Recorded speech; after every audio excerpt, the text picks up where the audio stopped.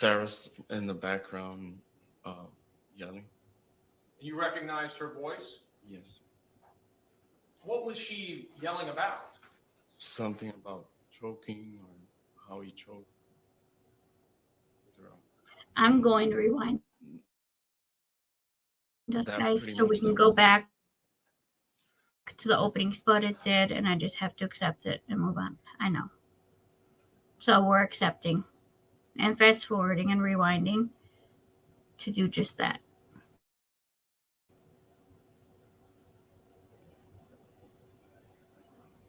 Tap the screen if you would, guys. We're getting us back online. If you want the visual side of the trial, you could join us over on the YT, Michelle's Criminal Musings.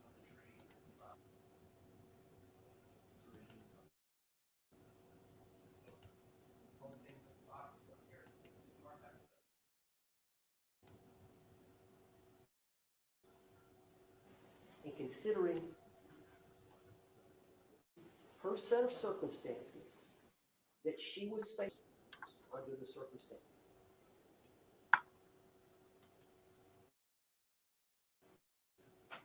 I am so And the sorry, most guys, important thing I can tell but we're you back today here and is here. keep an open mind. There's two sides to every story. You're going to hear the state's side. You're not attempting to paint That was a certain way. way too much It's brightness. done here today in opening statement. And then you're going to hear another side. Happy have to Friday, weigh that. Ann. All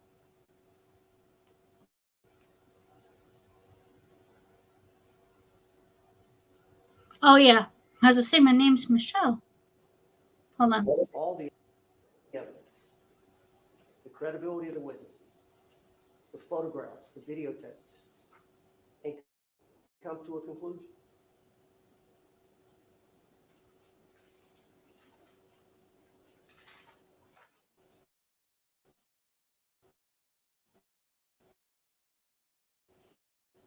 Now let's talk about this day, February 23rd. I'm on the way to pin it.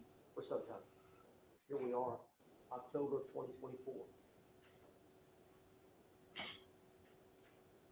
think the Oh, evidence is going go to my show profile, that they had click the top purchased circle some here, wine the day before, and when you go to my profile, you see a bunch of videos. So it was in the If you want to view the one where it was her locking refrigerator. him in, That's how they start their day.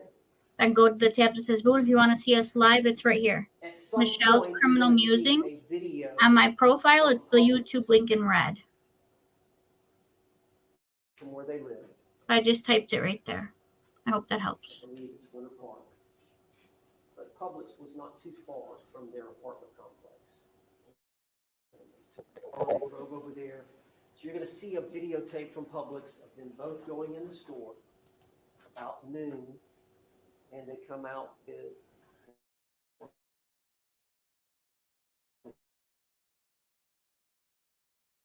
larger bottles of the wine, and then of course,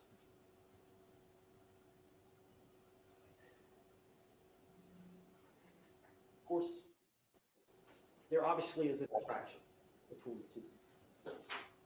And as everybody knows, couples can have great times where things click, everybody gets along, and then we can have episodes of disagreement.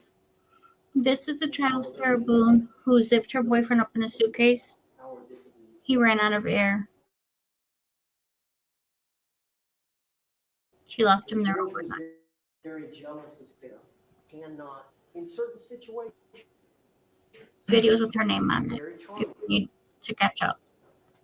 But when Thank his you for level tapping, of guys. intoxication gets to a certain level, is when he gets sad, moody, and a lot of times eventually it involved forcible sex with Sarah Boone or Very actual moody. physical violence against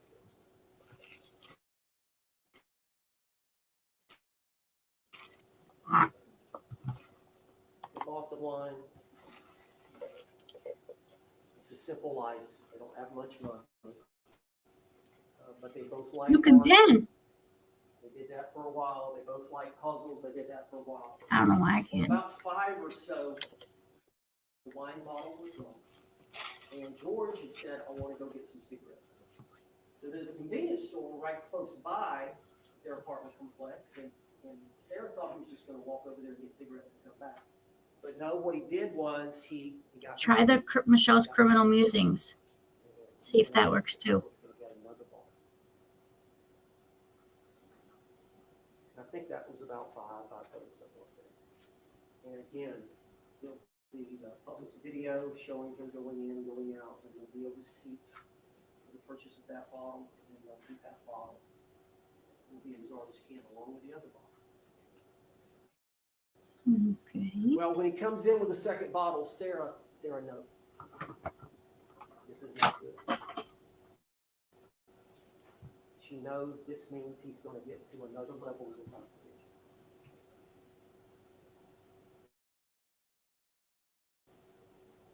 So Sarah's concerned. So attempts to placate him, keep him busy, keep him in a good mood. They drink that bottle, and she drinks as well. And at some point, they're intoxicated at a high level.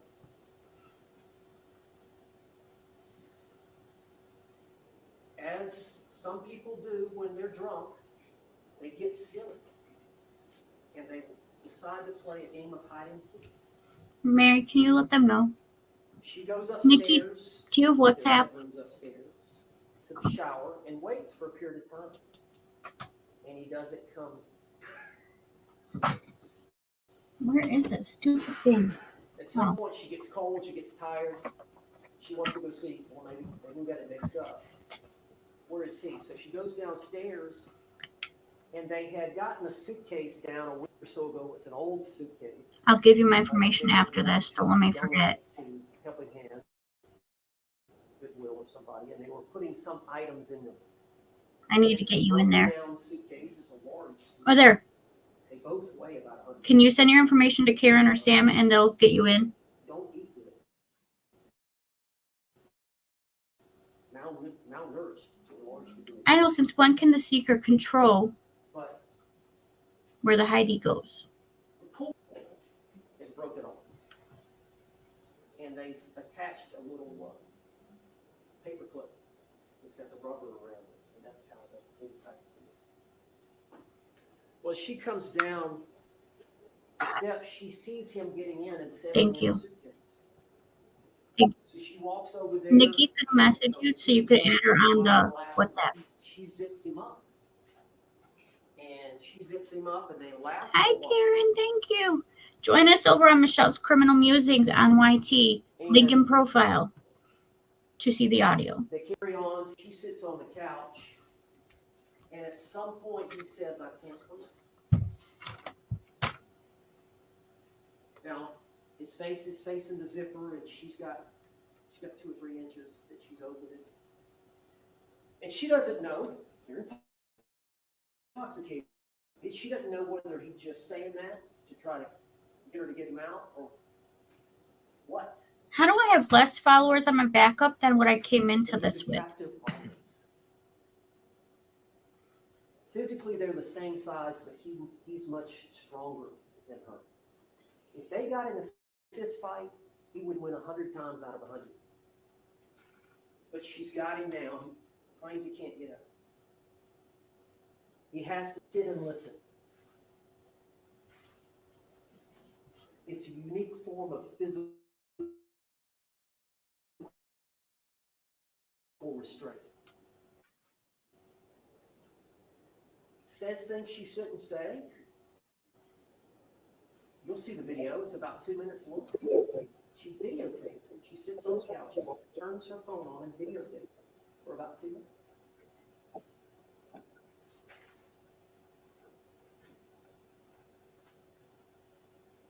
There's another video.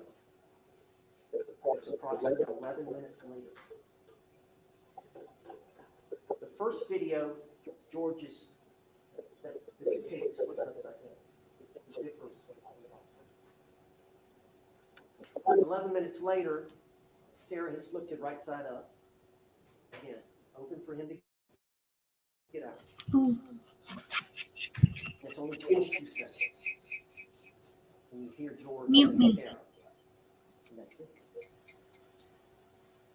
Now, the key to the case is that 11 minutes. And what happened during that 11 minutes. Okay? That is the key to this case. Sarah Boone will take the stand. Hold on. Trying to think about She this. will explain what happened. She will explain why it happened.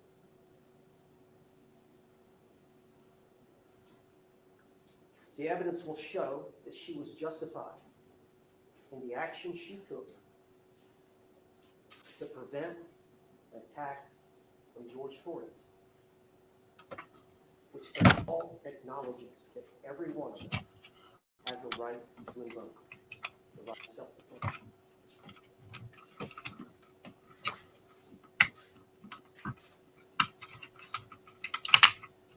Hold on.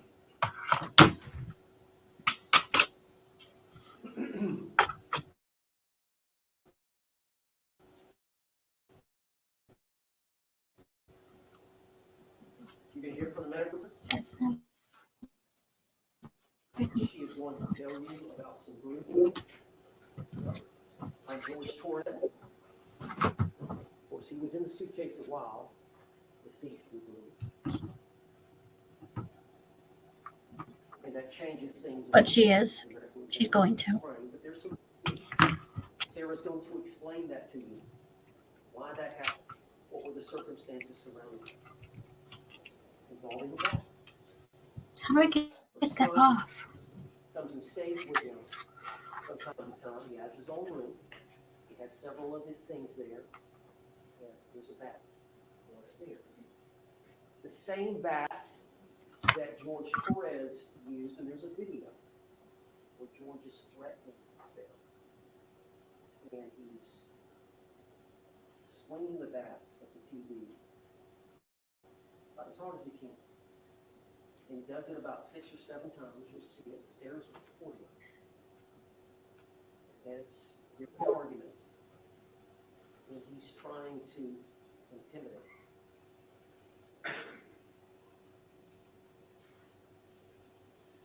I don't know how. It won't unscrew. Sarah loves you. You know, you're going to hear why women don't leave.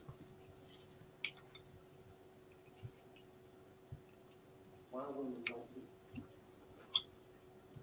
And you're going to hear about Sarah Boone and her struggles, her mental health struggles. Wait.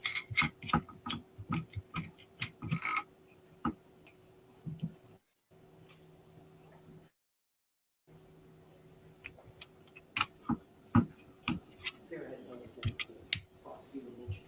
She wanted to about it. Told us from the truth. She loved him. She hated It won't come off. She couldn't leave. She tried. She tried taking him out 6 or 7 times. He kept coming back. She changed a lot. Oh. He kept coming back. She didn't have the family. Hold that She thought. had the support. She was weak, vulnerable. You got to hear it all. You got to take that all into account to try to understand what happened and the circumstances surrounding this tumultuous relationship.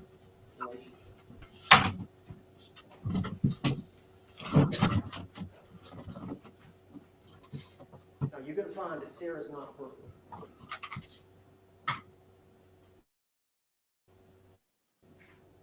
And Now it won't go she on. goes, as many of us do when we drink too much, when you sleep in. She slept in. 11, 12, and somewhere around there. She moses downstairs looking for George. Thought he was on the computer looking for a job. She looked outside, maybe he's out smoking a cigarette, and she sees the suitcase.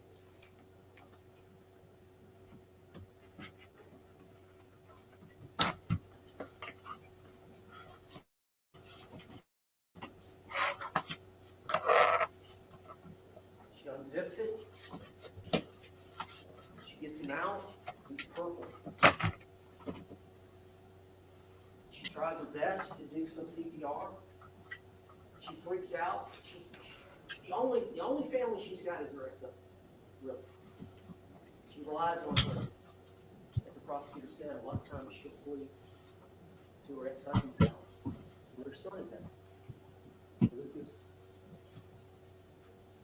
The only thing she knows to do.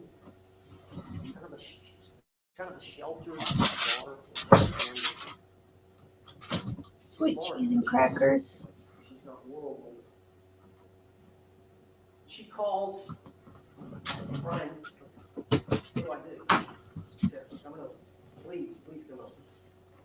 He's about 5 minutes away. And she calls him again within a couple of minutes. Yeah, I'm on the way. He gets there. He walks in the room. That would have broke my toe. She calls 911. Detective Rodriguez arrives. We got the body cam now. So it's recorded. Okay, this is not be with us today.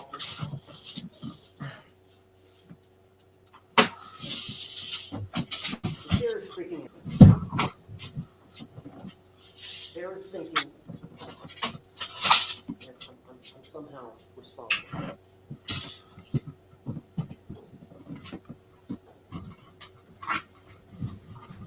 Eventually, she gives a statement.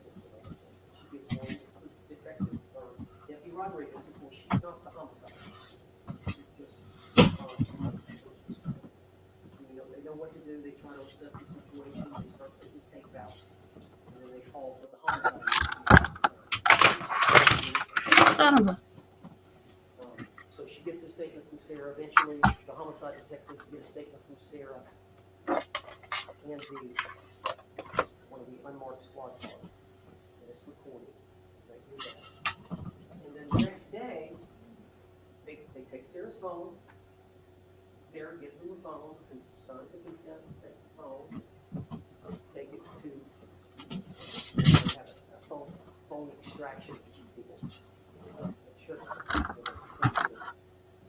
They got all the data, all your phone calls, text messages, photographs, videos, and they find these two videos. Sarah's not aware. She doesn't remember making the video. You can imagine. She gives them the phone. Well, she makes no attempts to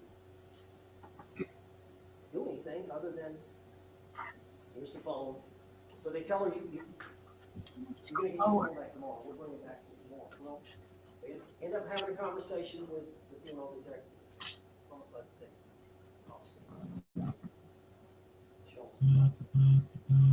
and they end up. Who is calling me? Deputy Cops was pregnant. No.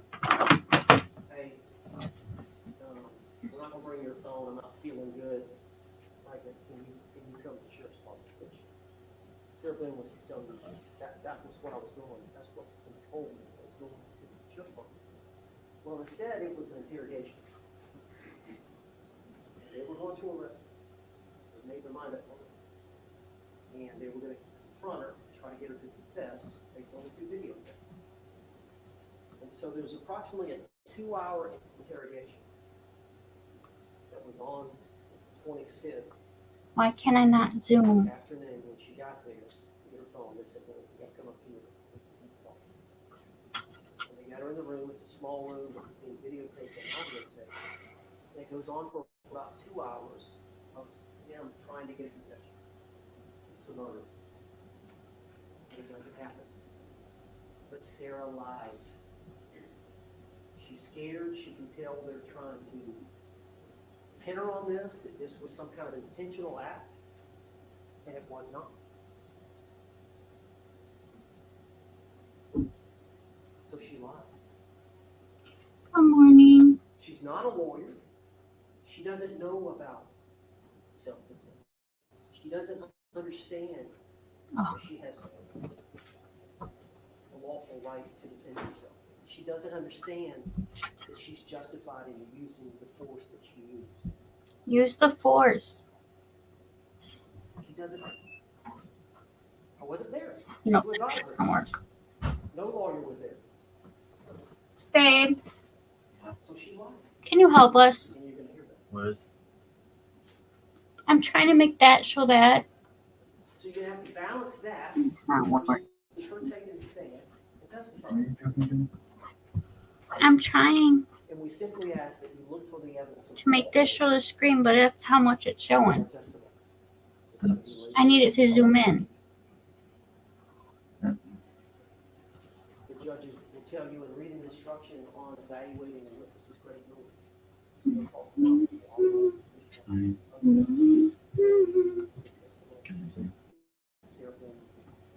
No, I don't know You're what. going to have to weigh that in her testimony.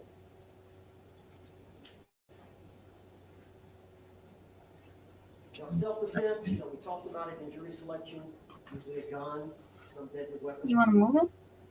The suitcase in this case was a physical restraint or a blocking of an attack.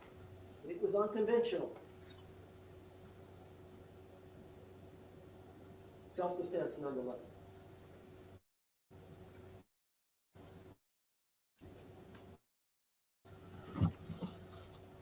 Now, as I said, the struggles that occurred,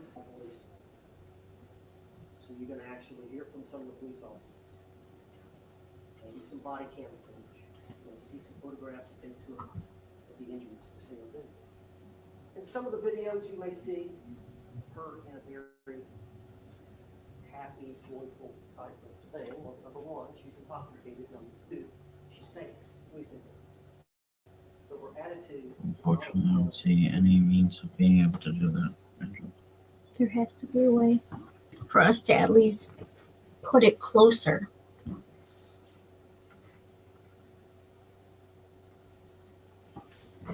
Moving it closer. By the way, the cat the neon one tried to unalive me. I almost said the K word.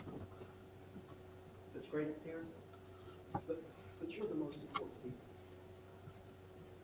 Because you've got to decide this case honestly, fairly, and according to the law. We talked about the two. I can't make it go higher. I can make it tilt up. In this case, and in every case in which a citizen like Sarah Boone is brought into a courtroom and accused of the crime. Oh, wait. The first is you as a juror must presume or I believe can't. that Sarah is innocent. And that belief stays with you throughout the entire time. Hold on. Because of that, she doesn't have to. Okay, so I'm not going to be able to answer questions in the YouTube or reply to you guys because the screen is big now. So I'm only going to be on the TikTok-y They have the burden of proof, type side. and it's the highest burden we recognize in any type of litigation. That's what you meant, right? Proof beyond and to the exclusion of every reasonable doubt. You are going to have doubts about this case. But the most important thing is not rush to judgment, to keep an open mind and understand there's two sides to this case. There's their side and there's ours. Did I do it right? So you can't form any fixed opinions early on. That's hard to do, as Mr. Henderson said in jury selection. That's extremely hard to do. Now you're going to hear some testimony. There's been mention of experts. Battered women's experiences affect her perception of imminent danger. Oh, you guys can turn off the comments on your own. Battered Where you go to women's share it out, there's a clear display. affect her Press that and perception it will clear the comments. of imminent danger. Victims of repeat violence I'm picking. I need may to fear stop. death in a situation others would not.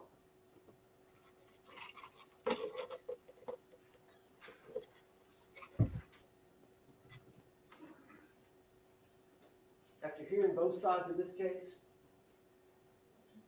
we're confident you're going to have a reasonable doubt. And we're going to ask you to follow the law and do justice in this case. And find Sarah Boone Okay. not guilty. Because it's the right thing to do. Thank you, sir. Can the parties approach for a moment? While they're approaching, you get to have my face back. Not that it's anything brilliant, but I am so sorry, you guys. I have given us about 64 technical difficulties today. And since they're doing that, I can go back to the StreamYard, so the YT comments I could see.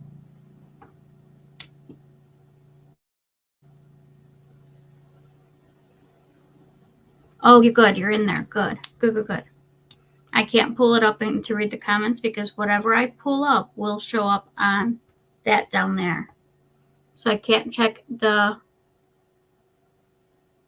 WhatsApp without revealing what it says, without covering it. So if you guys need me to check it, say hide the screen.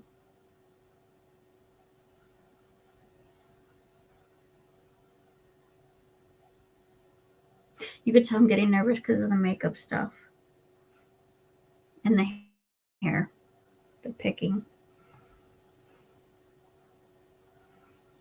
In my mind, this was all going to go smooth today.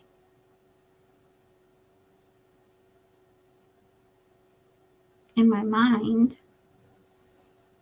yeah, it was. But alas, we are here. State, you may call your first witness. State we call Juan Torres. Okay.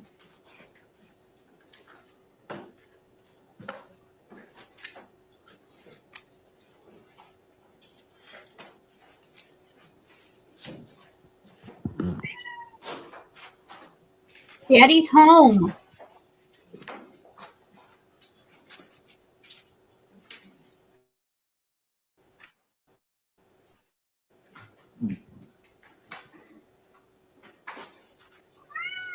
Mila, I'm right here. Daddy's in the living room. Or is he in the shower? I don't know where Daddy is. He's here somewhere. What, honey?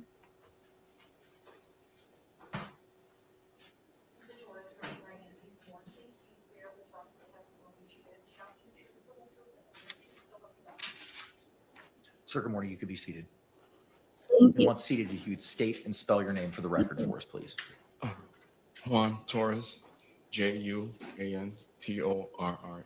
Thank you, sir. You may inquire, Mr. Cacciatore. Good morning, sir. If you can want tell me us to how it get is us that to you live know- or to hear all of it, let me know. He's Hi, my Renee. And how many siblings do you have?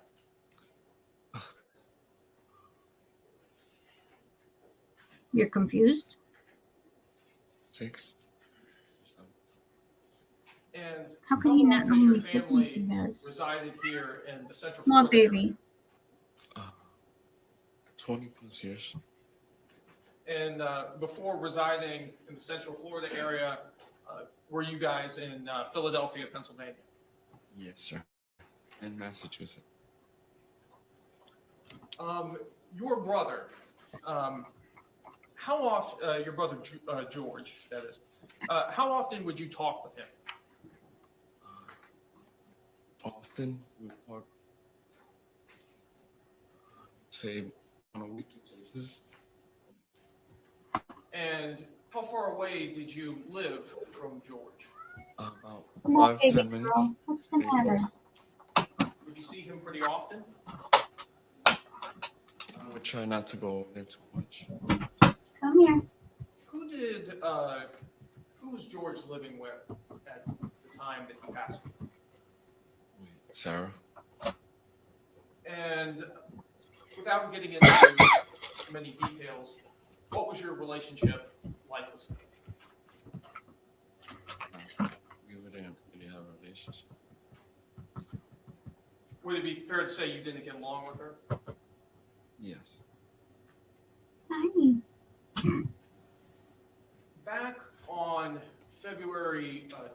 23rd, 2020.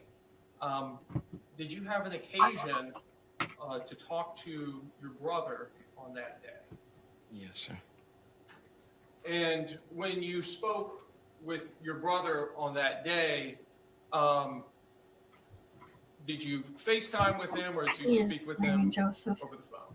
We talked on the phone. Was that phone to your ear or was that phone? It was on speaker. And who was present? My wife and my 2 kids.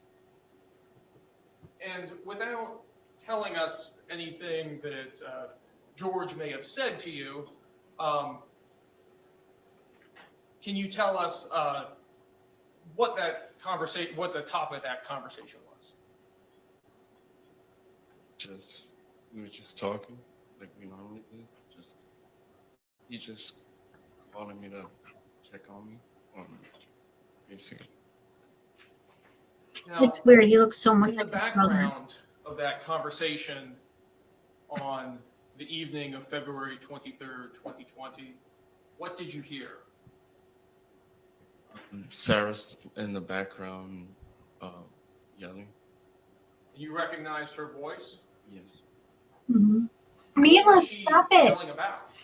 Something about choking or how he choked her. I really don't. Mila. Aaron, About how long was this conversation? go get your daughter, that you please. had? 10 minutes, I think it was. How did the conversation end? Because she was yelling in the background, so we just. that was By it. the way, they're my witnesses. She's been crying since you've been gone. Did she sound upset? She sounded upset. Thank Did you. you talk to your brother after that conversation? No, that was the last conversation I had.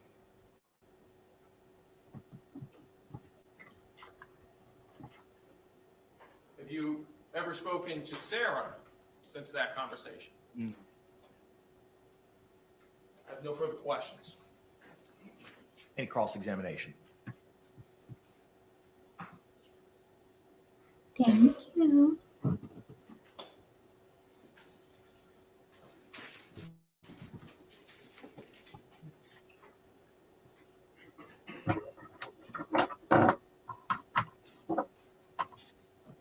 This should be interesting. I know. No, when he went to his interview, she was crying bad. In the beginning, when you started, it was hard for me to hear, but I know you were talking about other siblings, other family members that you had here. Could you repeat that for me, please? Here in Orlando, I have one sister and 3 brothers. Sister and 3 brothers? Yes, sir.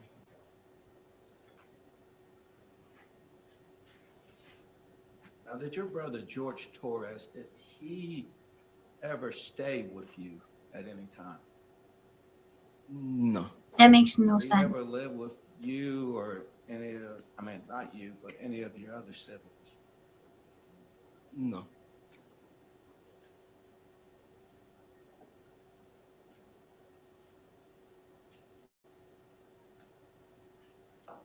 All right, sir. Let's go back to this phone call that you were talking about that was on February 23rd of 2020. And that phone call was approximately 7:30. Is that correct? Yes, sir. And who called who? He called me. And then y'all were talking. Is that correct? Sir. And when he called you, did you notice anything about his speech or his voice? No, he was fine. Sounded normal? Yes, sir. Okay. So he wasn't slurring his words or anything like that? No. By the way he talked or what he talked to you about, could you tell Oh, at yeah, that that'll time fix it, huh? if he had been consuming alcohol? No. Because I knew when he would drink. Okay. So in your opinion at that time, based on what you heard and what he was talking about, you do not believe he had been drinking alcohol? No.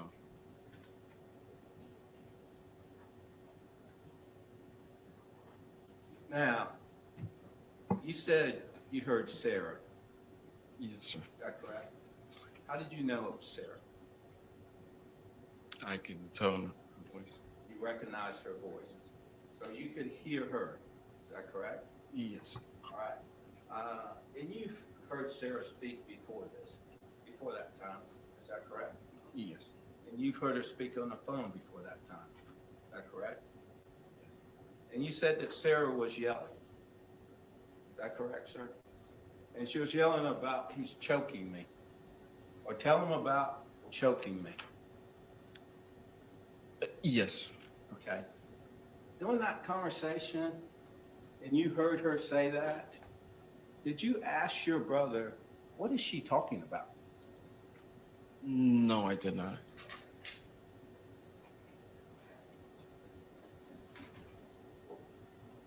Did that statement at that time, did that statement surprise you?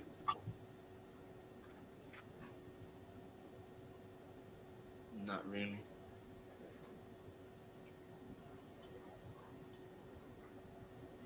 You've heard it before? No.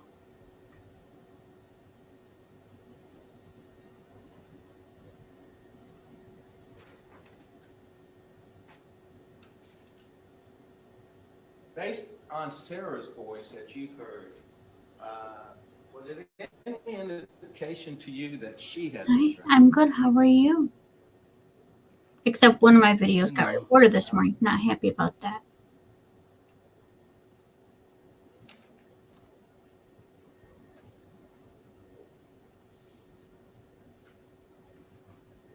I'm on myself on that side. At some point, your brother said he had to go. Is that correct? Yes, sir. And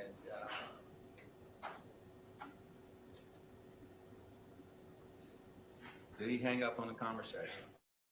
But how are you? And did he say bye and you say bye? Yes. Thank you, sir. I don't have. If I can. You may, sir.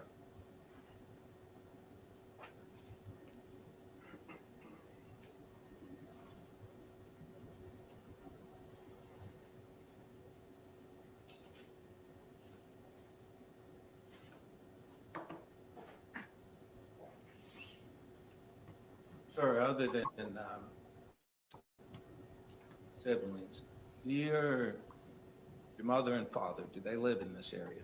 Yes. Were there times that George would stay with them? Yes, sir.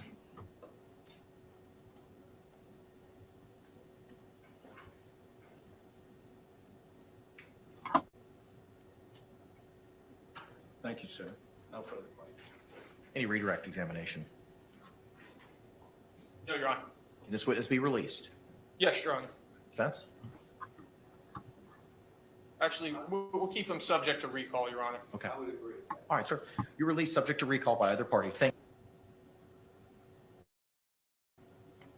JAMRO. Thank you. You may inquire, sir. Sir, who do you work for? I work for Public Supermarkets. And what is your position with public supermarkets? I am the assistant store manager. And at what location? Currently, the Castleberry location. Were you at the location on Goldenrod and University Boulevard back in February of 2020? Yes, I was.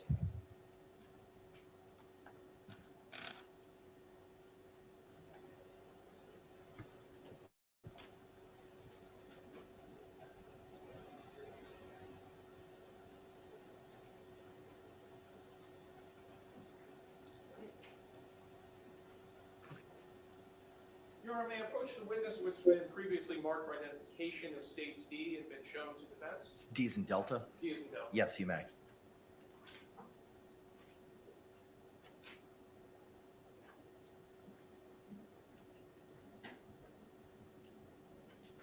Sir, I'm showing you it's been marked for identification as States D.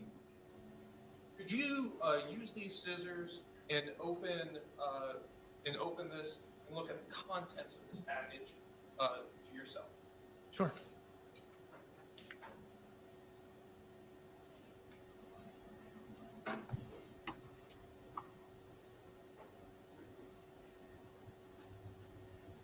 So it's a Publix worker. They're making him uncut. Never mind, you can see it now.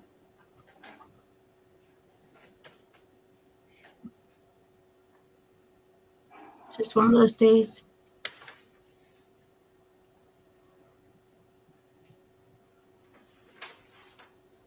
Sir, do you recognize those items?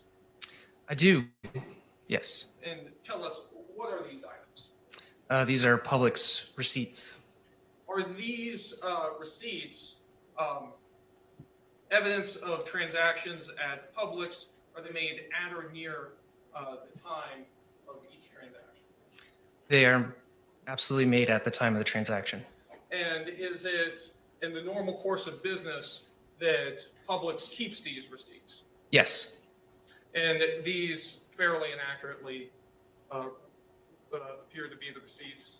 You gotta tap my side of the box to tap Yep. live, guys. Yeah. Thank you. Your Honor, at this time, I'd like to move with previously been marked for identification that states D into evidence. You gotta hit my face. Objections? No objection. What was pre-marked as states D will be received into evidence without objection as states 1.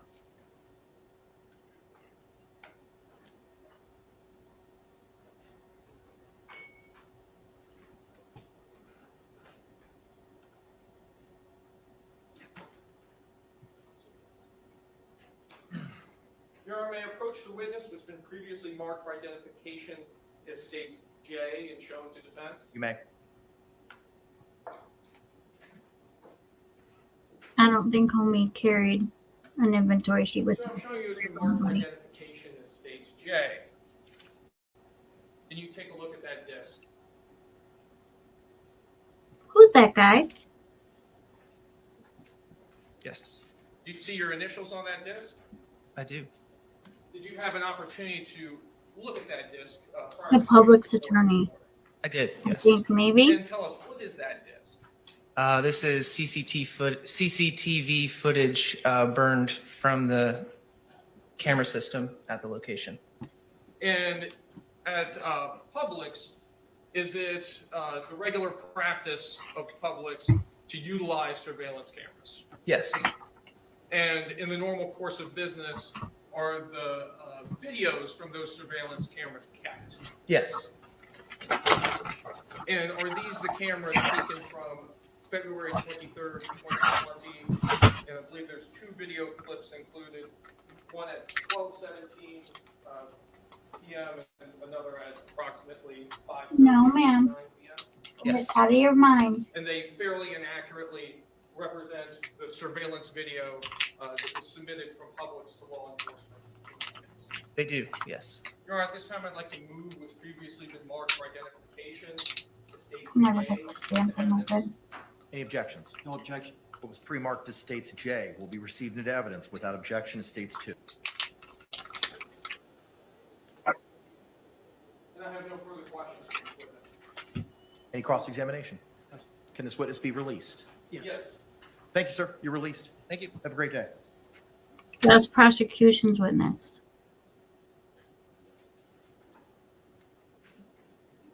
State, you may call your next witness. State would call Joan Williams.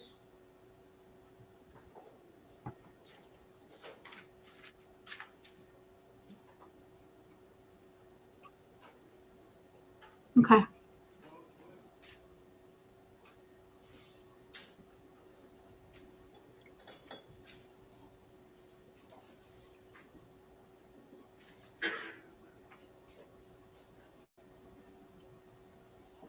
So he's prosecution side of things. But who are all those people behind our judge? That's not normal. It looks like a security guard or something.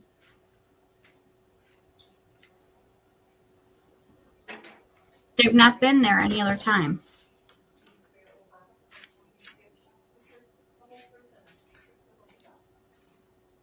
Ma'am, good morning. Could you state and spell your name for the record for us? Okay, Joan, Joan Williams, Williams. Thank you, ma'am. Counselor, you may inquire. Good morning, ma'am. Good morning. Can you tell us what it is that you do for a living? I'm a 911 call taker at Palm Beach County Sheriff's Office. And how long have you held that Wouldn't they be position? closer to her then? And tell us, what are your duties as a 911 call taker? I answer phones for an emergency, non-emergency, medical, we try to transfer to the medical side of the business. And is it the regular practice of Orange County to record 911 calls? All lines are recorded. And is it the regular practice of Orange County to keep records of each of those 911 calls? Yes. And those records are made at or near the time of each call, correct? Yes.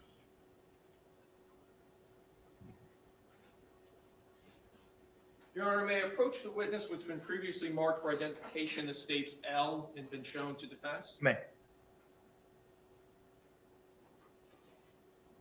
Ma'am, I'm showing you what's been previously marked for identification as states L. Do you recognize this disc? Yes. My initials. Did you have an opportunity to review this disc prior to coming to court this morning? Yes.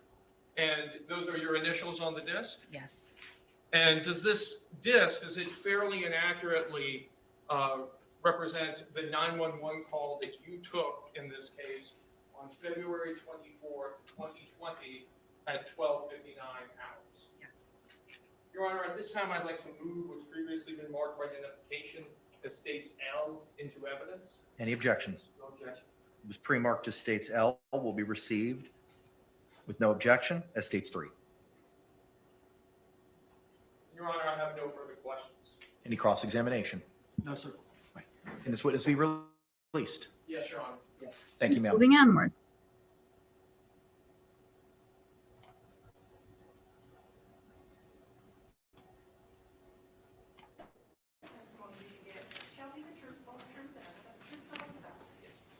Sir, you may be seated. We'll be caught up by After the you're time seated, if we you get can reached. state and spell your name for the record for us. Vincent Battaglia, VINCENTBATTAGLIA. Thank He you. doesn't have Sir, you may a inquire. mic problem. Morning, sir. Morning. Can you tell us what it is you do for a living? Right now I work for an Thank you auto for the parts follow, company, Tommy. And where do you live? New Jersey. Back on February of 2020, where were you living at that time? I was living at the Tealwood Apartments in Winter Park, Florida. And what were you doing at that time when you were living at Tealwood? I was enrolled in Full Sail University. I was in school. When you were living at Tealwood, did you have any roommates? Yeah, I had one roommate, Brandon. Yeah, that was it. Them.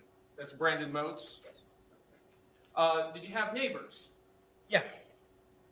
Were you neighbors with Sarah Boone and George Torres? Yes. And This is them. approximately how long were you neighbors with them?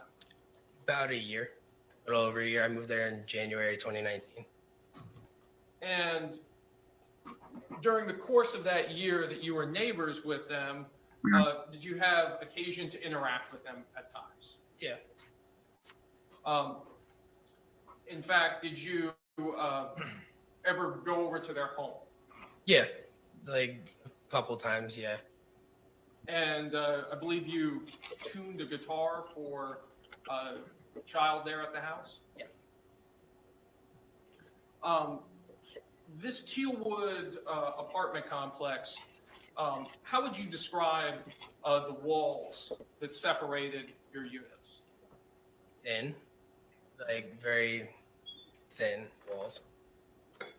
And with those walls being so thin, would you ever have occasion to hear arguing and yelling coming from Sarah Boone and George Torres's apartment? Yeah.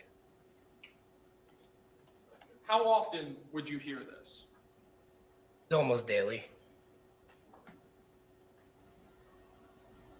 Did Sarah Boone ever approach you about the things that you heard coming from their apartment? Yes.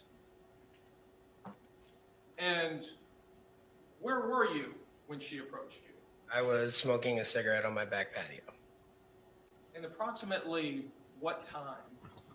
It was was this? pretty late. I can't remember the exact time, but it was definitely anywhere between like midnight to 2 a.m., like right around there. And do you remember how uh, how much before the date when the police called that this occurred? A few months, like it probably 4 to 5 months before that. So 4 or 5 months before February of 2020. Yeah. And when she approached you on this late evening / early morning on that day, what did she tell you? Pretty much just kind of like if I do hear anything like through the walls or whatever that's out back, just kind of keep my mouth shut. Like don't really speak about it or anything like that or say anything to anyone. And I just was like, okay. Did she make any motions with her hands? Yeah, like just kind of like, finger over the lips, like kind of shh, like keep it hush, like that kind of thing. So she told you not to report anything you may have heard about arguments or yelling or fighting, anything going on over there. What? Do you recall the evening of February 23rd, 2020? The morning do. time. Yeah.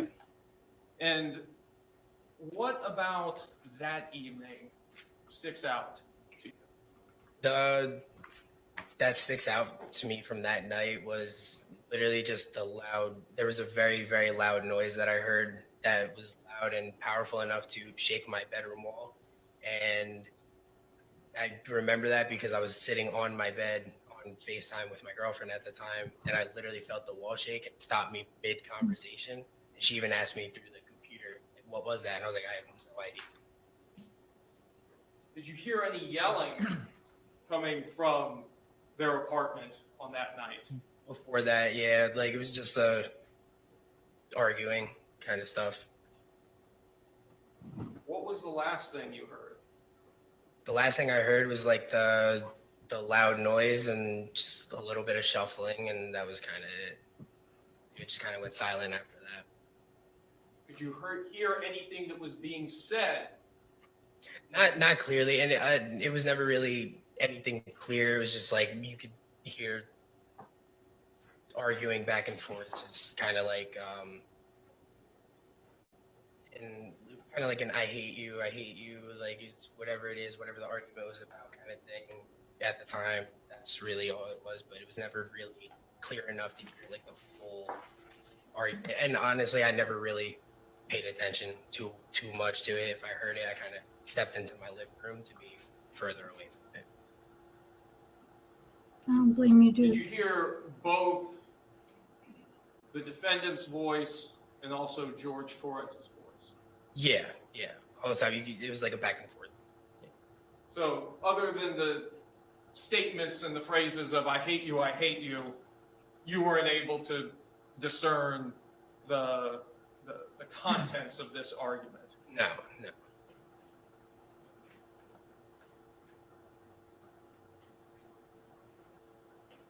What was the last sound you heard?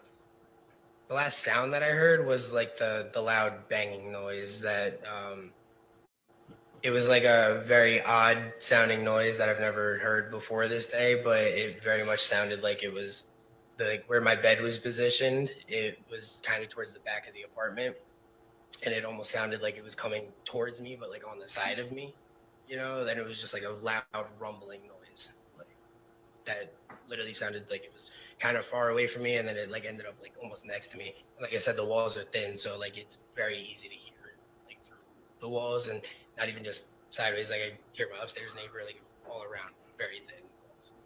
Now, was your bedroom, where was it located in your apartment? The back of the apartment, so it was like there's like a little kick out next to my patio, and that was my bedroom back there, like along the grass back there. On the first floor? On the first floor, yeah. I have no further questions. Any cross-examination?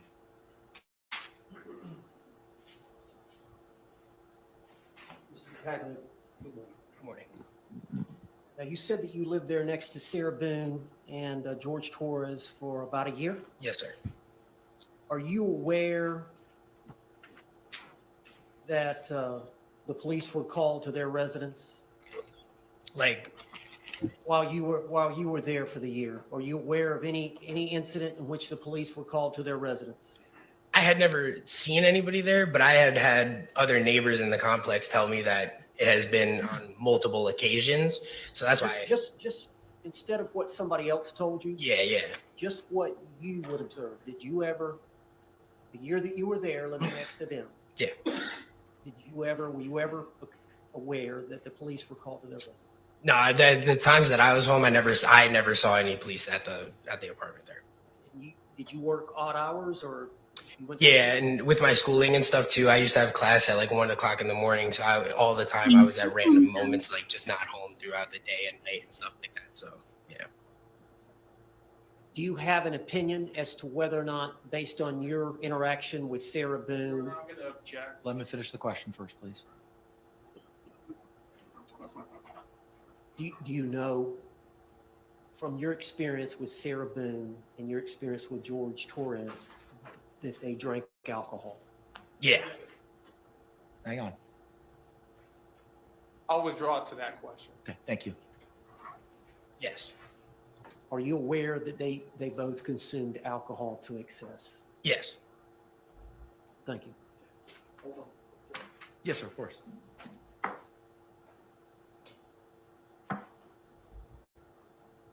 Sidebar?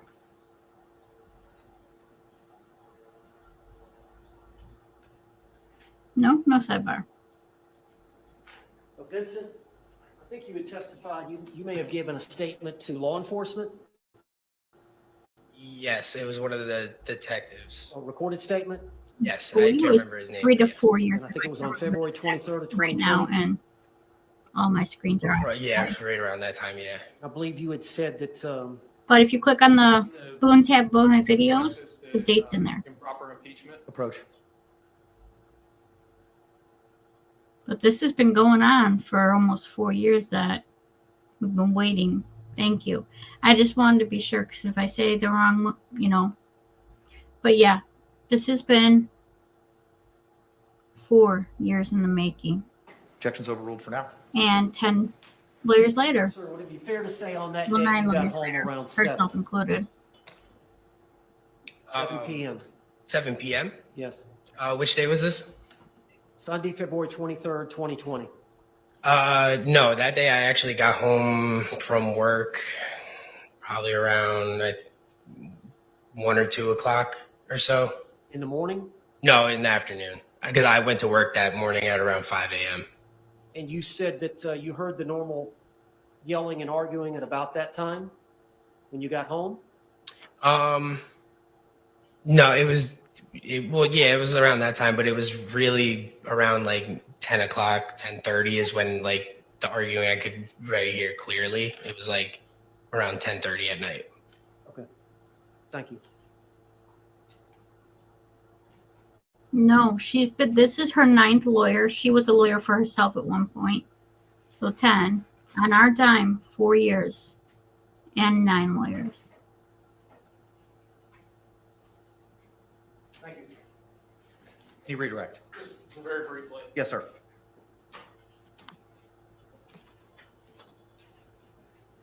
So on cross-examination, you were asked about the arguing you heard, and I believe your testimony was that it was pretty intense around 10:30. Yeah.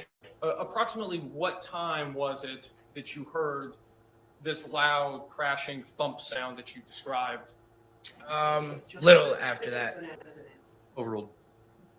It was a little after that arguing and stuff. It was probably around 11:15, probably 30, 45 minutes after like the arguing I could hear started. No other questions? Can this witness be released? Yes, John. Not subject to recall. We would like him subject to recall. We've got his number. Okay. Your Honor, may we- Yeah, she had Yes. in her dorm. Approaching the bench, so we have a sidebar. I wonder if this is the neighbor that she made sure to let the cops know we're there illegally. If they bring in another neighbor, then we don't have to worry, then we'll figure it out. But it does not like it really matters. But I wonder how much they know about her telling the cops, hey, just so you know, my neighbors are here illegally. A total biatch move.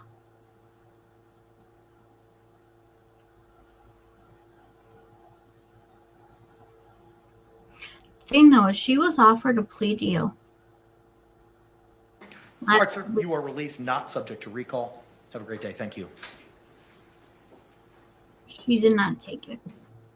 She should have. State would call Brandon Moats.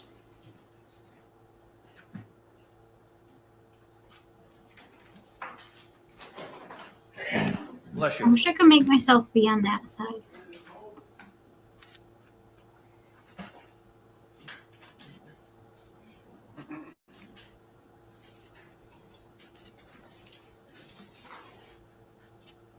And guys, when you're in here and you tap in to help me out, tap on my face. That way it doesn't give you an error.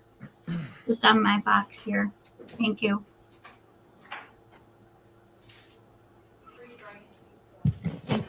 No, I don't think so yet. Well, he would be minor, but Thank you, sir. You can be seated. State and spell your name for the record for us.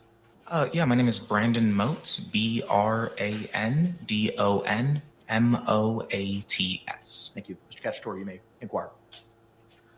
Good afternoon, sir. Good afternoon. Can you tell us how it is that you knew Sarah Boone? I moved into the apartment next door to her when I was in college. And so, when was that you were in college? I would have moved down here in 2019 and would have been there until like 2021, 2022. So she was your neighbor at Tealwood Apartments, is that correct?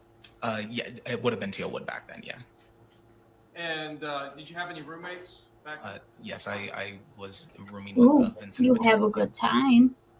And during that time, what were you doing? Like, as far as work in school? I was just going to school. During the time of this, yeah, I would have just been going to school. I don't think I would have had my job yet. I was just a student. Did you have much interaction with the defendant or with George Torres in this case? Honestly, I avoided them as much as possible usually. The apartment where you lived, tell us, how would you describe the walls that separated So, units? yeah, I remember that my bedroom was like the front-facing bedroom, and our walls shared a wall with where their staircase was. So, like the way the apartments were laid out, we had a one-story apartment, they had a two-story apartment. So they had a staircase running right next to the walls, next to like our bedrooms. Would you ever have occasion to hear arguing and yelling going on inside of the defendant's apartment? Yes, the walls were pretty thin, so if people were yelling, you'd definitely hear it. And how often would you hear arguments or disagreements going on over there? When I first moved in, it was it was at least like once a week, to the point that I started tuning them out. Like I got good enough at just like not listening to them. They argued very, very often.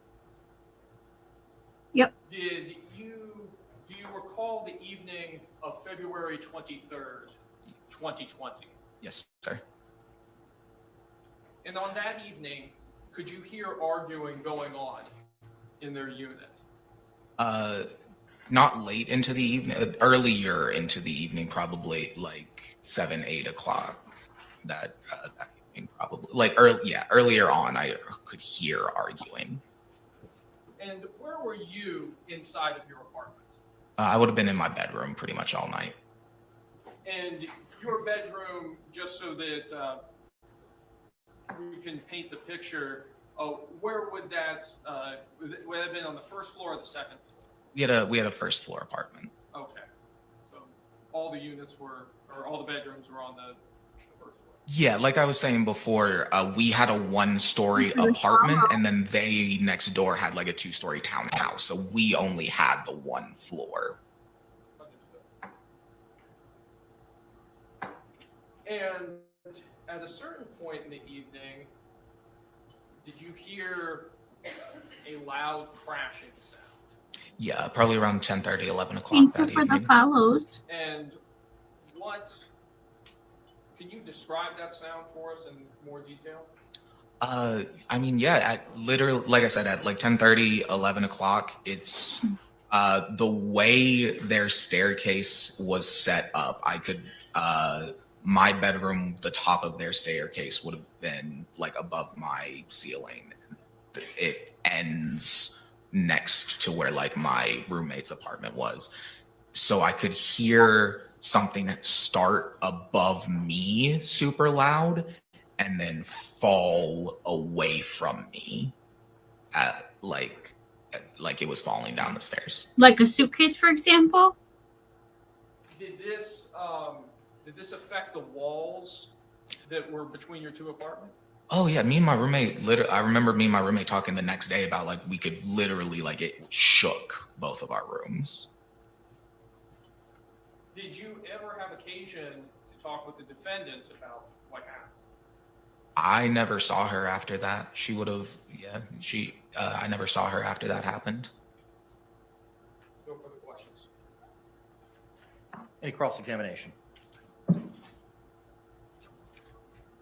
I knew you were going to cross on that. You're going to ask why he didn't like her. He doesn't have to answer that. No. But I'm sure he won't have a problem. He already said he avoided them as much as possible. Good afternoon, sir.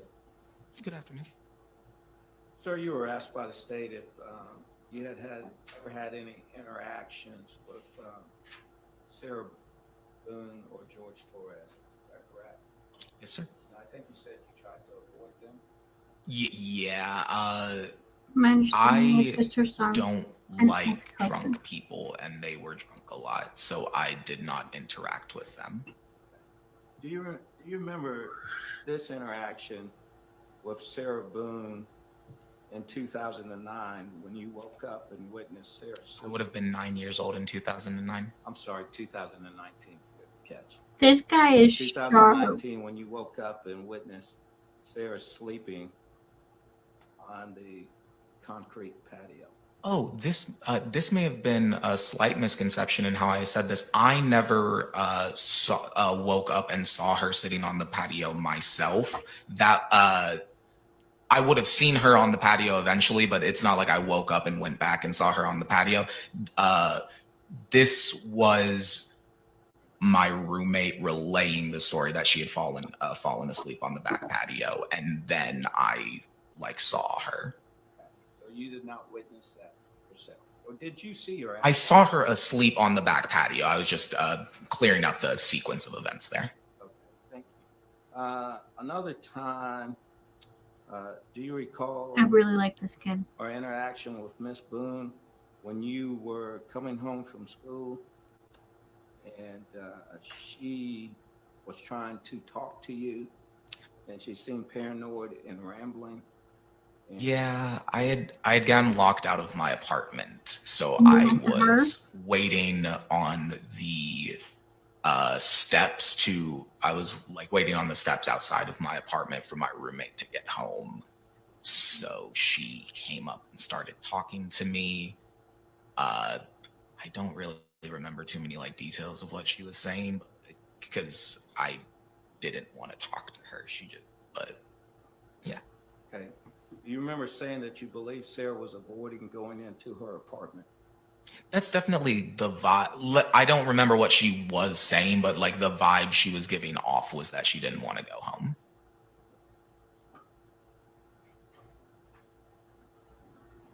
Now I believe, and I just want to make sure that I heard you. You said that the first arguments, other than the boom, which was like 10 something, initially it was around 7 p.m. You heard arguing. It would have, yeah, because it would have been. I remember that day I got home from class around 5, because I got out of class around 4:30 usually and walked home. So I would have gotten home around 5:30. And it would have been after I took, because I came home, I made myself lunch and I took a shower and then I heard all of their arguing. So it would have been about an hour and a half, 2 hours after I got home. So around 7 to 8 o'clock. Okay. And during that time, when you say arguing, was it back and forth?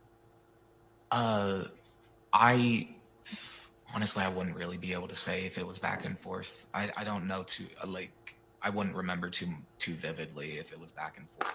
Well, let me ask you this: Did you hear a male voice? Yes, I heard a male voice. Did you hear a female voice? Yes. Okay. Were they both loud? Yes.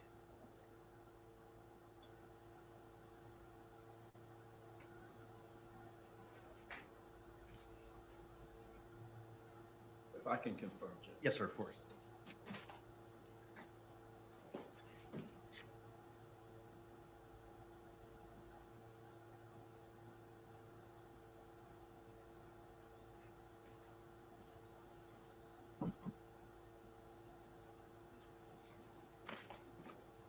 Thank you, sir. I have no further questions.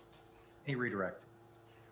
No, Your Honor. Can this witness be released? Yes, Your Honor. All right. All right, sir, you're released subject to I recall. wouldn't want him Thank you. back if I were you, Mr. Defense Attorney, because he did not like your client. He has no problem letting us know that. But if you want to bring him back, okay. Parties approach. Sidebar. Wow. Just wow. Thank you for tapping the screen, guys. If you're trying to tap and trying to figure out how my face has to be the box that you're tapping. Another student, they had a few students that lived there while they were going to school. But he said that time was a she. We haven't seen a she yet. Okay. Let me try to fast forward us. Since we did have a slight technical difficulty moment. You must not use phones, computers, or other electronic devices to communicate. Do not send or accept any messages related to this case or your jury service. Do not discuss this case or ask for advice by any means at all, including posting information on an internet website, chat room, or blog. With that, members of the jury, please leave your pens and your notepads on each chair. The deputy will collect them. We'll see you at 2 o'clock, and I thank you for your service.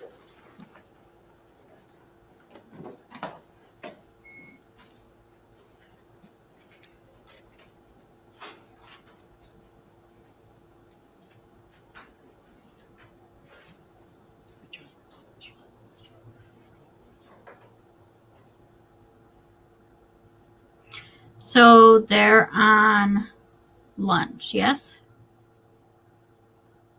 Did you guys catch what time they said they were coming back?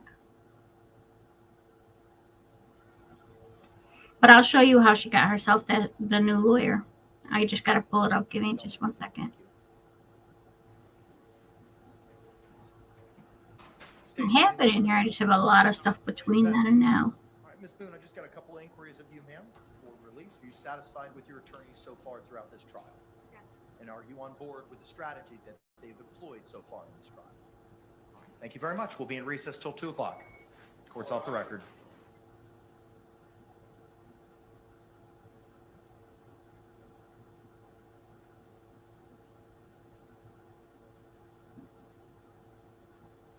Come on. I know you're right around here somewhere.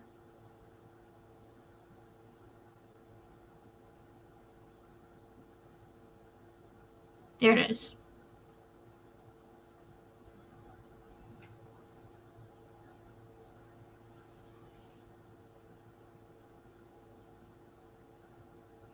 She made this too. Thank you, guys.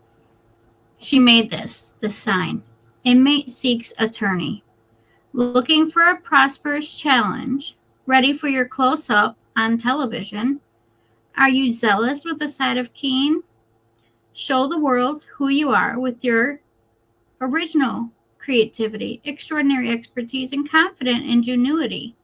Qualifications must include being trustworthy, honest, passion-driven, open-minded, exceptional problem-solving skills, client inclusion at all times, team orientation, collaboration, extreme efficiency in listening, communicating, and understanding, dedication to success, possessing a winning mindset, capability of excellence in representation, committed to maintaining faith in the client and care with the ability to think differently and overcome all circumstances. Epic opportunity awaits. Sarah Boone in May number. Invest in the oppressed. Believe. This is literally the one that she wrote. Not like it's the copy of the one she wrote. This is what she wrote. This is how she made, and she sent it to the judge to be put out there. And that is how she got her attorney. She was representing herself at the time, so she was her attorney number 9, and this guy replaced her. But listen, he would have been pro bono. And something that he did very early on was, the camera thing. You want your close up? Yeah, he listened. He did. And he made a comment about, they asked if he was pro bono, and he said, no, she owes me.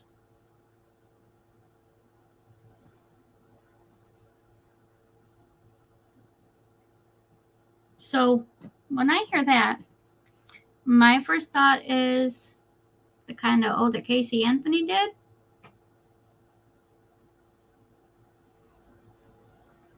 Spending some extra time in the office and back in conference rooms. That's implying an awful lot, but I didn't say that. However, she did have them yesterday. Was it yesterday or the day before? There was a dispute over her not getting her alimony payments while she was in jail. I will too. In fact, I think I can make this one a good comedy book. Except for the tragic part of it is that a man really did lose his life.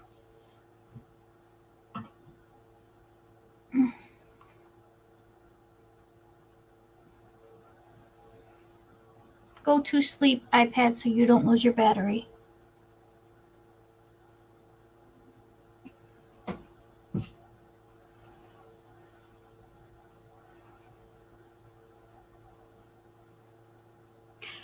If they have, like the New York, they have some SAM law.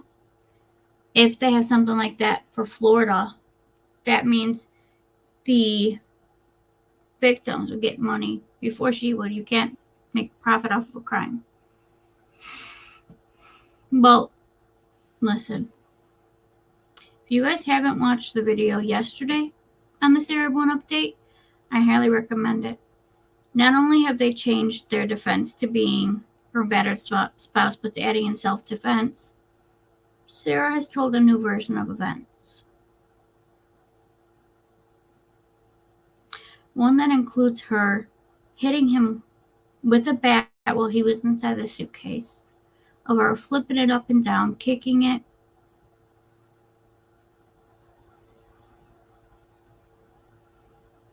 So check out yesterday's video. I've been doing the play-by-plays while they've been doing the motion hearings. And she is going by the fact that, and to my understanding on what we had seen in pre-trial motion hearings, was that he got himself in the suitcase. And she thought, based on their past abuse back and forth, DV by both of them, that when he got out of that suitcase, for some reason, he was going to reach for her son's bat that was in the closet nearby. And because it was there, and he was going to use it, instead, she picked it up and used it on him. And she was afraid he was going to use it, so she didn't let him out afterwards. She put it back in, went her happy ass upstairs, and went to bed. However, somewhere during that suitcase tumbled down the stairs. He must have done that by himself, too. But there is a lot going on in this one. And she was given a plea deal right before the hurricane. She was given a plea deal offer. She turned it down. And she already has served 4 years of what would have been that sentence. So she would have been getting out in like a little over 10 years, like 11 years.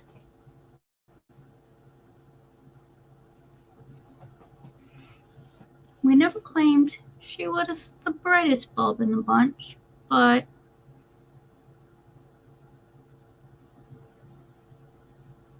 okay, good. In Florida, I know they have one in New York because of the Rex Heuermann case, and they did a change on that last summer because, as some of you may know, Rex Heuermann, Gilgo Beach, Lisk, Unaliver.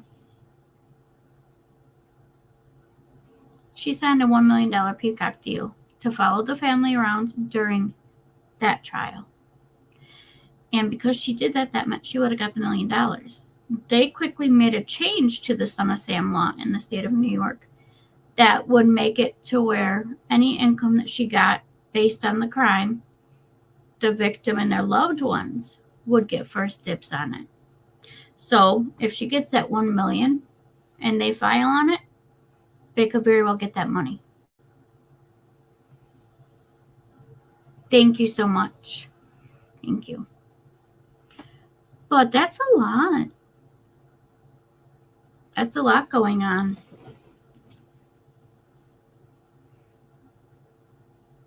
I love how the neighbor volunteered his reason for avoiding her.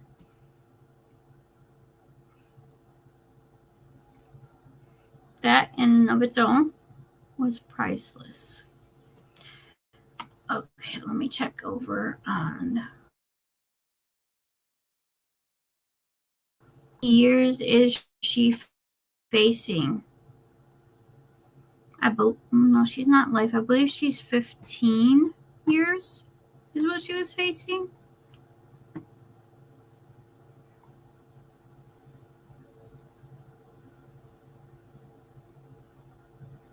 Oh, I see the problem there. Hold on, let me fix that. My banner says motions. Hold on. Sorry about that, guys. And I'm not talking to nobody. We also have the 2BU going as well.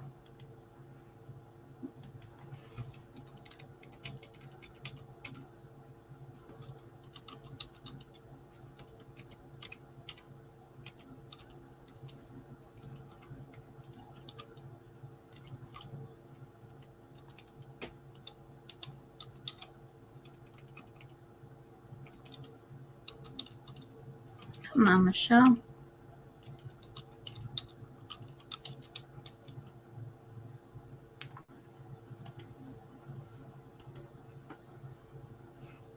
Welcome back.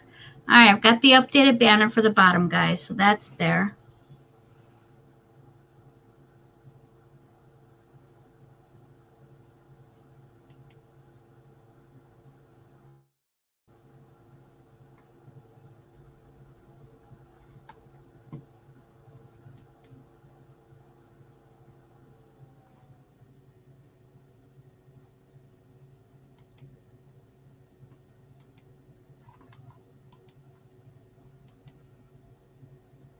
Okay, since we're on lunch. Yeah, they're on lunch.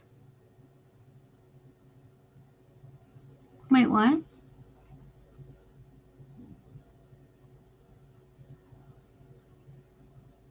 Okay, thank you.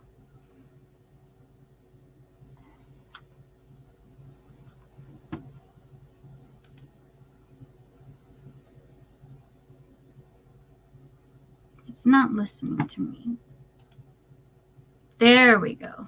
Okay, give me a minute, guys, while I check a couple things. I want to make sure that none of our other cases have any breaking developments and we don't have any breaking headlines as they're at lunch.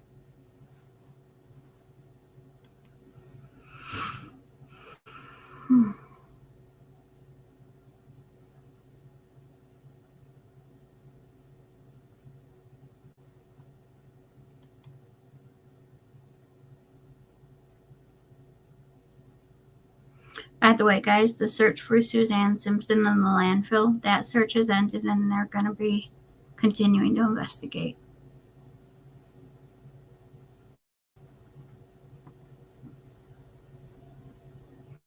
Oh my God. Thank you. Yes. Give me a minute. Mm-hmm. I believe that starts at 12:30, no?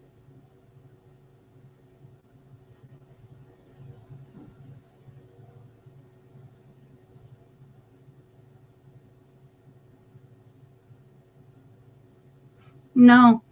The bail hearing should be today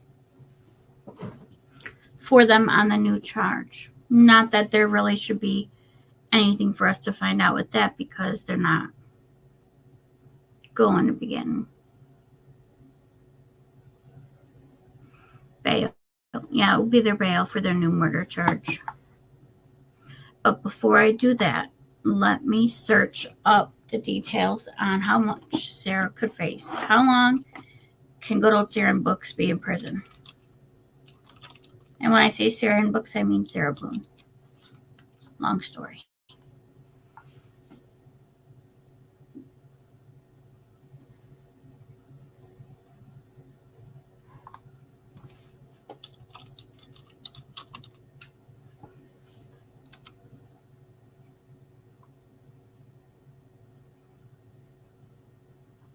Boone was offered a plea deal by prosecutors before the trial began. The deal would have decreased her potential sentence to 15 years if she pled guilty to manslaughter. She rejected that deal and now faces a minimum of 22 and a half years if she's convicted. Should have taken the deal, Sarah. Should have taken the deal. Good morning.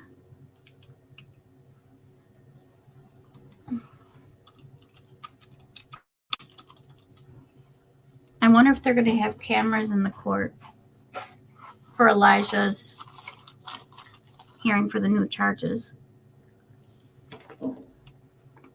I don't stress eat, you do.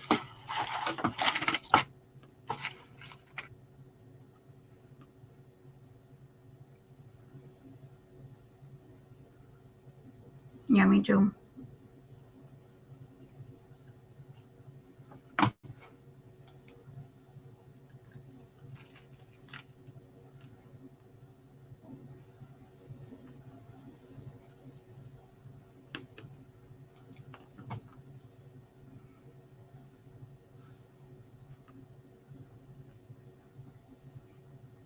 I'm not seeing anything yet, but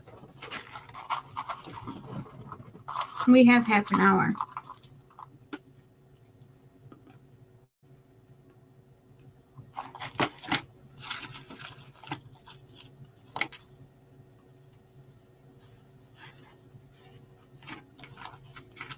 But I'm a fan of the set it up and let us watch the microphones, just so I know I'm still connected to it.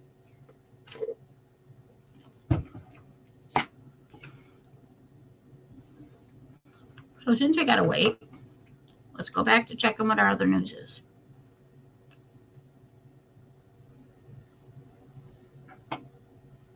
What?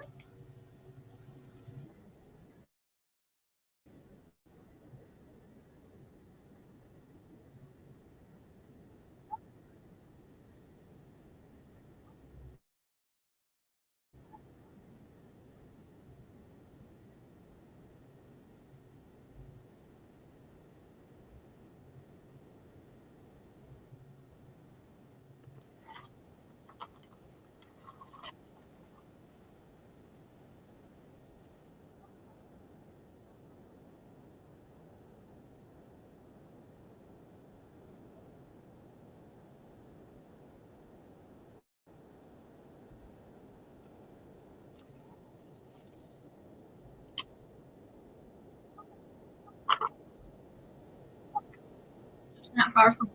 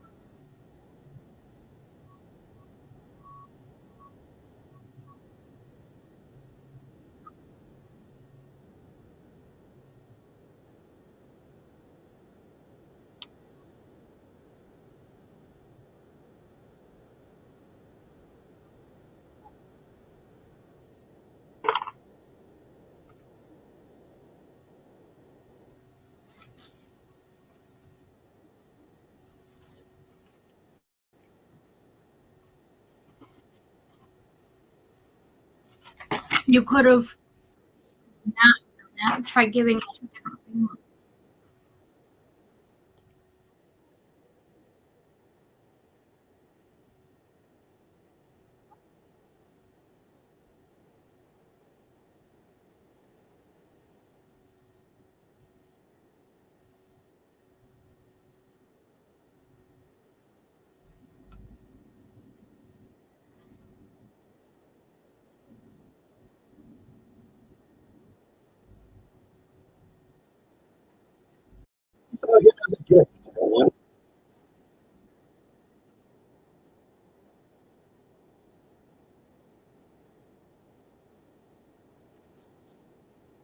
Me too.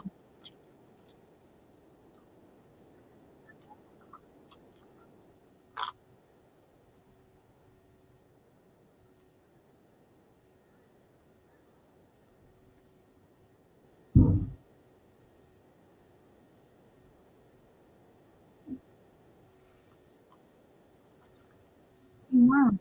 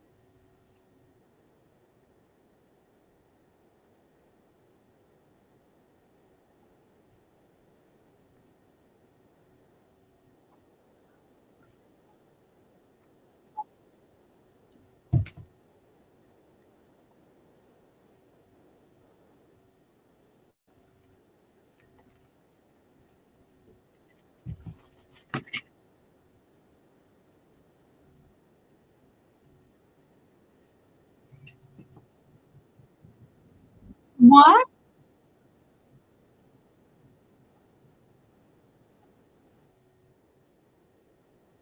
Why couldn't you put him up for adoption?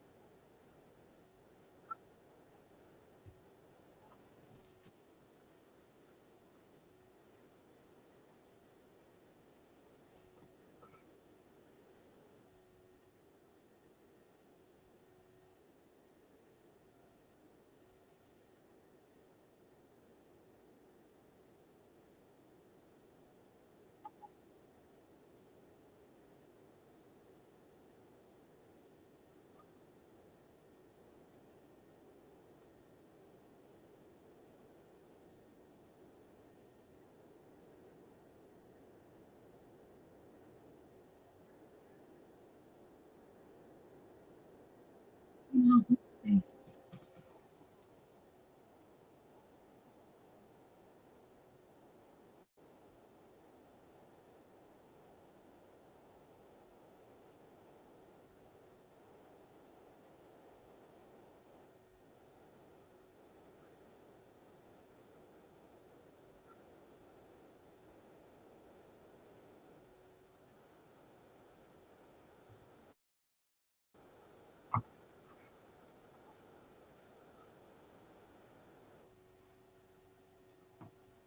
That poor guy.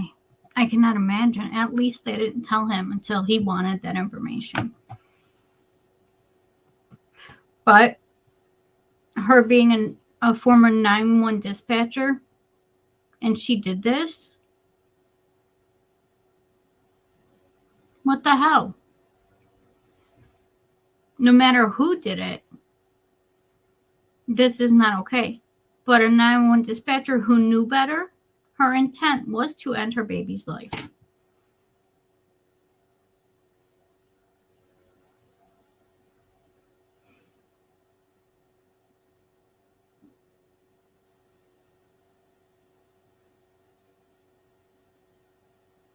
And we're on recess for Sarah Boone. Don't worry, guys. We'll go back to it when they're back. I'm looking for the Elijah Vu press conference right now. It should be starting in about 15 minutes, give or take.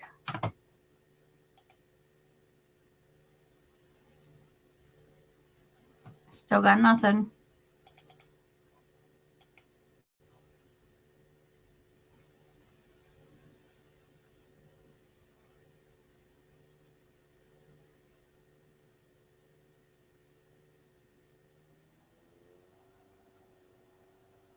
I wonder if they're not planning to show that part.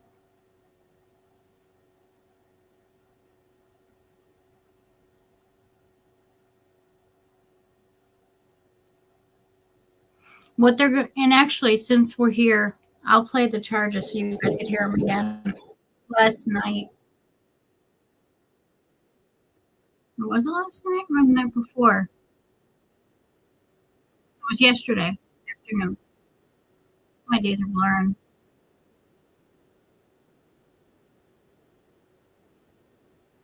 Thank you. Let me know if you see anything pop up, okay?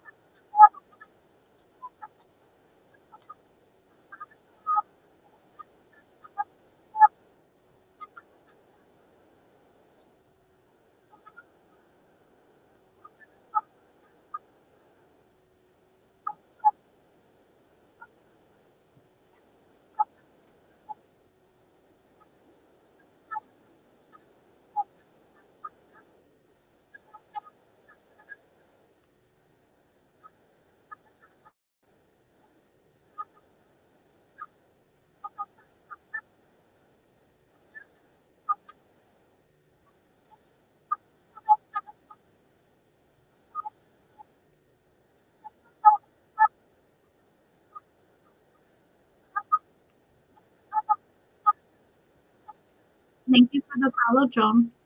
Yes.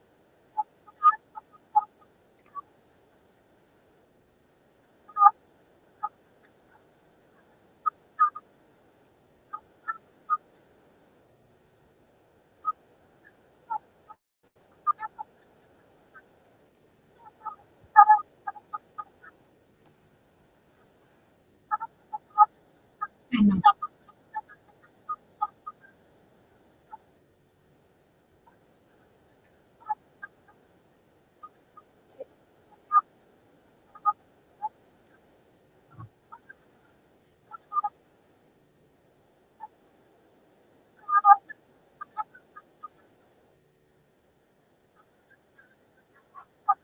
No! Hold on. My phone tried to ring.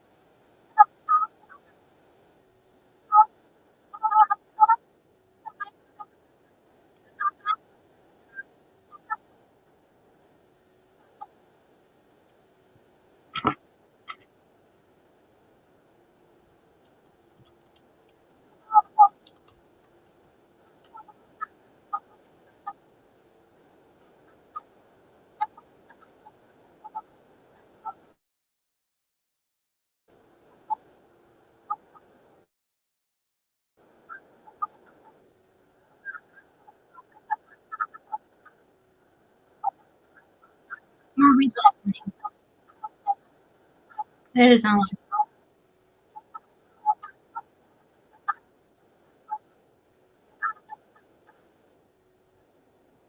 You guys want me to repeat the charges one more time? They're set very quickly, so it's not a big deal. Hold on.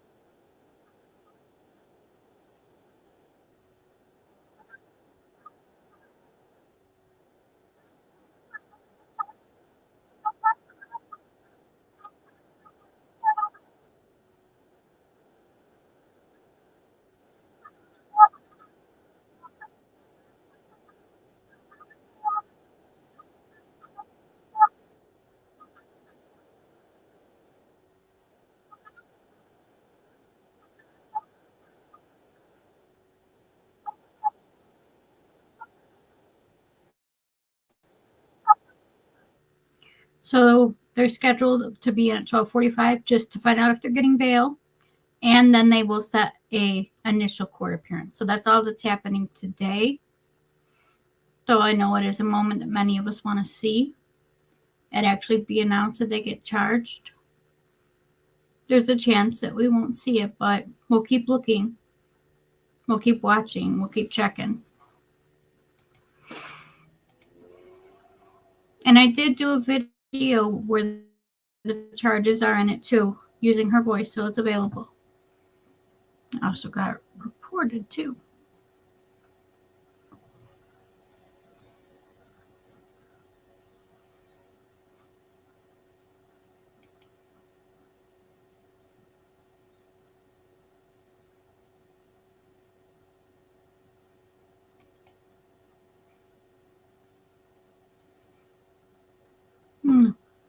She didn't. She doesn't deserve the title of mother.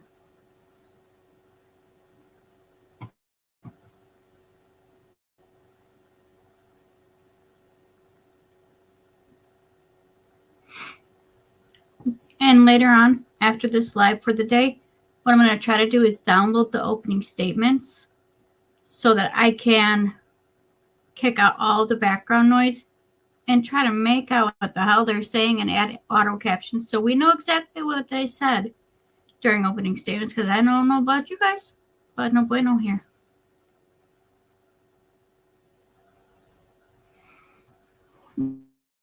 That, yeah, 100%. Let's see if we can find it online. Oh. I was snacking on my cashews. Hold on.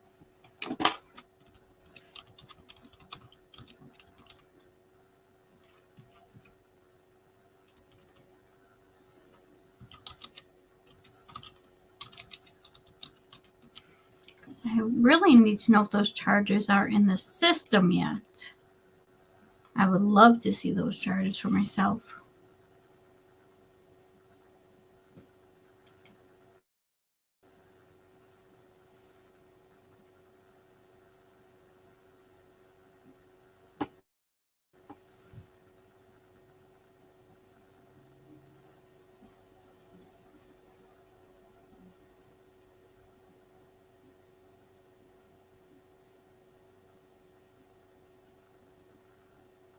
Okay.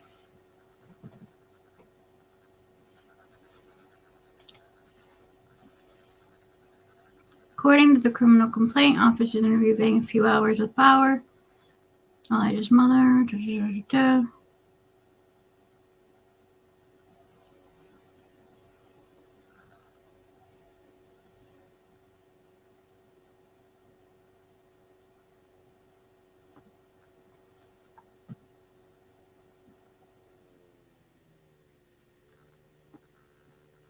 Okay, so Katrina Bauer tried to hide from law enforcement messages she sent to Vang. Hold on, I'm trying to take a screenshot so I can remember this later.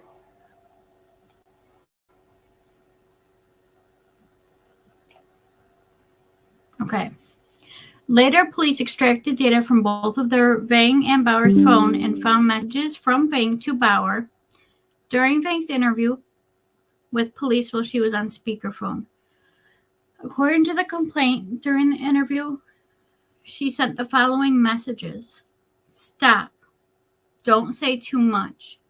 No. Stop. You let him. Attorney, okay? Hi, Parker. Okay. Bauer said that she sent those messages because she felt like police were trying to entrap Vang for drinking and taking medications while he was watching Elijah.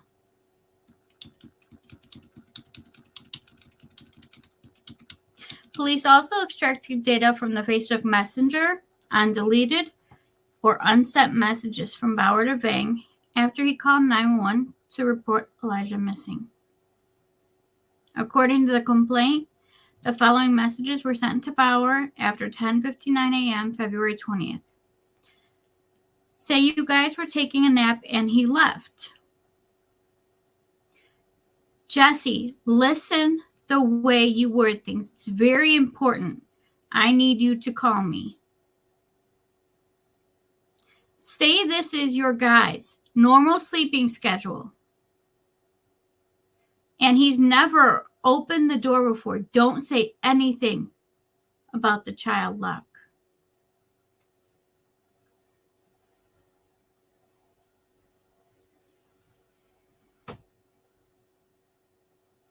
Video surveillance from St. Vincent and Two Rivers and two police squad cars.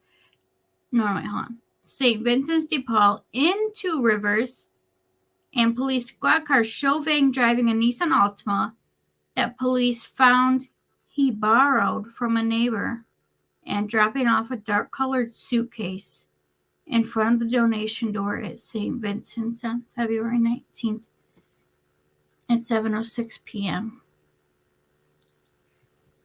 Police were able to find the same suitcase still at St. Vincent on March 5th and sent it to the Wisconsin State Crime Lab for testing. According to the complaint, the testing came back as a match for Elijah's DNA. Police also found a red, white, and black plaid blanket in the woods near Johnston Drive and Goodwin Road in Manawak County on the 25th of February. Thanks to a tip from a person who said they were walking their dogs in the area when they found the blanket, which many of you may know that when they found that blanket, they didn't tell us, which was smart. They tested it first, and then they told us.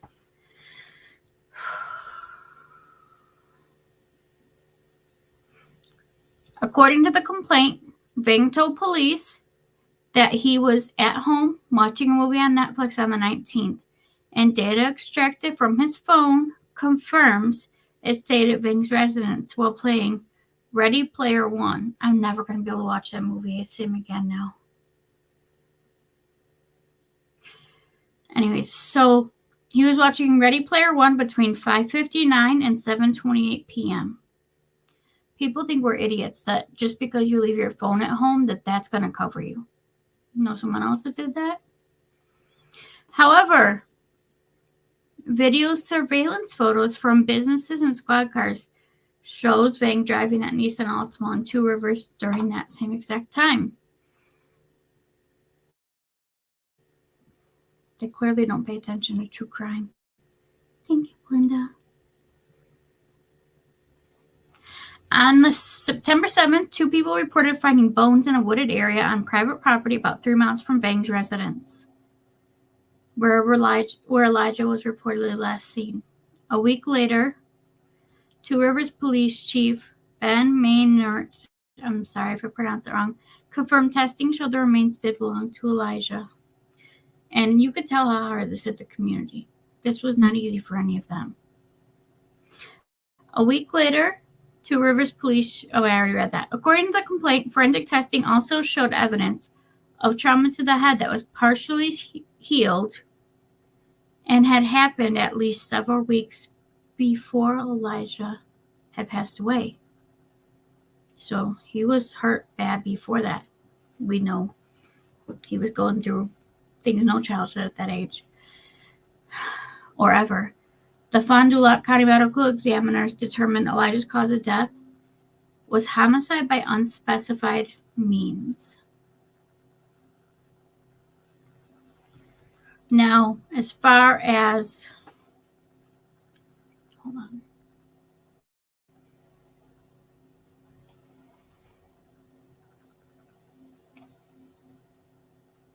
Now, on Jesse Vang, he is facing life in prison if convicted. He is being charged with physical abuse of a child, repeated acts causing in death, hiding a corpse, and obstructing an officer. He was charged with chronic neglect of a child earlier this year, shortly after Elijah was reported missing. As some of you know, there was evidence found on the phone showing Elijah to be taped, so on and so forth.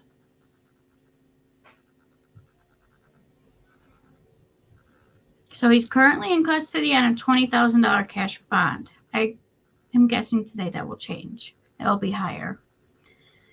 I hope.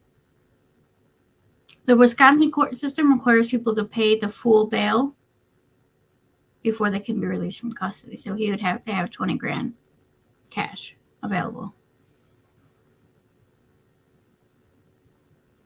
Physical abuse of a child causing death is a Class A felony, charged with a minimum punishment of life in prison. Now, Bauer, Christine, his mother, no, the woman, Katrina Bauer, is being charged with chronic neglect of a child, consequences in death, child neglect, and obstructing an officer. She was also arrested shortly after Elijah was reported missing and charged with chronic neglect of a child, 2 counts of obstructing an officer and neglecting a child. She is currently in custody in Manawoc on $15,000 cash bond. Now, chronic neglect of a child, consequence in death, is a Class B felony. That holds a maximum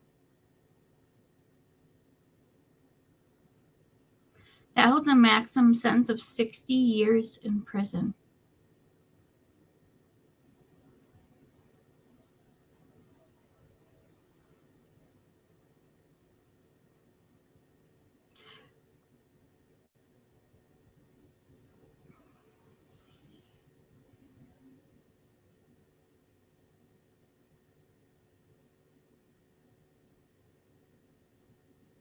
Okay, so both Bang and Bauer are expected to appear for the bail hearing on the new charges at 12:45 at the Manawoc County Courthouse.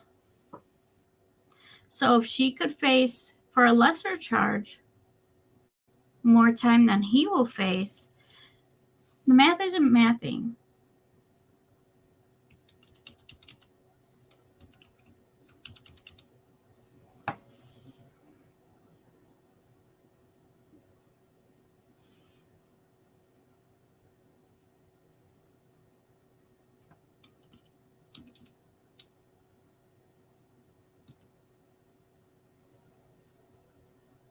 Oh, no, it's not less. Oh, sweet cheese and crackers, Michelle. Get your head together.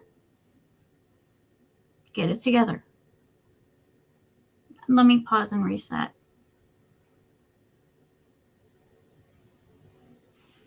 I just wanted to see if anybody would laugh. Okay. So, he's facing life.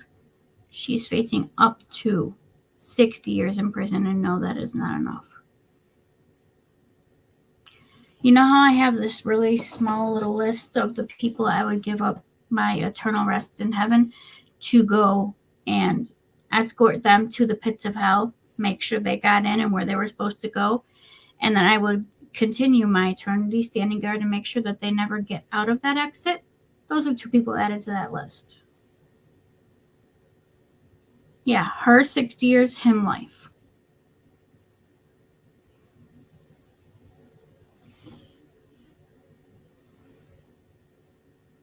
You can on YouTube. We're still live over there, by the way.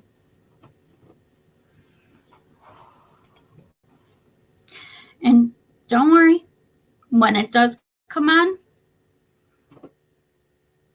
our new iPad is right here, so we'll be able to show it.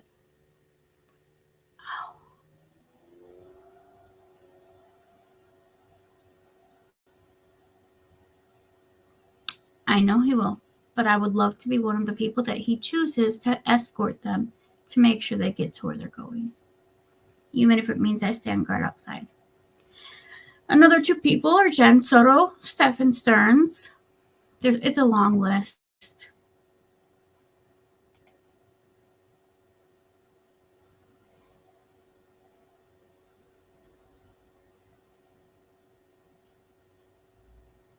Can one of my moderators keep an eye on court since they're on lunch? Just keep an eye and let me know if they go back live. Well, I'm looking to see if they're going to have live camera for Elijah's charges. Even though I just read to you guys what the charges are. The only thing we don't know is the date for their very first date. So they're going in for their charges. So their first date to have to go in court again is going to be set today. Girl. Me too. And remind me to remind you, I'm supposed to be doing a makeup giveaway later tonight. So I'm reminding you. Okay. Like I said, there's another person that goes on the list too, Chad Doerman. Like I said, I'll happily give up my eternal resting place to take them to hell and make sure they stay there. I am too. Even though they said they have no plans to charge anyone else in relation to that case. The case is closed. They expect no other charges. I'm hoping and praying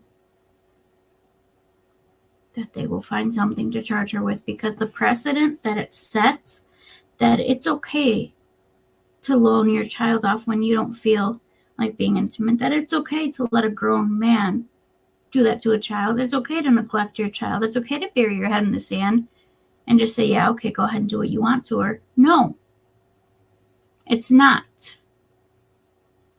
And that is the precedent they're setting by not putting handcuffs on that woman. Sorry, I get a little worked up on that one too. I'm sorry. I'm not sorry. I'm not sorry.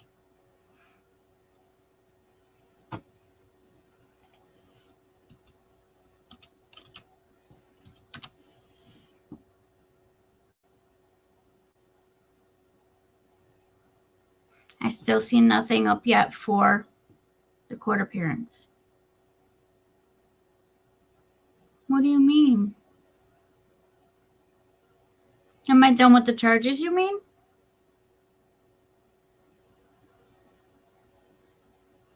Yeah, and then she has the audacity to say, I wonder how he got money to go buy that. We know how. And you damn well she knew how. Was it because I was reading charges, Amanda? I totally forgot about that. I am so sorry. I need to get my head in attached properly to remember those important things.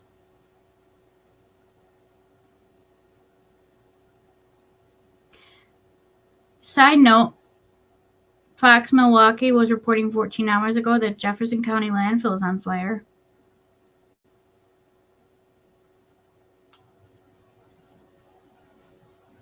Come on, guys, give us something. Show us your live anywhere that you're going to be showing us that they're going, what their changes will be.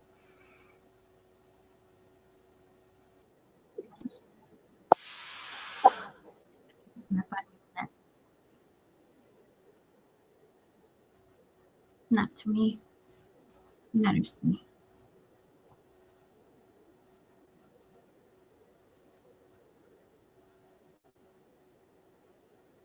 Yeah, we've got no one live at all.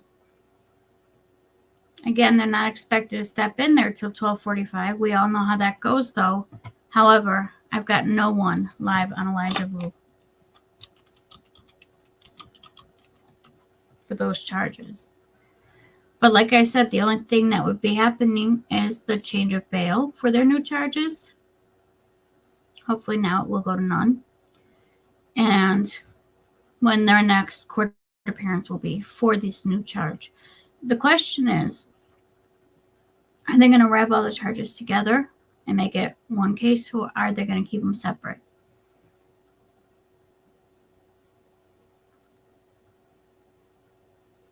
Yeah, I've got nothing yet. If I see anything, though, we will definitely switch to that. Hold the phone. What is that?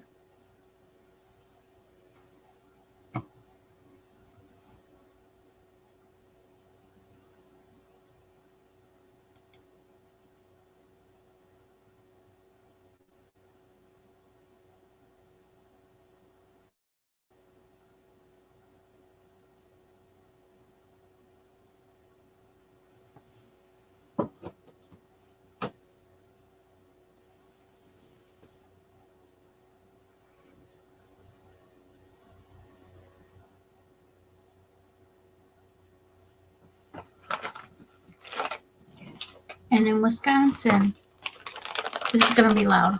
Sorry. I'm putting my cashews in a bowl. So when we go back to one of the live things, you guys don't have to hear me using my bag.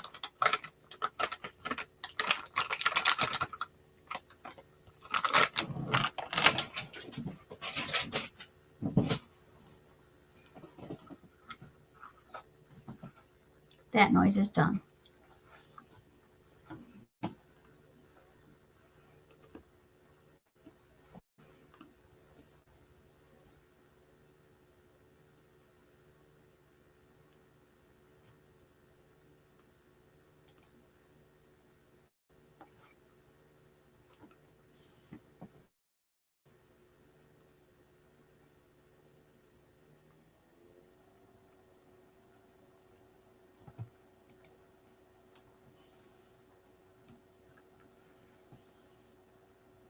Leilani's trial is on lunch too.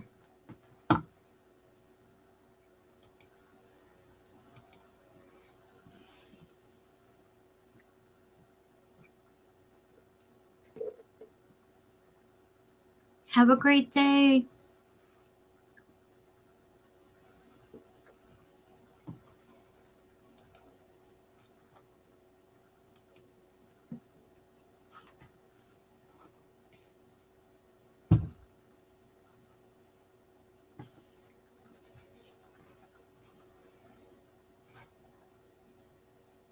Still nothing on that either.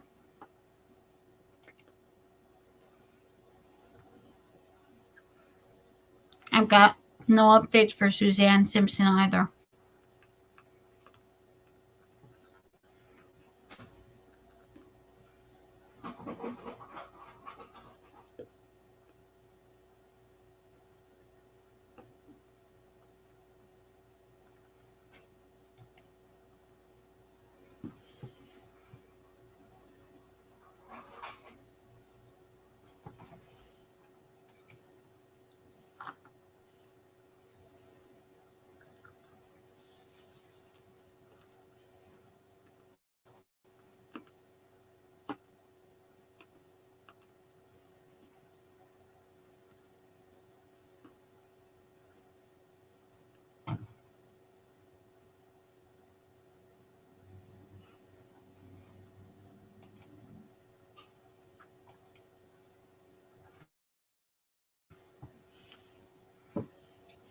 I don't think we're the only ones with that mindset. Still nothing live on Elijah. I'm looking though, I'm checking.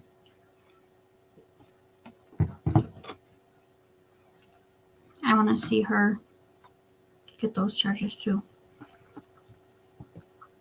And him. How old was Katrina? How old is she right now again? Let me check.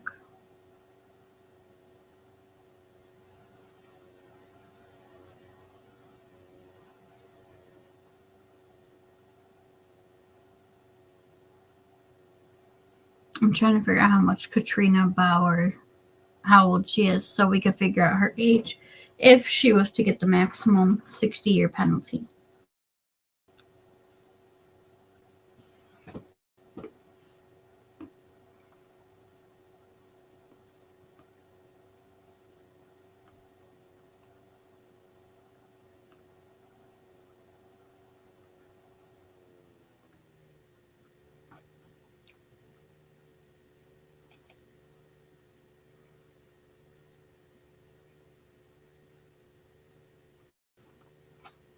Nope, there's not even anything live on their internet news directly instead of just looking on Superview. We're trying, guys.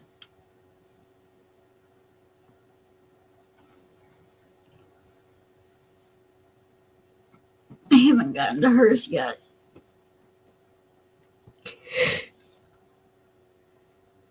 But thank you for reminding me. I meant to be working on that earlier. I actually did go to sleep last night after our last live instead of staying up working on videos. Mr. Michelle made sure to let me know how I felt about that. He said, nope, sleep.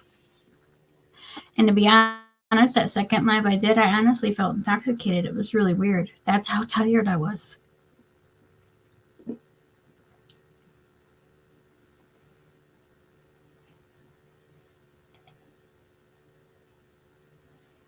I'm still mad that somebody reported the videos that I did yesterday.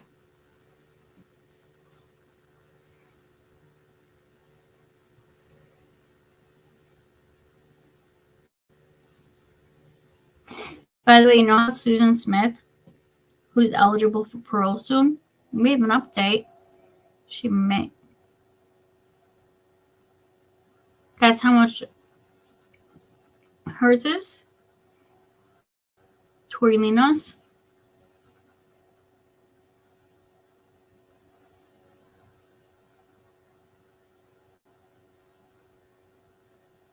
Thank you.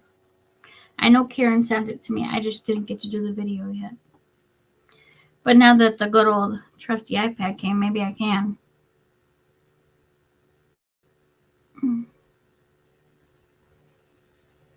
My neck keeps cracking, but at the same time right now, I feel like it needs to crack again, and it's not, so it hurts.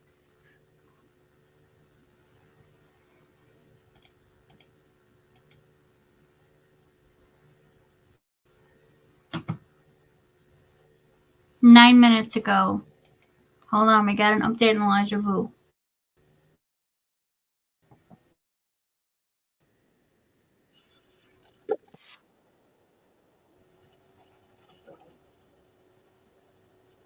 No, this is not. This is 20 hours ago. What are you talking about?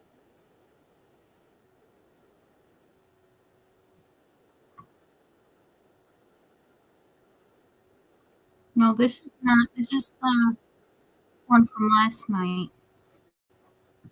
Why would they send-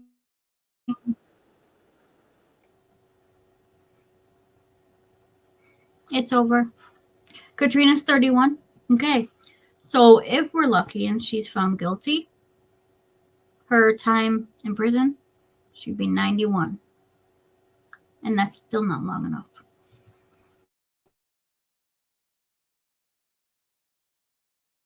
We know that.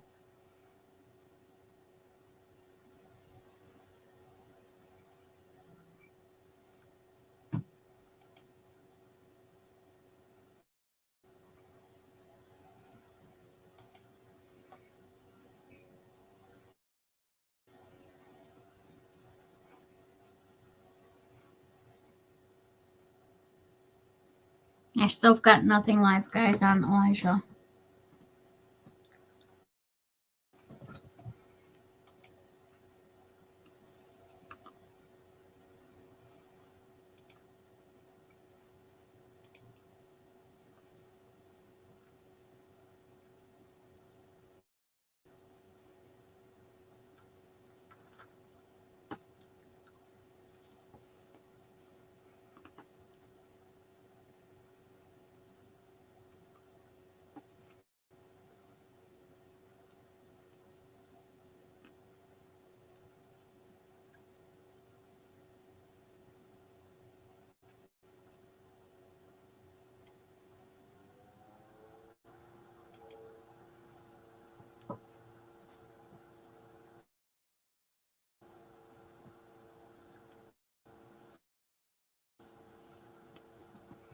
I'm still looking, guys.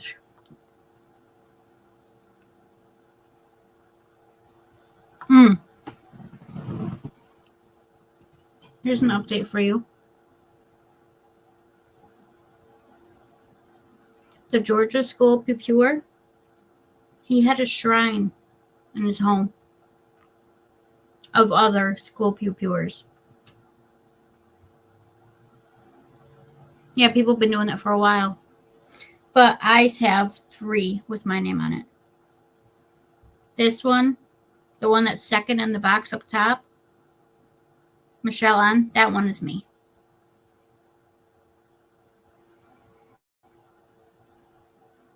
And then the one that I set up with Facebook on accident, back before I figured out how to work all this.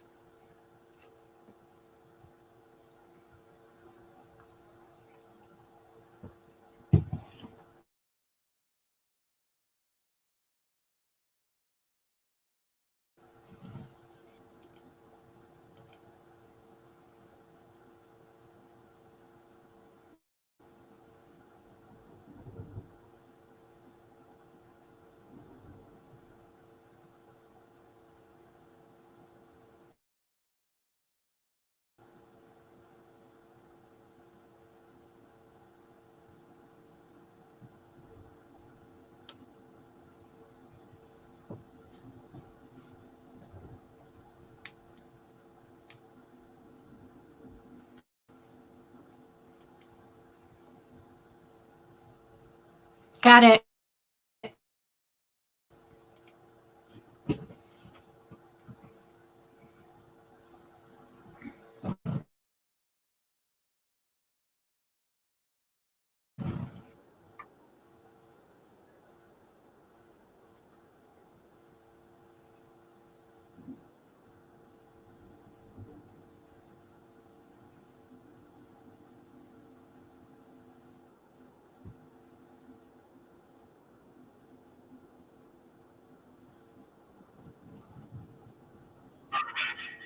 Oops.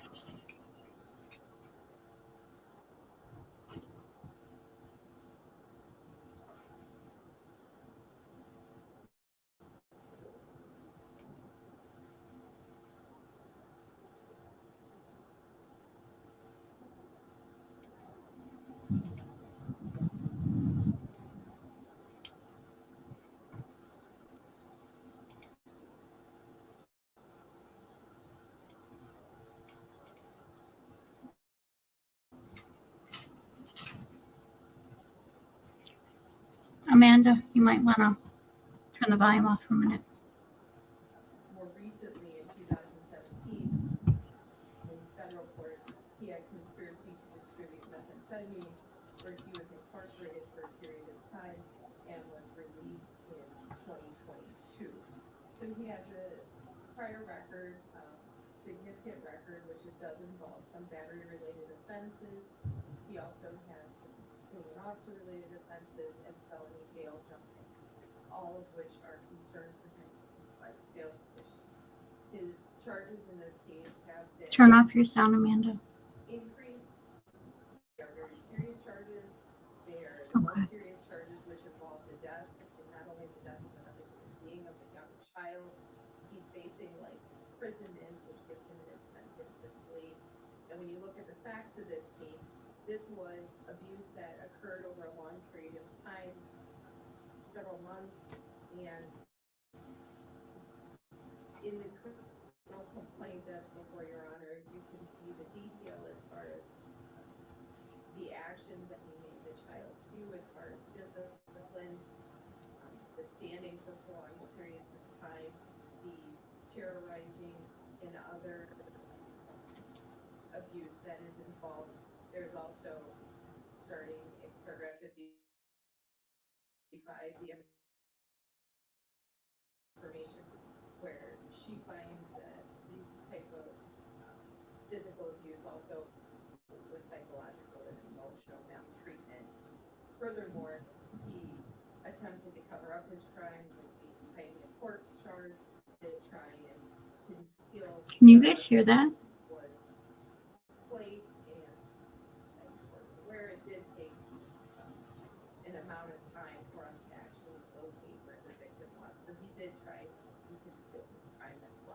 based upon the prior record, the seriousness of the offense, and his own actions. Closer to the mic, please. Significant cash bail is appropriate.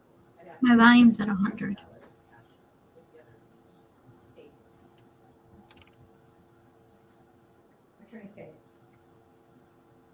Commissioner, Mr. Vang does not wish to argue bail at this time. Thank you.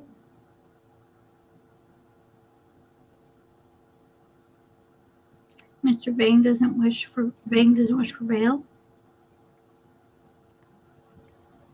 I appreciate that. The seriousness of this is beyond discussion. I should note though that Mr. Vang has been unable to post the cash previously set and remind the community. Aaron, are you on the internet?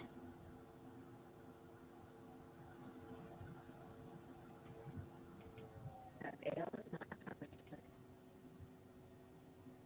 They just started working again outside too. It was to assure his appearances.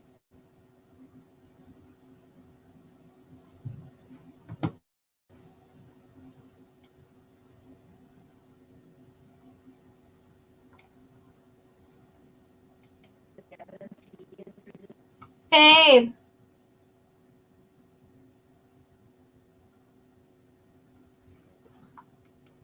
Innocent until proven guilty.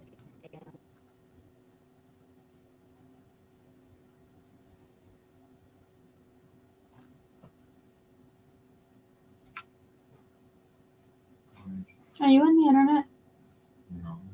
What are you doing? They- district attorney's office will have I guess it did connect. Watch Sorry. out, she's behind you.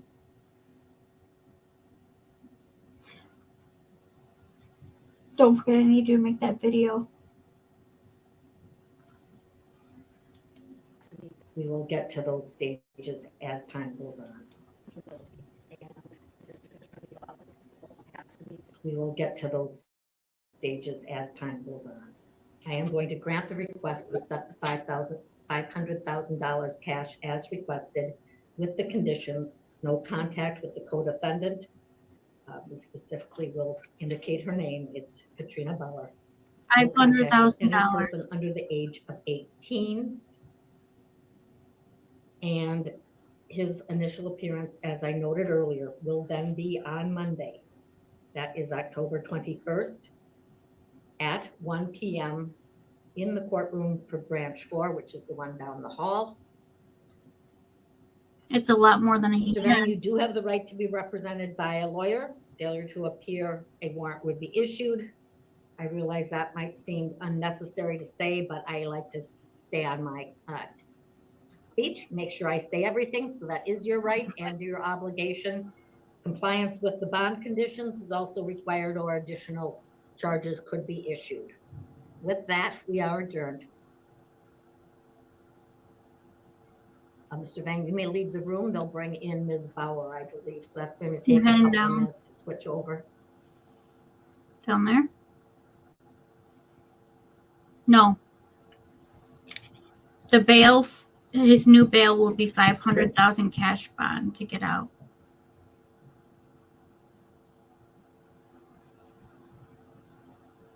Karen, can you confirm that's the official amount that is being published? If you're not busy at work.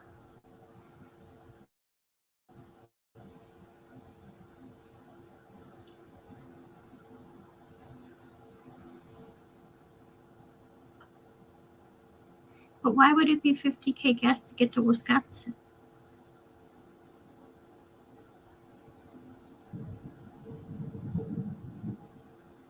No, they have to pay the full thing. The cash that they owe is 500,000 in Wisconsin. That's the way the bail works. So he had to pay the 20,000 to get out originally. Now it's 500,000, so he'd have to pay 500,000.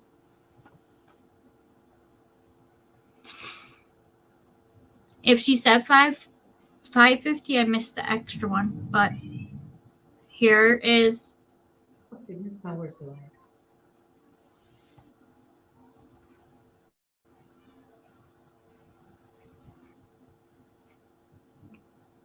Or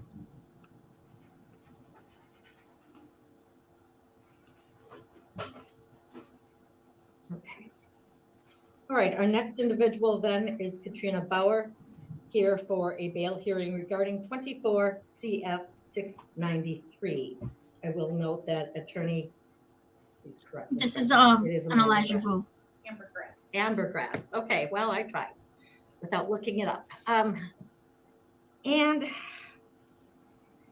even though she's in the situation that we are all probably too aware of, basic information first: date of birth, address, phone number that you want used. Anything before we hear We from need the to make it meeting? a TikTok video. No, just a video to me. Okay. I guess we'll leave that as is. We'll just verify the date of birth is December 9th, 1992. The jail is the current location, although she does have a home address that's in the complaint. All right, Attorney O'Brien. Commissioner, the state is asking for a $400,000 cash bail.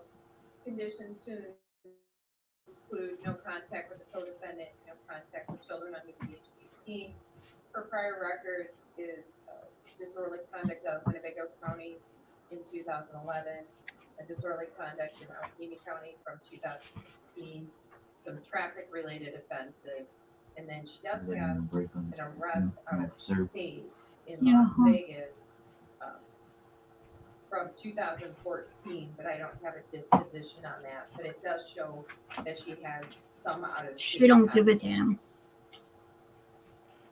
As I had indicated with the co-defendant's bail argument, this is the most serious type of cases here involving the death of a small child. Ms. Bauer allowed and even sent the victim to this residence for the boot camp or discipline. She condoned it. She allowed it to happen and even left him there days before he passed away, when she had the opportunity to remove him from that situation. He was abused over this period of time, as I indicated previously, when you look at Dr. Ketzka's information towards the end of the complaint, as far as the physical In Wisconsin, it's 100. issues with the standing and maltreatment, with the psychological and emotional terrorizing that also occurred. The state feels that a significant cash bail is appropriate in this case, and I would ask for the $400,000 cash. Thank you. All right, I didn't read the charges into the record. We do have the 2 counts of obstructing for Ms. Bauer. Chronic child neglect, specified harm did not occur, and then felony child neglect. Attorney Gratz, go ahead, please. Thank you, Your Honor. We would note for the record that she is currently sitting on a $15,000 cash bond, which she has had no ability to post in a significant amount of time. She does have ties to the community and has been a lifelong resident of Wisconsin.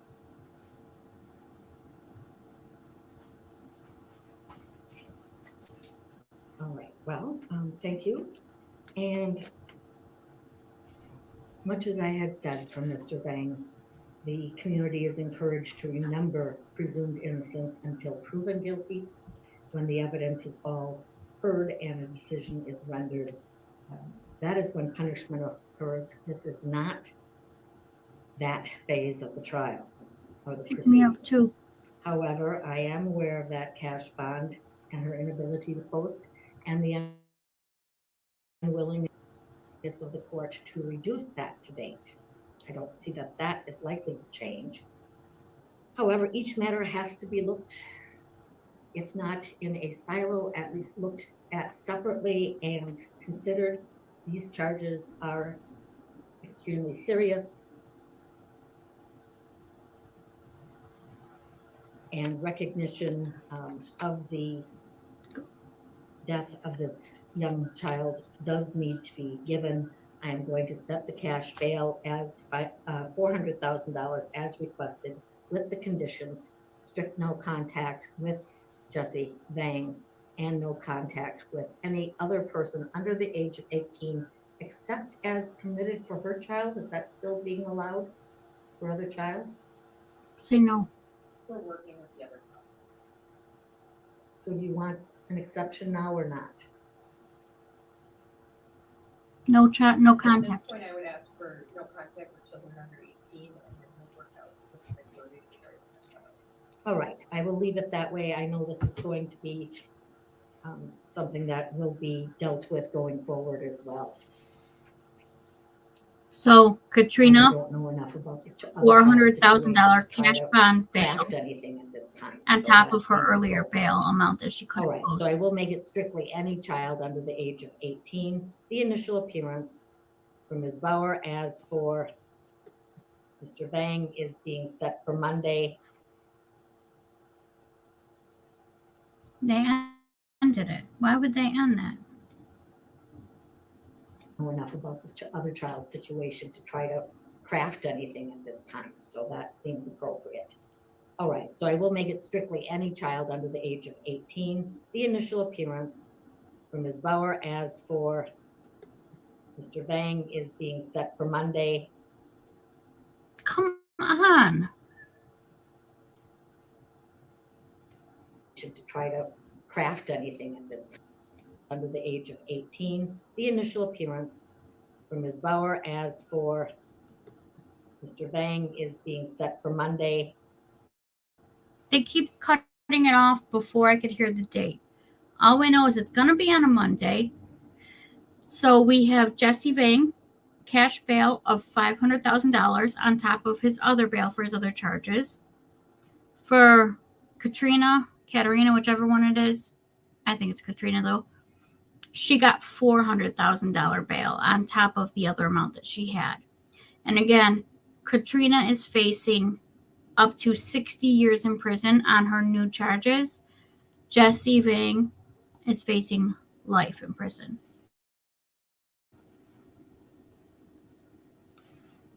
And in this state of Wisconsin, when it's a cash bond, you have to pay the full amount. If they couldn't meet the $15,000 and the $20,000 amount, I don't see them meeting the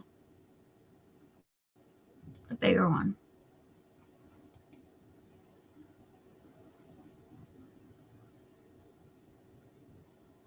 Just checking to see if something that I saw flash across the screen.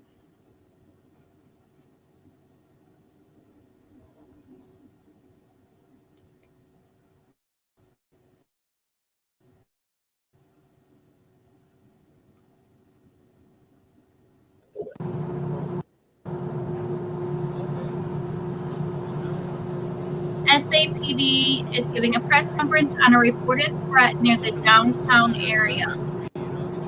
So downtown San Antonio. Karen, can you call Sam? That sounds good. Other than that, you've been okay?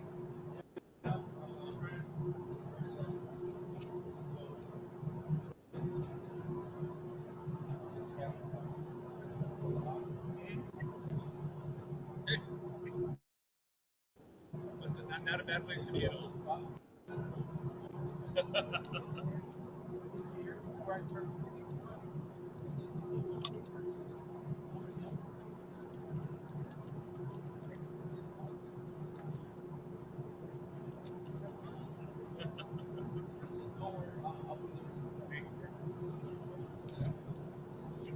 So there's going to be some kind of thing here about a reported threat in downtown San Antonio. Yeah, yeah. So if you know anyone in San Antonio, I want to send this out to them.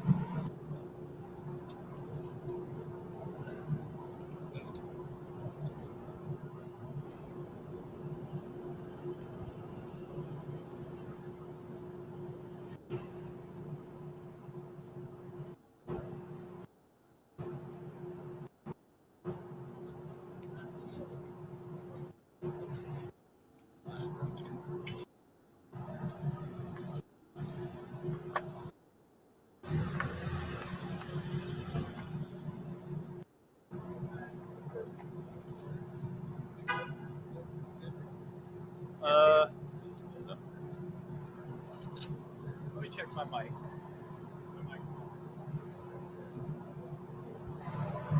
OLIZ. Mr. Nick Solis Nicksoliz, Public Information Officer, San Antonio Police Department.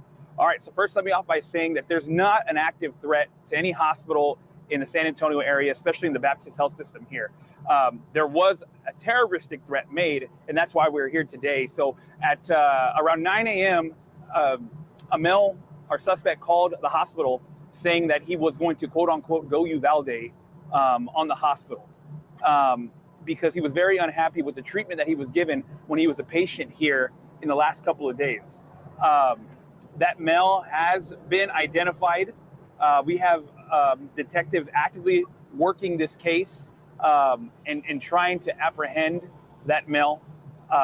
In speaking with the security here at Baptist, they're on what they call a code gray. So they're upscaling their security here in anticipation for anything to happen. But we're also having additional patrol buys here with the San Antonio Police Department just to make sure everything's safe. But I can say right now fully there's not an active threat right now. We have lots of security here. Things are okay. It was just a very upset male who did not like his service here at the hospital. So he threatened the hospital with those words I used earlier. And right now detectives are actively working this case, trying to get him in custody. Was it only this hospital that he threatened? Yes, only this hospital that he threatened. So you know who the suspect is? We do know who he is. Yes. Can you give us any information on him? Do you have a name or a... I don't. I do not. We have no information on him right now. I don't have any information. Our detectives are thoroughly working that. They do know who he is. I don't have his information. Got to keep it that way. He was never here. He was never here. No, this was all through phone. He was a patient here though yesterday. He's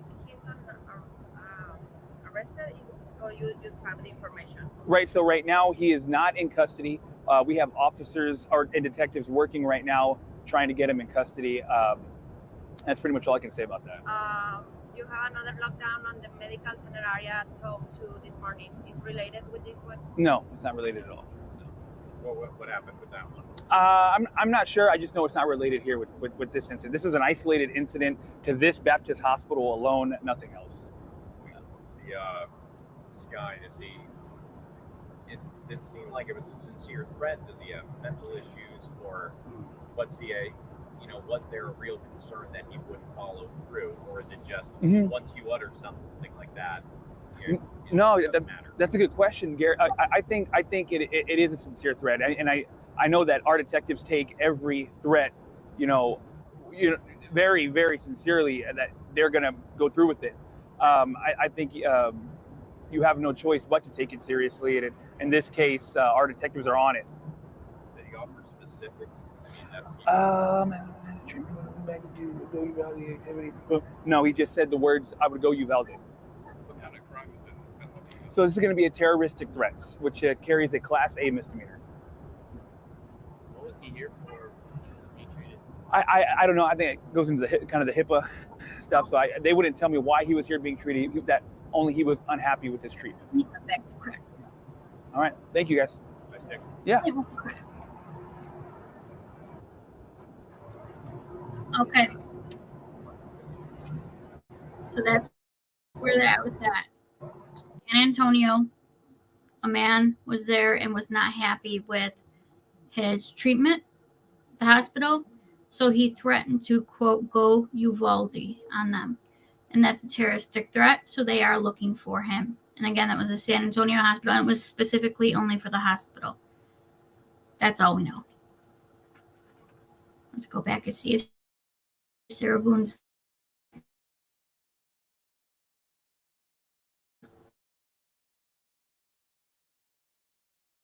back in court yet.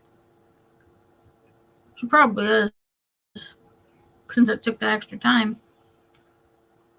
Elijah Vu's up here.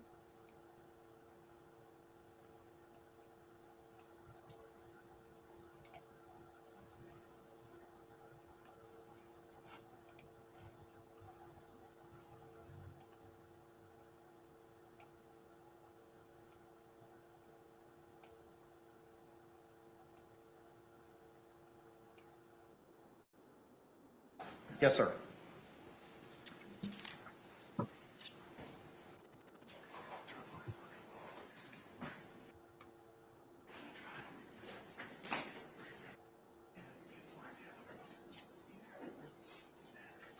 She's facing 60 years. Katrina Bauer is. If you want to test it out, Mr. Sorry, Clerk. I just now I'm seeing the messages.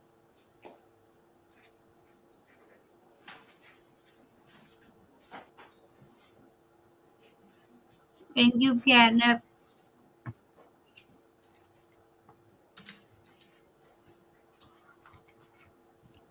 Hi, how are you?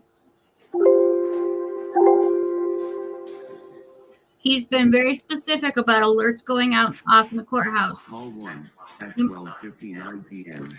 with a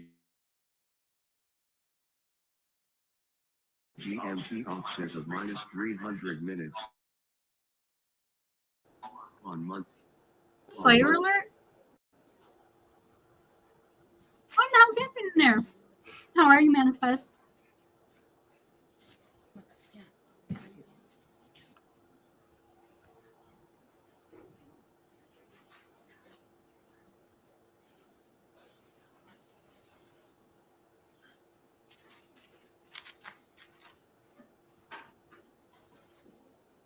We've had a few technical difficulties, but we're getting there. Call 1 at 12:59 p.m. with a GMT I hope offset of not. minus 300. It was up on.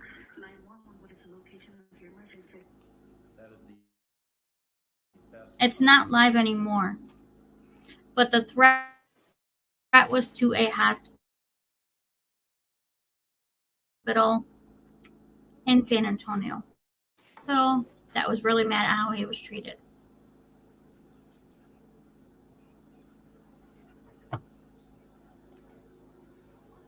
So it's public record now.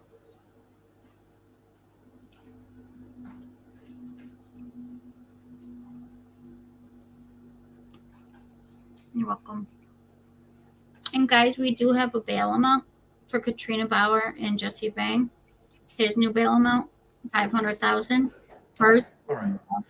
Anything else, State? In you need to address? Wisconsin, Not this time, Your Honor. Defense. a cash balance. Okay. So if they All right. can't pay it, Just they in don't the get spirit out. of full disclosure, there are some persons behind me to my right and my left. I run the mock trial Mhm. program at Barry University School of Law here in town, and these are some of my students as a member of that program. So they're here just simply to This observe. is Miller. So pay no mind or attention to them. With that, are we ready to bring in our jury? Yes, Your Honor. All right, let's stand and bring in our panel. They're looking for the man. They know who he is, but they're not saying who he is. But there's no threat to the other area, they say. It was just a disgruntled phone call.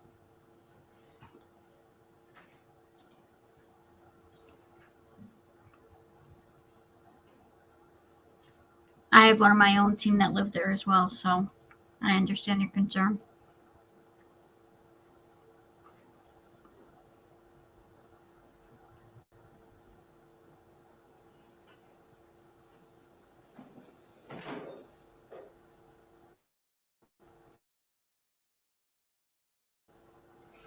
Okay.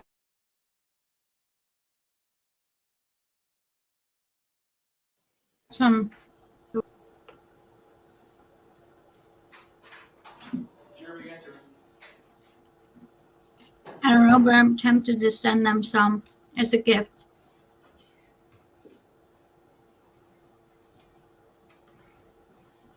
You know, to the courthouse as a whole. This is. But the reason why we're hearing them is because they were speaking off the record. State, do you recognize our jury? Yes, Your Honor. Defense, do you recognize our jury? All right, y'all can be seated. Thank you. Members of the jury, good afternoon. I hope you enjoyed your lunch. If you could, again, by a show of hands, confirm that you complied with the court's instructions that we gave prior to the break. Record reflect all jurors' hands have been raised. With that, the state is going to continue with their evidence presentation this afternoon. State, you may call your next witness. State call Brian Boone.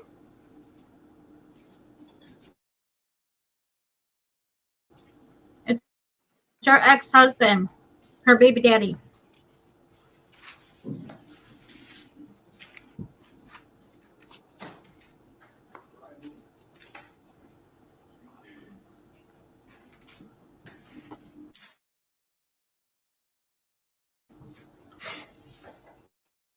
Are you guys ready for this?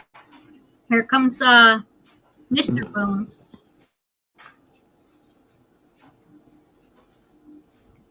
Boone, raise your right hand in this form, please. You swear to affirm the testimony you give.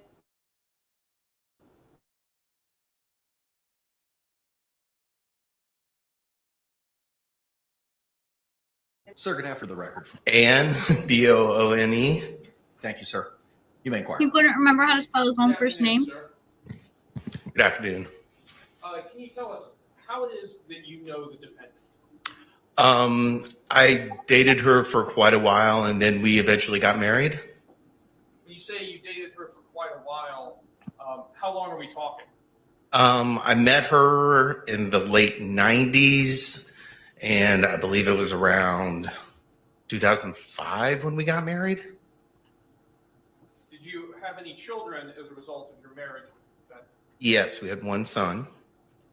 And how old is that son? He is currently getting ready to turn 14. Good job. Did your marriage with the defendant last? No, it did not. And approximately when was it that you separated and began proceedings for divorce? Probably 2017, I'm thinking maybe. And at that time, when was your divorce actually finalized?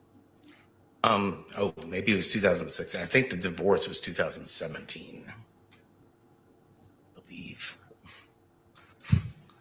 And after your divorce, what was your custody arrangement with your son that you had in common with the defendant? She was supposed to have him on Mondays and Tuesdays. I would have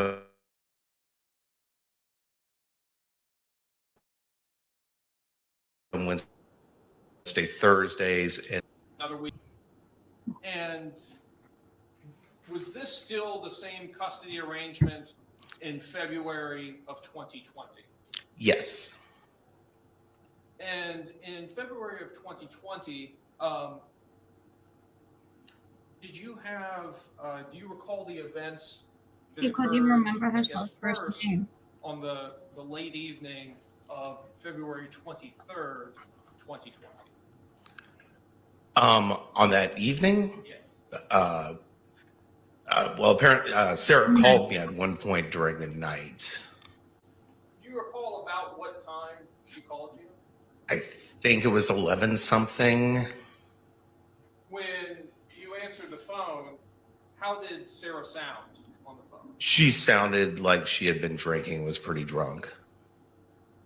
Were you able to understand what the defendant was saying? Somewhat, but she woke me up. I had work the next day. I was asleep when she called.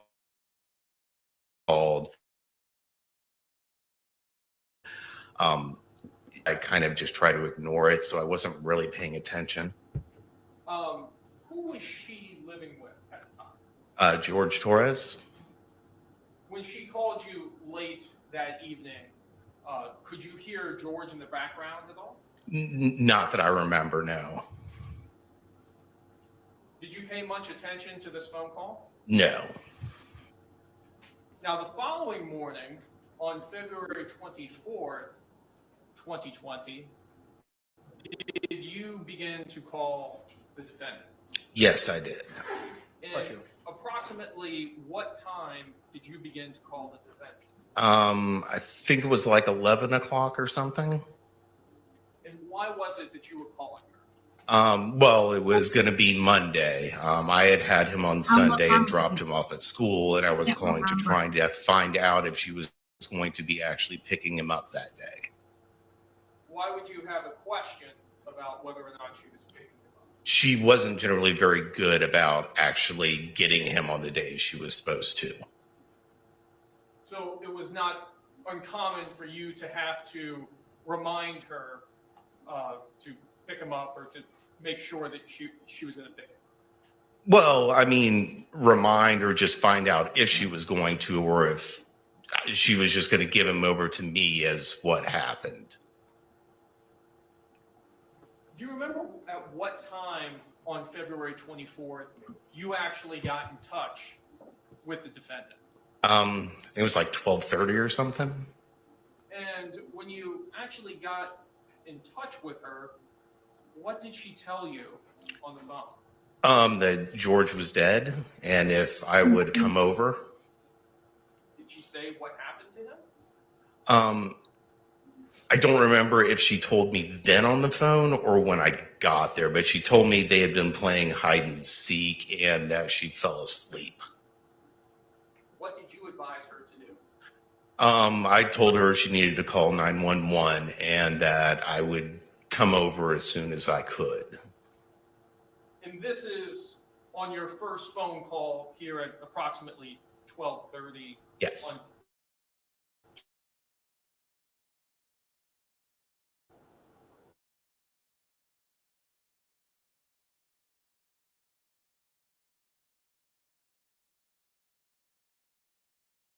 You were en route. I was still going to be coming over.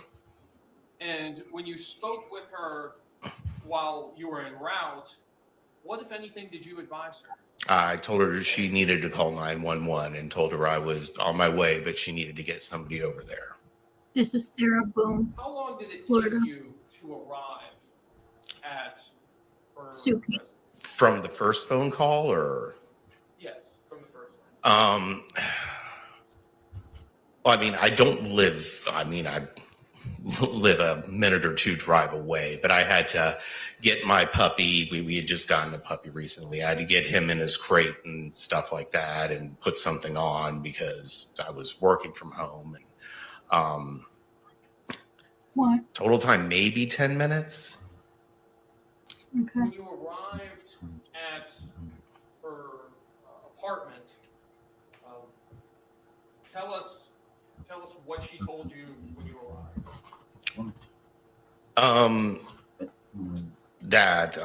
George was dead, and once again, I don't remember if she told me now or before that they had been playing hide and seek and she fell asleep. But I, at that time, told her again she needed to get 911 called to get somebody over there. I don't have any more soda here. Had she called 911 at this point? No, she had not. So you've advised her now 3 That's times what to I call 911. Yes. Did you go inside of her apartment? I walked in the front door into the little tiled area, like entranceway thing. I know you're great. What, if anything, did you observe when you made it to that point? Looking into the living room, I could see like the end of his feet and maybe a little bit of some legs that were kind of coming out around the backside of the kitchen area. Did you continue to go into the apartment? No. Where did you go? Sarah told me she was going to call 911 and go outside and have a cigarette and a drink and asked me to come out there with her. And then I went out front and got in my car and waited for people to show up. It looks like a beetle. Did you witness the defendant call 911? I think I was in there when she dialed it and first got somebody on the phone, but I wasn't there for the whole conversation. No, I was outside. Did you stay there at the scene while police arrived? Yes, I was there. I was part of it. I knew I'd have to talk to somebody, so I don't know how to make. Did you talk with law enforcement? I did. Oh, I never talked. Anyways. Your Honor, I have no further questions at this time. Thank you. Any cross-examination?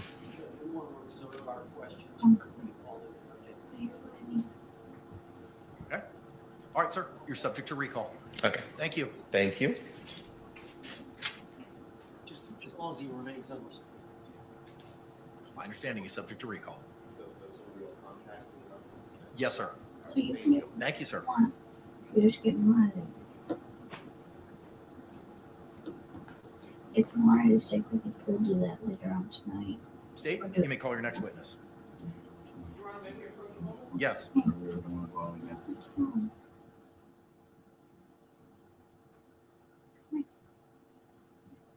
They can't see us. They can only hear us. Hold on. Hold on, guys. What's wrong? Why does it feel like anything I do just comes back and hurts my face? It's actually nice. It was just one interview that went bad. No, 3 interviews that went bad. It's okay. Keep looking. Keep pushing forward. If we're meant to fester on those things, we'll never get anywhere. Okay. I love you. She loves you too. Members of the jury, we'd appreciate your patience for a few moments while the state attaches a Bluetooth speaker.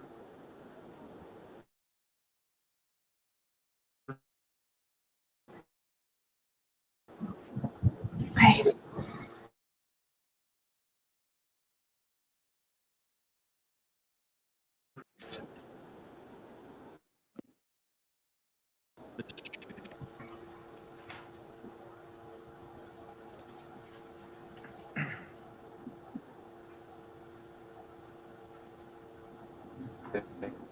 It's 300 minutes.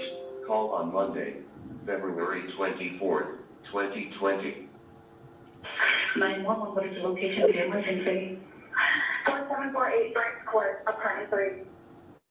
4748, what's the street name? Brant, F-R-A-N-T-D. And the appointment number? 3. Is this a police or medical? My boyfriend is dead. Okay, send a line for the fire department, do not hang up.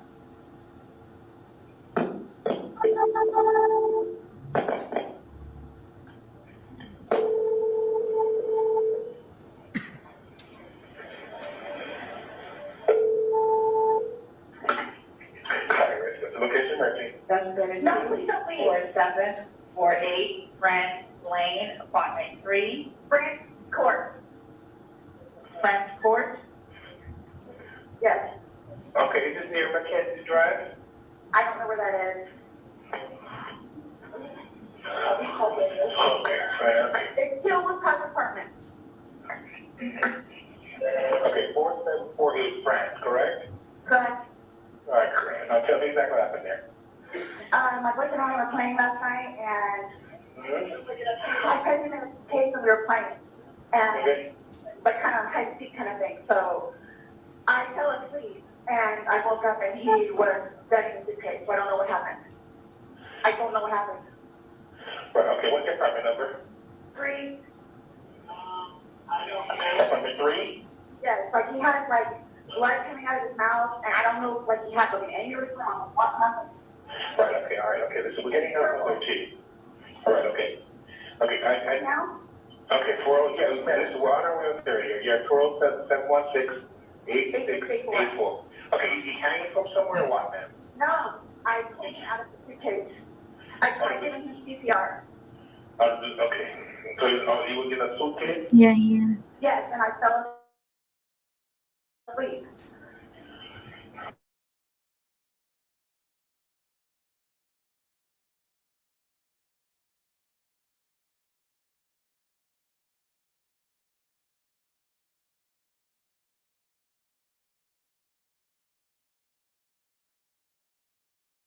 Okay, how old is the person, ma'am? Listen to me, okay? Is he awake at all? Is he conscious at all? No, he's purple. Is he breathing? No. All right. I need you to get him on the floor, flat on his back for me, okay? I did. I tried giving him CPR. All right. I tried giving him CPR. Yeah, okay, well, Nothing happened. He's purple. okay, listen, you did the definitive, I need you to get it for me, okay? What is it? Is he available? No. All right, you right by him now? I'm sorry? Are you right by him now? Yes. Okay, living planet, okay, ma'am, this, so this is any cold and stiff? Yes. Okay. Well, it's not necessarily cold, but it's stiff. Right, okay. All right, listen to me. Listen, I want you to lay flat and back for me on the floor. I did. Removing the pillows, okay? Yes, I did. All right, okay. Wait. Stiff and purple. Right, okay, listen, okay, man, that's fine. We're still going to put compression to him, okay? All right?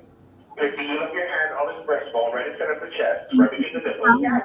Put your hands up on that hand. Ready, I'm telling you. Just like I have to tell. Okay. Please, okay, your girdle.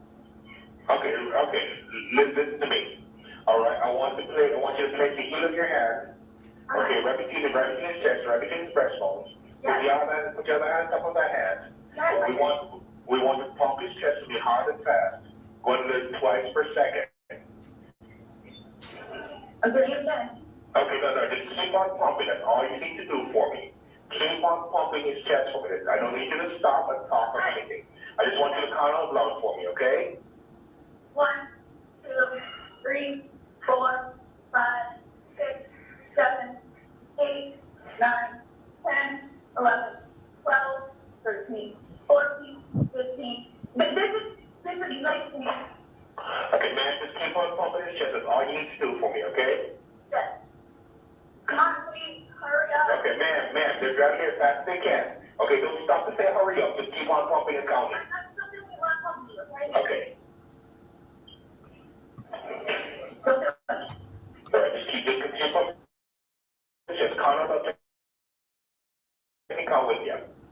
1, 2, 3, 4, 5, 6, 7, 8, 9, 10, 11, 12, 13, 14, 15, 16, 17, 18, 19, 20, 21, 22, 23, 24, 25, 26, 27, 28, 29, 30, 31, 32.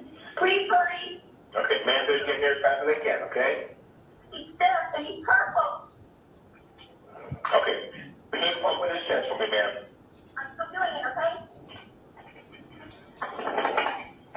Still doing it. Still doing it. Right, okay, that's fine. You did a good job. Just keep on doing it for me. That's all right. They're getting there as fast as they can, along with the sheriff's office also, okay? Please. Keep on pumping, man. 1, 2, 3, 4. 1, 2, 3, 4. 1, 2, 3, 4. Keep on pumping for me, man. I'm doing it, okay? We're playing hide and seek.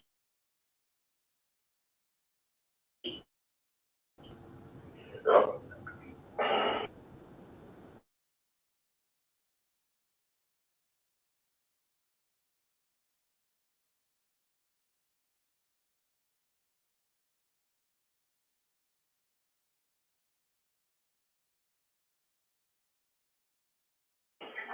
Keep on pumping for me, okay? Okay. Like, what happened? Okay, man, keep on pumping chest for me, okay? They're in the park. They should be up there shortly, okay?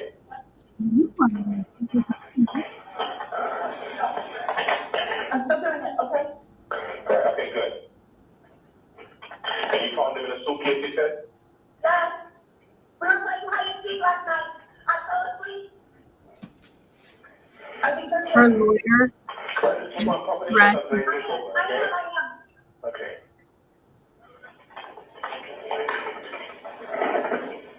I am. Okay. Why that you found that out. Where you found it? Okay. Open. Come in. Can I stop pumping now? Let that take over for you, okay?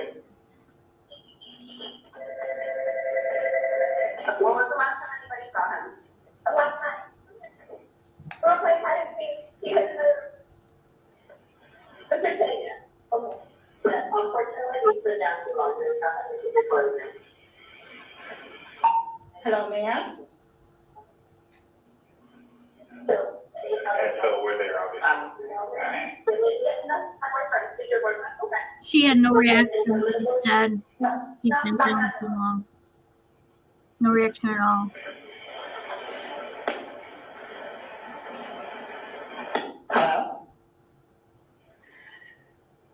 Hey, man, the firefighter's gonna take care of you now, okay? Okay, so we'll see you there. All right. Oh, ma'am, is still there? Hello? Contact 407-716-8684, reference to mobile. Personnel 8. Call has been forwarded to an automatic voice message system. 4.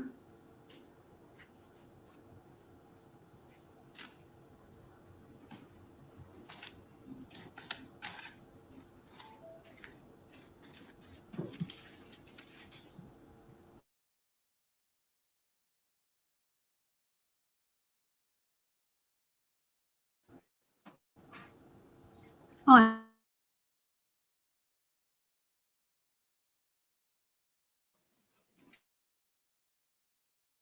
let's get to 15,000 taps, guys. We're ready to continue with the presentation of witnesses. Yes, sir. You may call your next witness. State we call Abraham Moreno.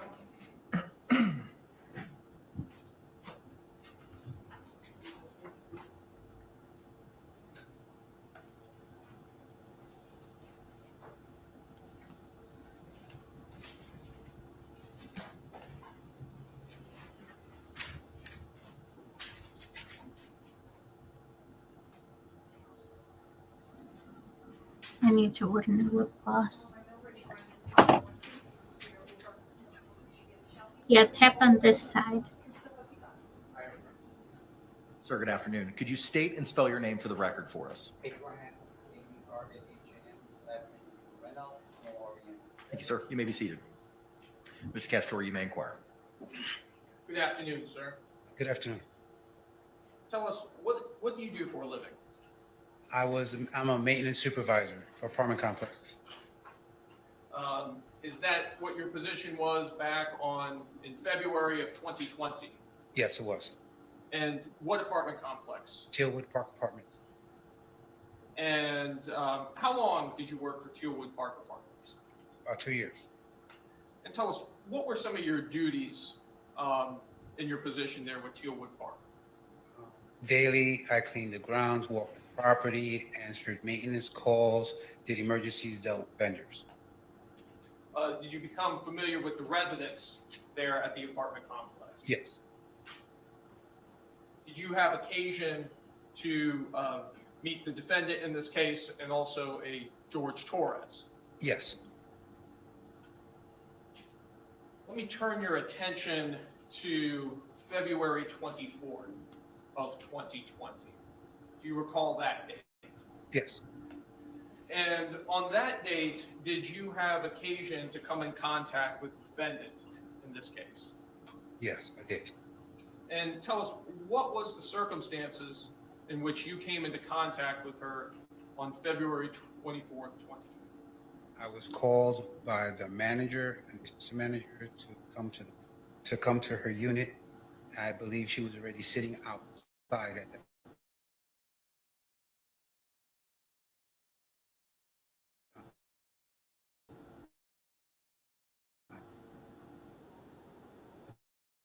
And Sitting when she was sitting out, did you observe? The police was there. Her ex-husband was present. She was sitting outside, and that's when she decided she wanted to talk to me and the managers. And what did she tell you? She's confused. She's not exactly sure what happened. She pointed out that she recalls that they were playing a game of hide and seek.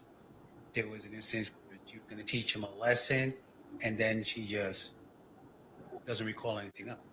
So the next Teach him a Did lesson. she say she fell asleep? Yes, she did. Did she say things got out of hand? I don't really recall that part, but I do recall her stating that they were playing their game and that George went into a suitcase, and I didn't ask any questions. I just let her talk for herself. How long was this conversation? For about 4 or 5 minutes. Your Honor, I have no further questions at this time. Any cross-examination? Yes, sir. She never did. You may inquire, sir.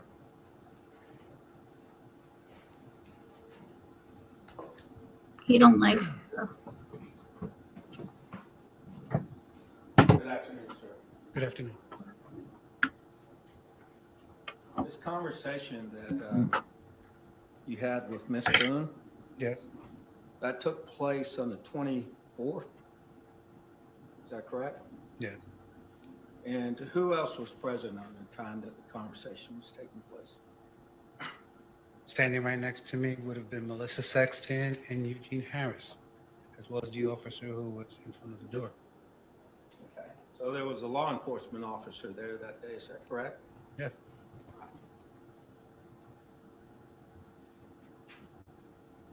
Nope. Now, on the 24th is when you said that Miss Boone made this statement to you.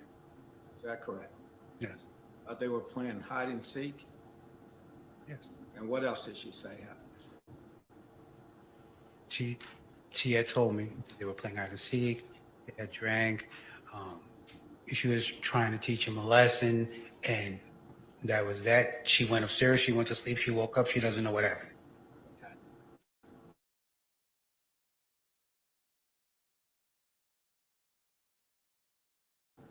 So that was on the 24th. Yes.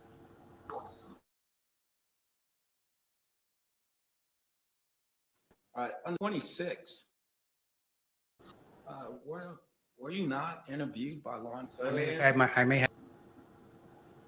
All right, the 24th, do you remember 2 days later that a Um, Detective Scott Lowen conducted an interview with you at 4704 Lucerne? You and Sam are the only ones that tried to get close to the hair color. Remember that interview? Yes. So that was 2 days later, is that correct? I would assume so. Yes. All right, so when he interviewed you 2 days later, did you tell him about this statement that Miss Boone made to you that you just told this jury in court? I did mention it to him. You did mention it to him? I mentioned to them that we did have a conversation. Did you tell him the content of the conversation? I may not have told him the whole content, but I did tell him we had a conversation. All right, well, what did you tell him? What content did you tell him on the 26th? That they were playing hide and seek, that she was confused, she doesn't know what happened. I do believe I did mention to him the fact that she had said that she was trying to teach him a lesson. Not that anything was done with malice.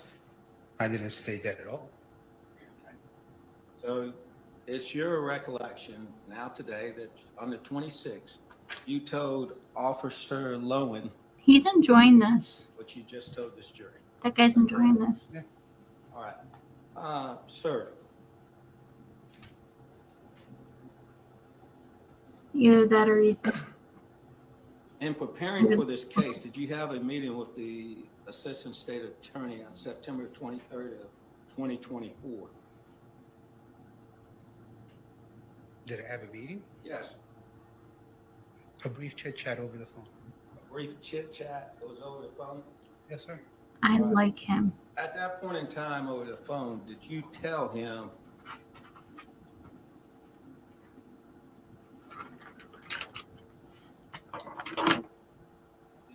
that Sarah Boone, the defendant, stated that she was teaching him a lesson and things got out of hand and that she fell asleep? Yes. Is that what you told him? Yes. Okay. And that was in 2024 of September the 23rd of this year, 2024. Yes. Is that correct? Yes. Are you telling us that back on February the 26th of 2020, you told Officer Lowen at that time the same thing? As I recall, yes.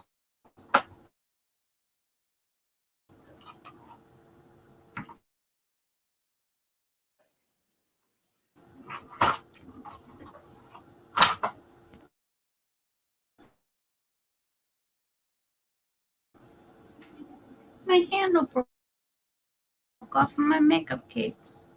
Tell you how. Sir, you testified that you knew both Mr. Torres and Miss Boone, is that correct? Yes.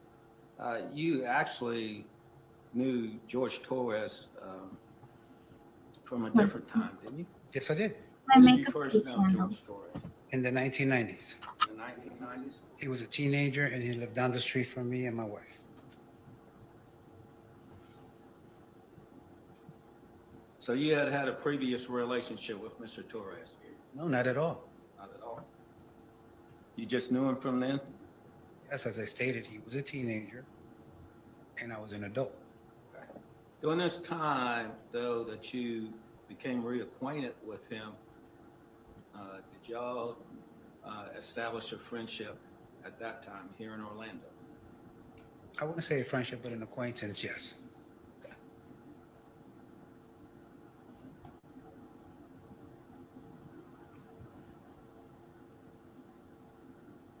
He has feelings about this. Clearly.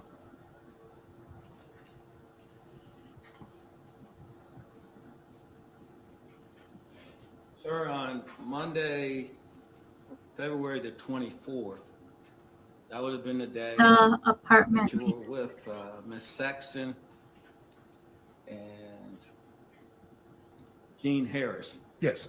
Out in front of the apartment. Correct. Did you talk to law enforcement that day? No. You did not talk to them that day? I don't recall talking to him. Thank you, sir. I don't have any. If I can confer. You can, sir. Thank you, sir. I don't have any further questions. Any redirect examination? Just brief. All right, thank you. Back in the 90s, when you had previously known George Torres, in this case, where were you living at that time? I lived across the street. I lived on one block. He lived the next block over down in the middle. In what city? Philadelphia, Pennsylvania.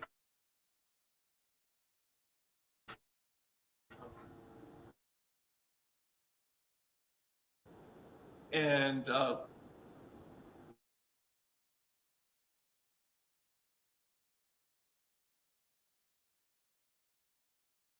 when did you move move from Philly Park? Did you have any contact with George Torres? No, as a matter of fact, I moved from that particular block in 2005, so I don't meet Judge again until I work at Tealwoods. When did you start working at Teal Woods? 2018, 2019, there. No further questions. Can this witness be released?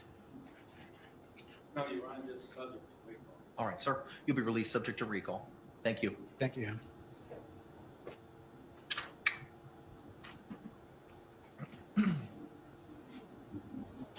State, call your next witness. State will call Deputy Kayla Rodriguez.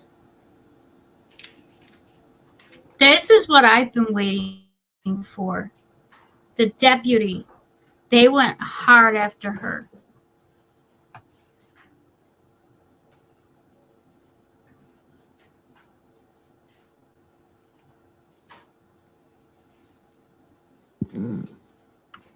I'm right there with you, Catnip. I agree with you 100%.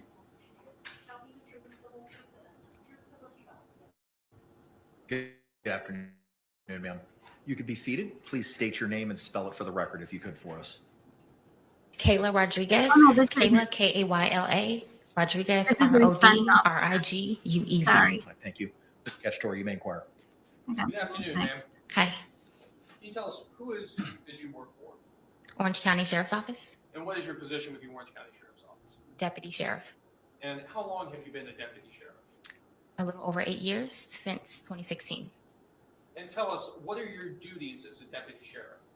As a deputy, I respond to calls for service, anything from a over with call, like a car being keyed the day prior, or a 911 emergency. And what type of training do you need to be a deputy sheriff?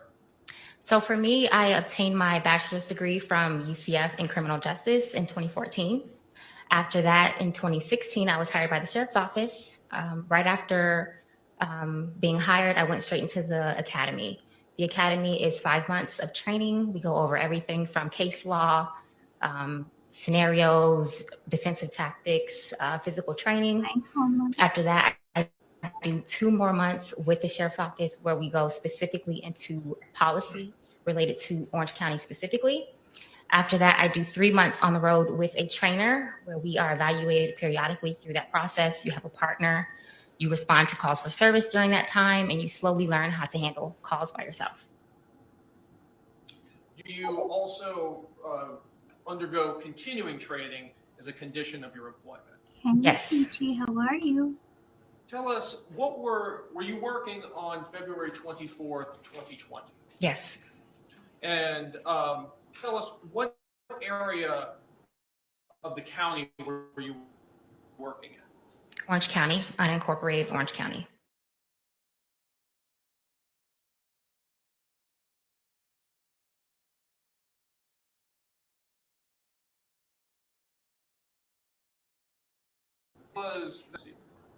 So the dispatcher informed me that a woman called 911. She was actively performing CPR and that her boyfriend was in a suitcase.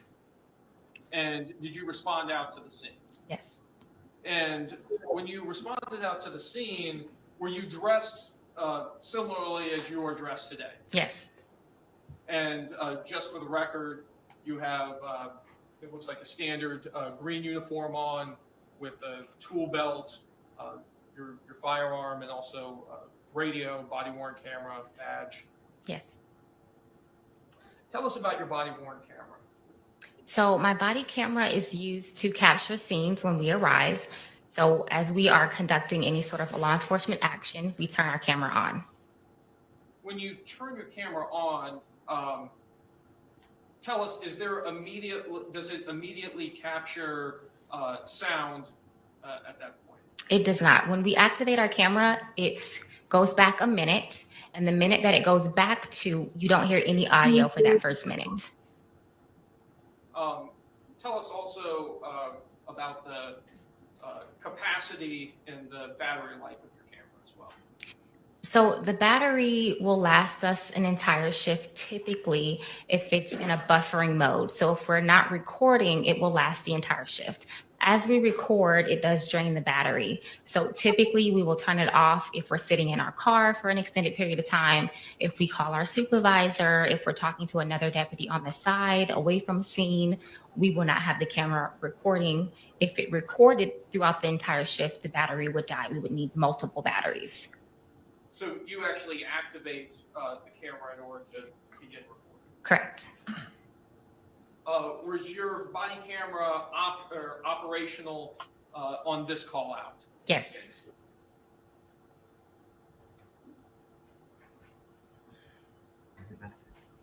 Margo?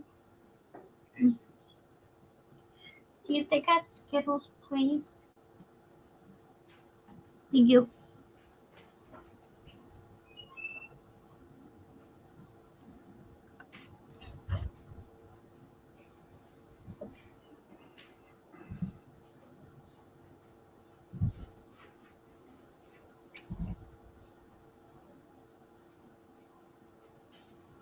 Your Honor, may I approach the witness, which has been previously marked for identification? It states H, I, and G that have been shown to defense. You may.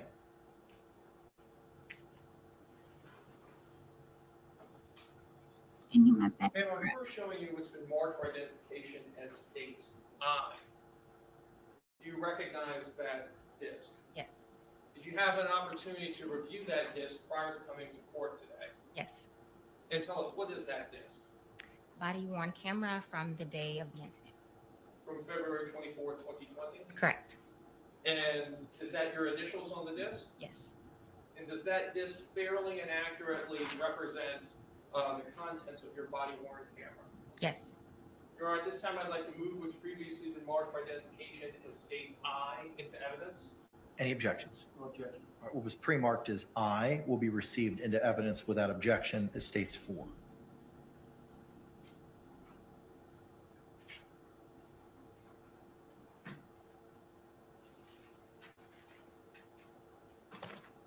Ma'am, next I'm showing you has been marked for identification as states H. Can you take a look at that disc? Tell us, what is that disc?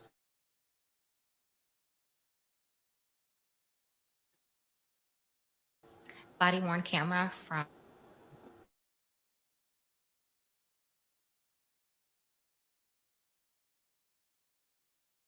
And did you have an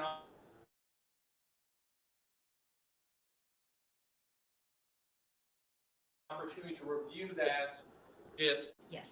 Represent the contents of that portion of your body worn camera? Yes. Your Honor, at this time I'd like to move what's been marked for identification as states H into evidence. No objection to any of those coming in. What was pre-marked as states H will be received without objection as states 5.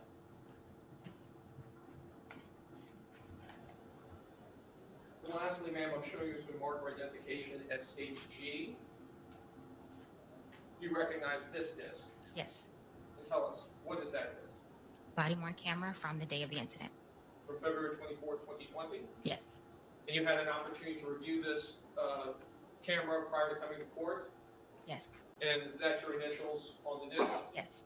And it fairly and accurately represents your conduct on the body worn camera? Yes. Deal. Your Honor, at this time, I'd But like I to might move break the you. mark for identification of states G into evidence. No objection. Thank you. What was pre-marked as states G will be received without objection as state 6. I need to get a new chair for in here.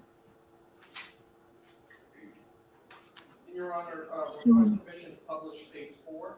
You may. Your Honor, may we dim the lights and use the overhead projector? Yes. We're getting to see the body cam. Get comfortable, guys. Oh.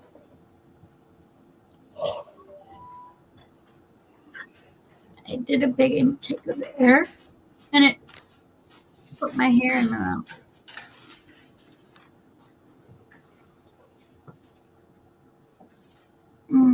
That would feel so good.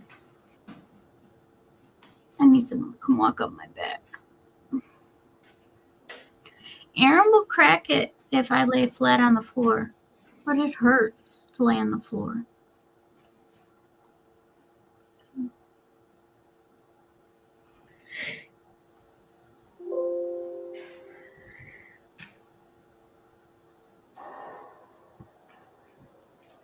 Hello there. Hi. You live here? I'll talk to you guys get some information. That's my, the property manager. I don't know if I should go tell him really quick or just wait going on? Where's he at? He wants that in. Oh, don't worry about that. We'll take care of that for you.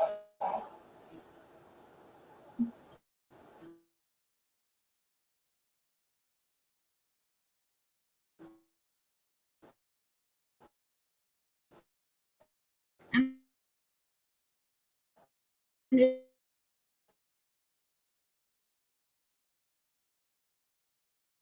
just gonna sit back and relax for a little bit, guys. My back is killing me. 1 second, okay?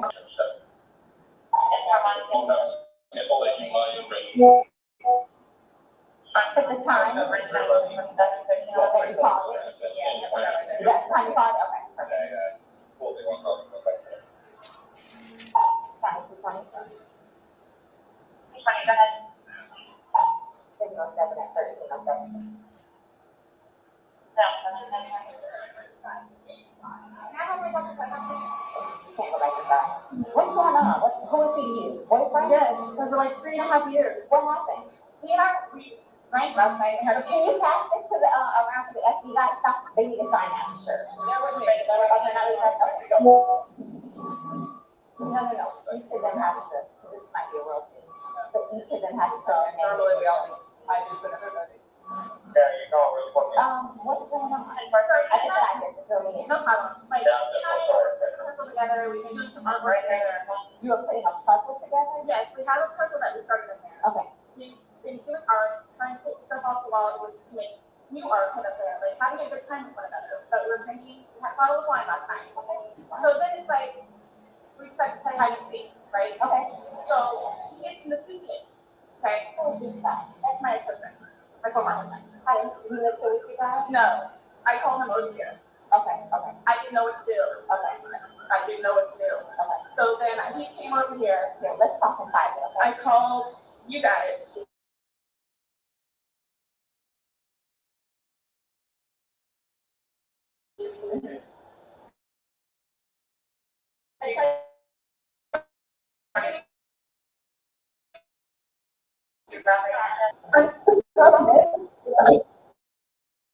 This morning, when I found it before you called. Yeah.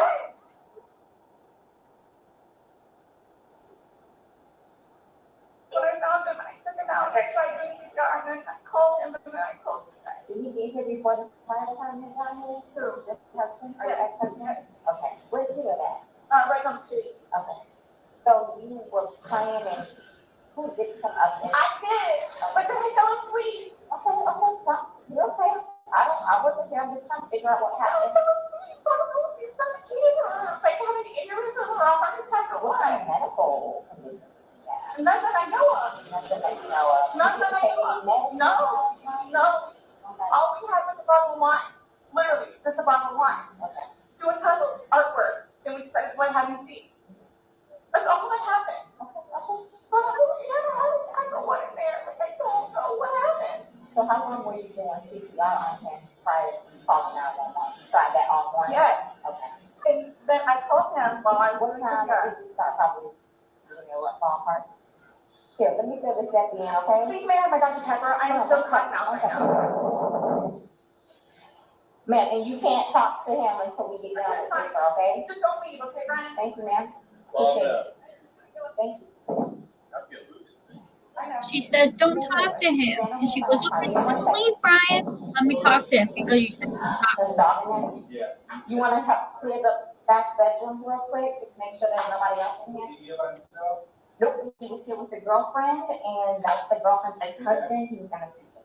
They were playing hide and go seek, is what she said. Trigger warning, you guys. I do not know what we will see here. Yep. So I'm gonna go ahead and start making phone calls. Okay, go ahead. What do I do with this dog? Because I don't want him to mess with. Here, come here. Oh, perfect. Okay.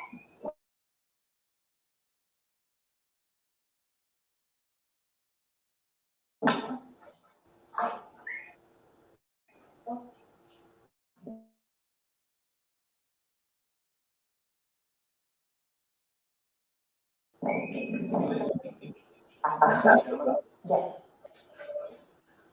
Thank you, Robert. Thank you, but just want to make sure. Put my door on. Orange County. There's something. This is new.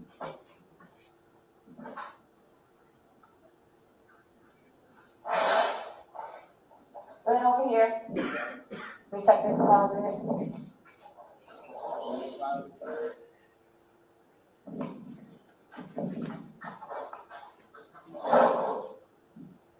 It sure does.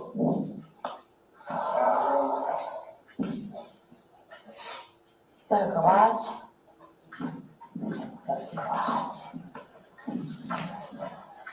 It's really spacious in there. All right, I guess we're gonna have to set up a crime scene now. Oh,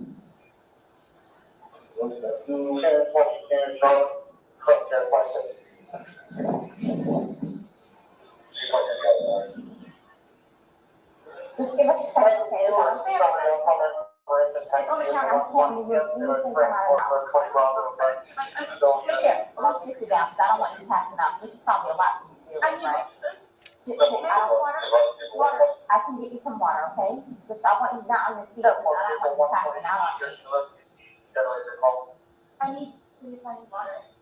Okay, I'll get some for you.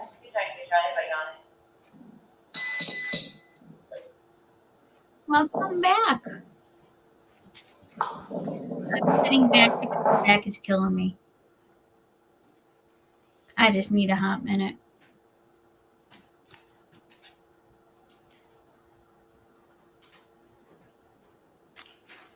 Your Honor, request permission to publish states 5. You may proceed.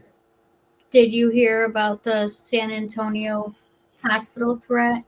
It was a guy that was in there and was mad at his treatment he was given, so he called them and he quote said he was going to go Uvalde on them.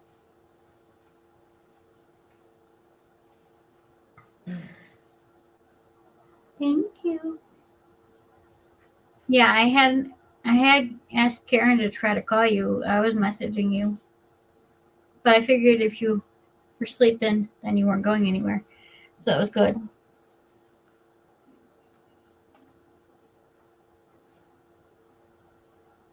I wish I could. Let's go ahead and start making the call. Yes, could you go ahead and give me his last name, please? Spell it for me. Torres. First name?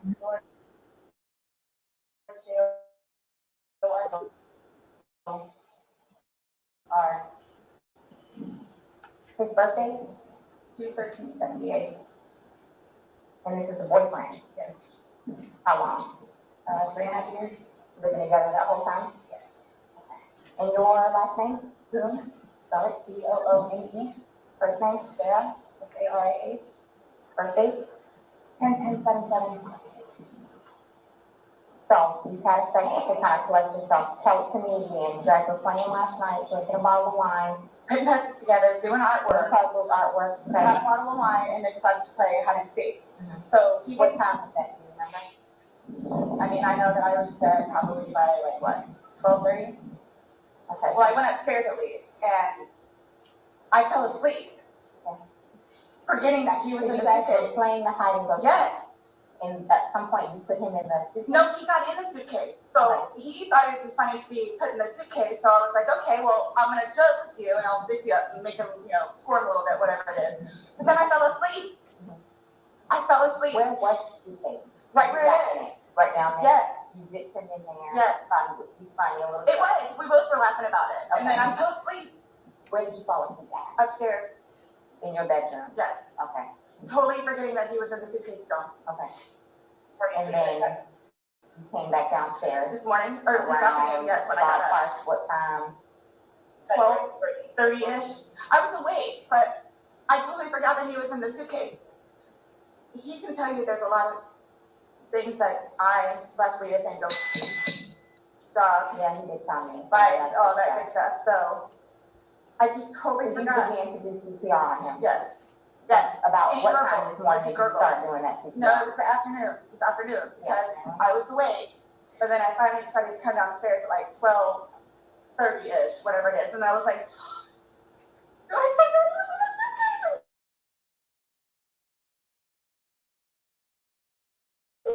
It wasn't moving. Nothing.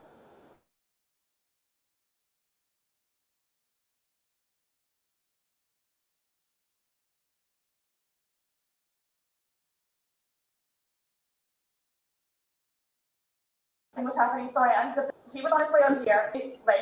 Air was. You had to do CPR. You doing that on your own? Yes. Okay. And then the person that was on the phone with me also, I counted with him doing. And he's got no medical. He doesn't take any medication. I don't know.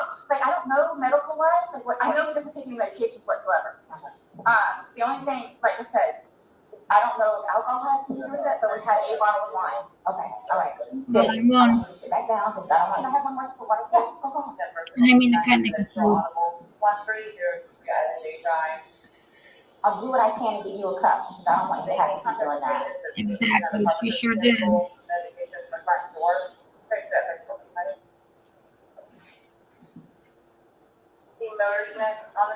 The cups are like right there. Okay. Right here. Don't talk to the ex-husband right now. I don't. Can I have a cigarette, please? Ma'am, I can't take anything out of the house. It's on the back porch. Nope, all of it secure, okay? I'll try my best to get you what you need, okay? Maybe one of these days you'll have a pack from someone, sit down and I'll try and get you what you need, okay? Just cut. Okay. I don't want you on your feet.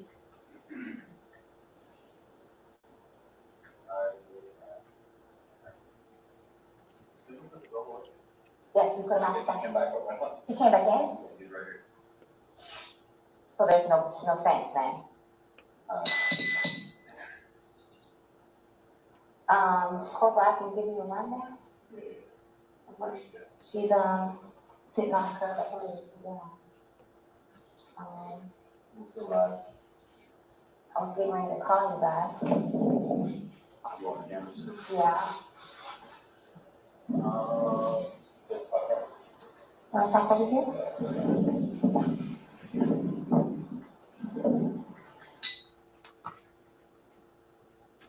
Your Honor, request permission to publish State 6. You may do so.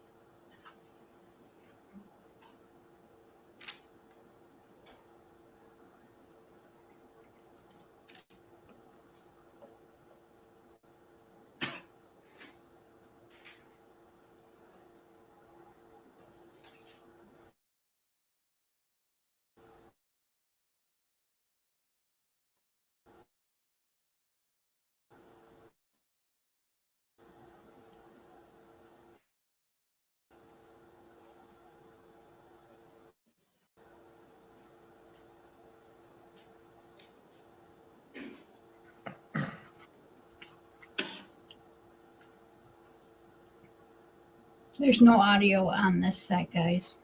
They turned the audio off on their body cam.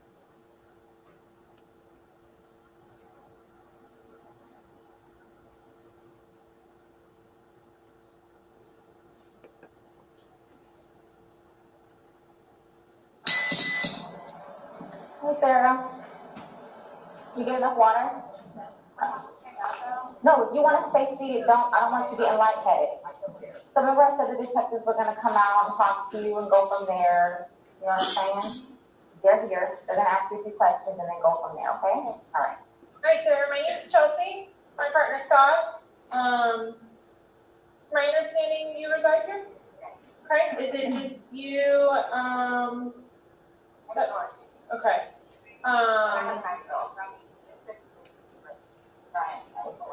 Your former husband. Okay. But you reside here with George, and then your son lives with you, or lives there's 50-50. Yeah. Okay. So from what has told me, she explained last night that you guys were drinking a bottle of wine, and around midnight, you decided you guys. Okay. You guys decided to play hide and seek. Well, we were playing hide and seek, and then Was your son home at the time, or okay? no, with mine. It was fine. Okay. Decided to play. We just did it like that. Like we were putting puzzles together. We were doing artwork. You can see the puzzle that we finished in there, and then the artwork, and then decided to play hide and seek. Okay. So he decided to get in the suitcase. So I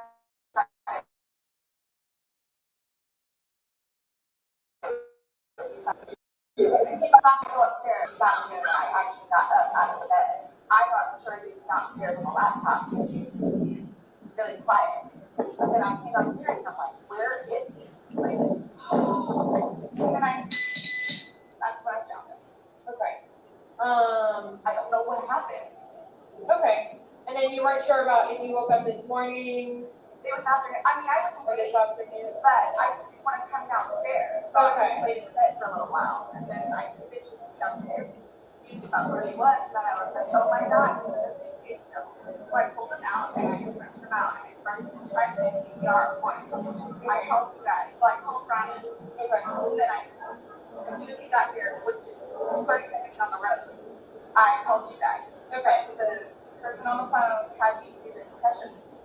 So I count what's happening. So you guys shut up. Okay. And so as part of our investigation, we obviously have to go inside the house. We have to look at things. Are you okay with us going in the house and looking at things? Okay.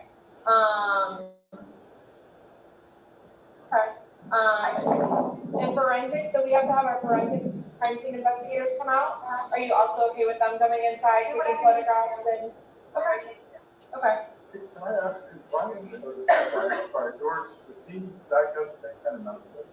Not that I know of. Not that I know of. I don't know. I mean, it doesn't take drugs. I mean, I'm happy to see him on a wine here and there, but I don't know. That would be my next question. So you guys don't normally drink, you just drink once in a while, or? Well, I'm gonna say like, okay, I guess normal drinking is like, we will have like a glass of wine or two, like when we're cooking dinner, or here, and we'll say, we're getting with them, we'll be right there. But it's not like. How many beers a day is? I don't understand though, like, for the little bit that we had, like, not having, like, I don't know if they had a heart attack or.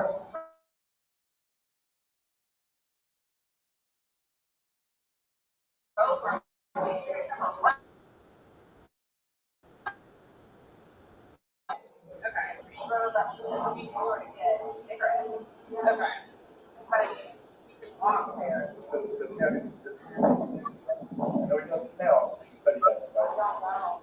As far as you've ever done it, you've never seen them? No. I mean, he's from Philadelphia, and he grew up in Philadelphia, and then he went to Massachusetts, and then from Massachusetts he came down here. So I don't really know, like, a whole lot of, like, medical history or. How long have you guys been together? Almost 4 years, like 3.5 years. You guys been living here the whole time? Yes. You've never been to the doctor or to the hospital during that time? He and his brother got into a really bad argument at one point and had facial reconstruction. But he had been in the hospital from that, and then I talked him into going to see like a regular physician to get just like a regular like checkup thing. Yeah. But there were no red flags. How long ago was that? The surgery or the doctor? Oh. The surgery. I think for us at this point, like 2 years was probably a good 2 years too. Okay. And the suitcase is still in there? Yep, always.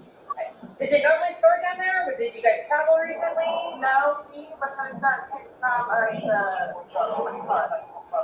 donation in there, so that's why it's out? Yes. Okay, you guys did recently travel somewhere and like that? After you zipped them up, did you move the bag around and that's what you or you just zipped it up and walked away and out? We're laughing about it, but I went upstairs and I fell asleep. But what position was he in when you went in? Was he sitting on his rear end and his head up and he just kind of No, okay, so like this is the suitcase. Right, this is his head and then right here. So he was laying on his side? Yes. You just closed the flap and zipped it around? Yes. Okay. I moved our plane. I understand this, okay. So he said that I needed to tell you guys about his family. Like, who do I talk to about that? We're gonna do that once we walk through and see. Yeah, we're gonna. I'm just telling you, like, It's gonna be. I'm afraid for my life. I want you to know. I'm afraid for my life. His family has never liked me. I'm the blue-eyed white devil, what they call me. So they've never liked me. They've never taken me in. They've never accepted me. I'll put it that way. Have you called any of them? We talked to his daughters yesterday. No, I mean, like, about this. No. Okay. So no one's gonna know until we will be making that notification. So it's, okay, well. Yes, they're down the road. They're going to tell me. His kids are going to tell me in Philadelphia. They're going to tell me. This was not intentional. Okay. They're not going to understand that. They're not going to accept it.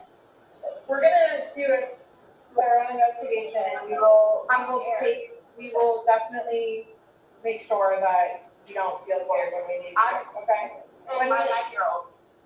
Or he's at school and he's with your husband. I know, well, Your husband said your ex-husband said all you have to do is get their attention if you have a question you need to talk to us. He's standing right there, she'll be right here. yeah. Okay, but when you guys tell me, like, so you're telling me, like, He won't call whoever it is without telling me, right? I mean, I have all their phone. We're not calling, we're not making phone calls, we're actually gonna speak to them in person. We It'll be are. later on. It'll be later. Prior to us making any I'm calls. not gonna be here. They're going to tell me. We'll address all of that, okay, before we leave, okay? This was, Okay? Okay. thank you. Just stay seated, okay, Sarah? I know you're panicking, okay? Just relax. We'll come and talk to you. We'll keep checking on you.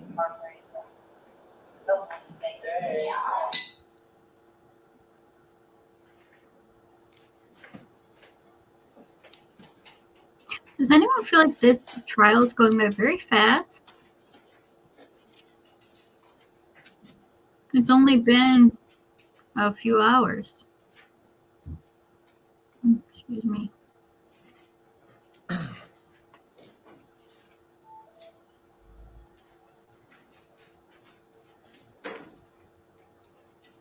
While you were at the scene, did you also make contact with Brian Boone?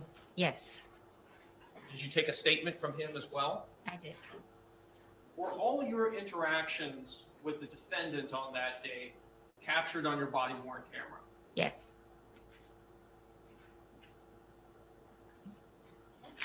I have no additional questions at this time. Thank you. Any cross-examination? No questions, Judge. Is this witness released? Yes, Your Honor.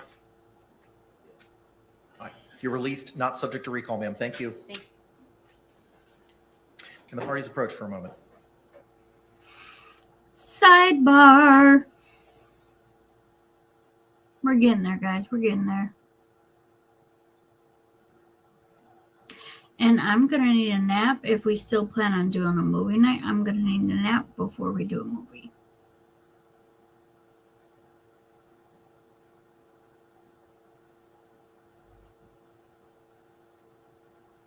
It's like I got myself a little bit of sleep, and now it's reminding me, hey, don't do that to us again and start not sleeping again.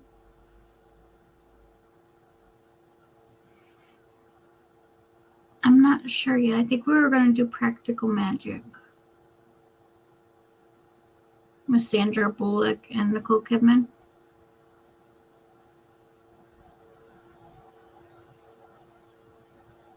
Okay. Yeah, I'm not 100% certain. But whatever we're going to do tonight, I need a nap before we do it.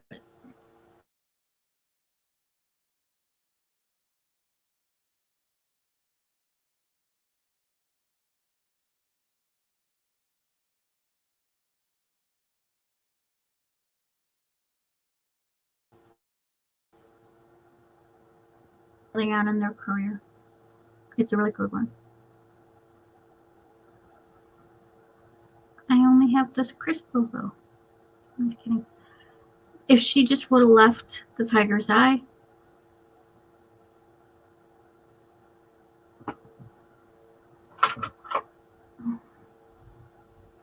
Just leave the next, Julie.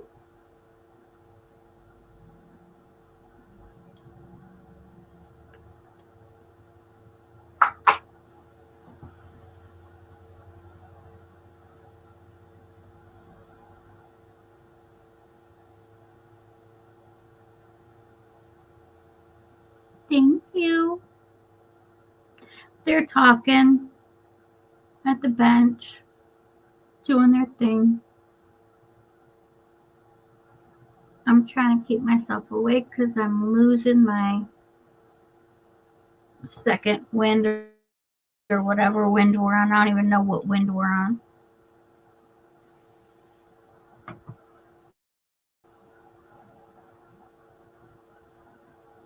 No, she was not convincing at all.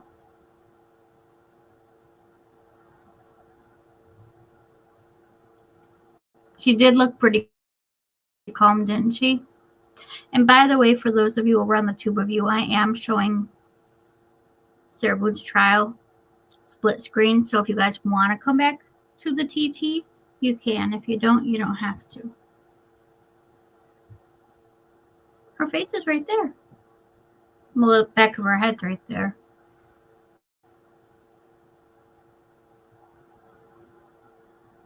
I wonder if she looks at herself and thinks, I really messed up, and how can someone even believe her nonsense? It's when they play that interrogation that there's nothing you could do to pull me away. I want to see every damn second of her, and I wish we could see Gary's reaction. Members of our jury, it is 3:21 at this time. We're going to go ahead and take that afternoon regularly scheduled break. I'm going to ask you to come back here in 15 minutes at 3:37. Wait, because that's Similar instructions that I've given you previously. Please don't just conduct any independent investigation or research as the person, places, things, or charge involved, and do not have any discussion. Blah, blah, blah, blah, blah, blah, blah. Oh my God, they're not back yet. I was really hoping we would skip the afternoon break. I'm tired. Okay.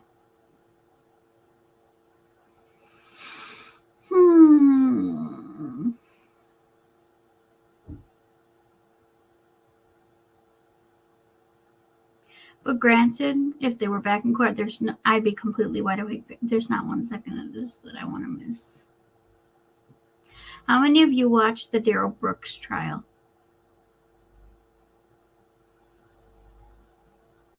Out of Wisconsin. I know, right? I have a lot of those.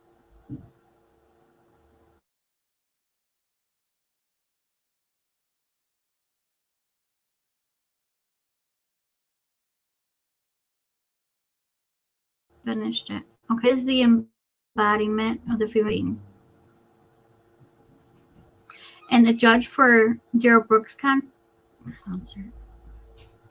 for Daryl Brooks trial, he had an amazing judge, but I found a new favorite.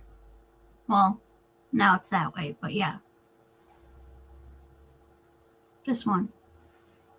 Oh, good. I see someone's head. They're coming back in. I do need to get up and walk around, though.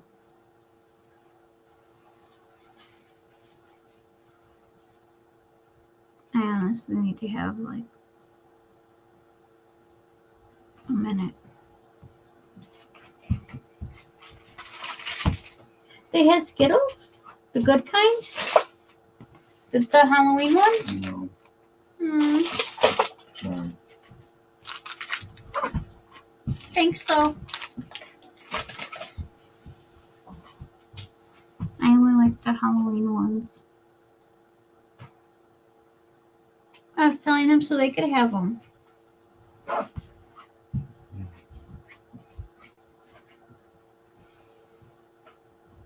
I don't know my feet, if my legs can hold me up right now. I'm hurting so bad. The Halloween Skittles that they make, because they're sour too. Those are the ones that I like. I don't care about the regular ones. Like, they're okay. I like them enough, but I love the Halloween ones. I need my back to pop. All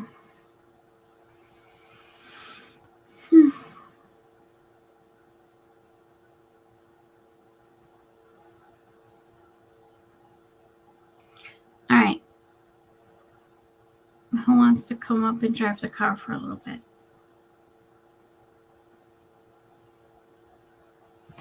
I know I picked a really bad time.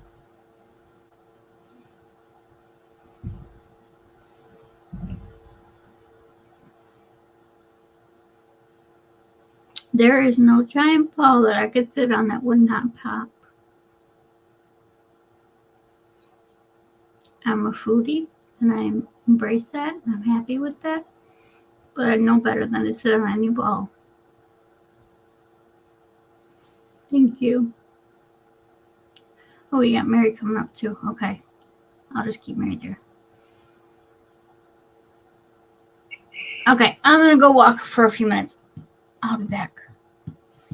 So you guys get to watch us watch ourselves. It's coming full circle now. I have one. Yeah. Okay, I'm gonna mute you, Mary, so they don't have to listen. And you don't have to worry about not saying anything. So that way you can still do whatever you're doing.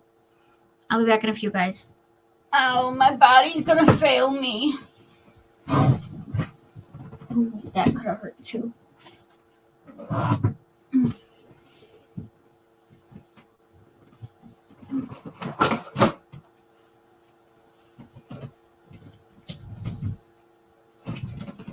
Don't worry, the sound is on, so when they come back in, you'll be able to hear it. Oh, my old body. Hi, baby girl.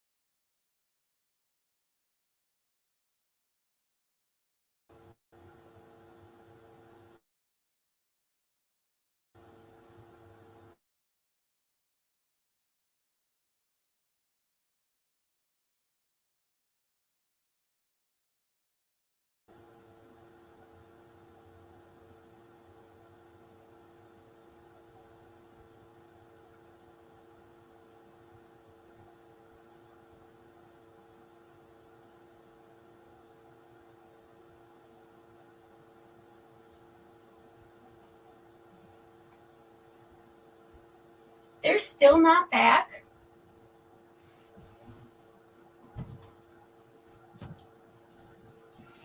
That's what happened to the clip.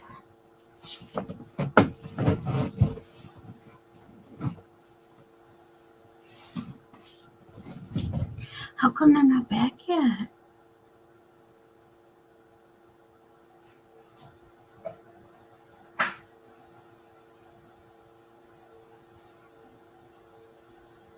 Wait, what happened with the ghost? How many slices do you want? Just one.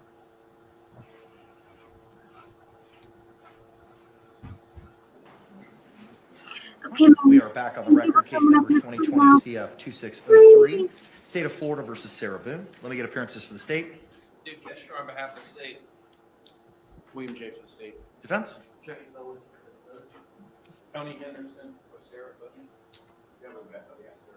All right. Ms. Boone is still seated at counsel's table, wearing the same black suit and pink blouse from this morning. State, anything we need to address before we bring back in our panel?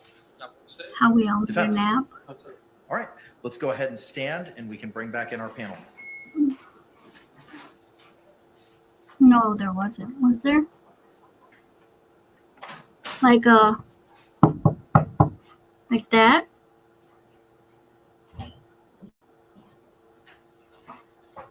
Are you sure it wasn't Aaron walking by the room? But if it was just before I came back in, he was with me in the living room.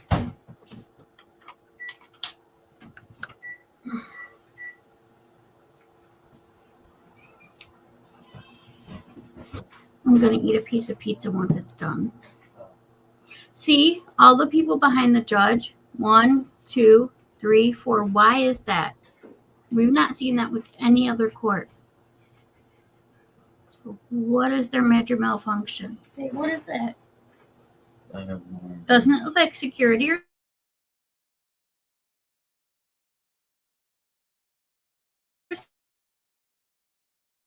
something? I think it's security, but I have not seen that. I don't know You may if be seated. it's like representative. Agreed, Cat. State, do you recognize our jury? Or, Defense, do you recognize our jury? Again, if you could please raise your hand, showing that you complied with the court's maybe you're-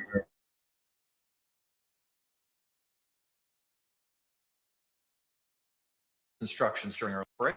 All right, So they're record not- Okay, before I came back in, or like really quick, but I'm here for commentary value. Hey, thank you. They said that they heard a knock. They don't know if it was the ghost. Right before I walked in the room, I brought in those photos. 5 to 10 seconds before I came back in.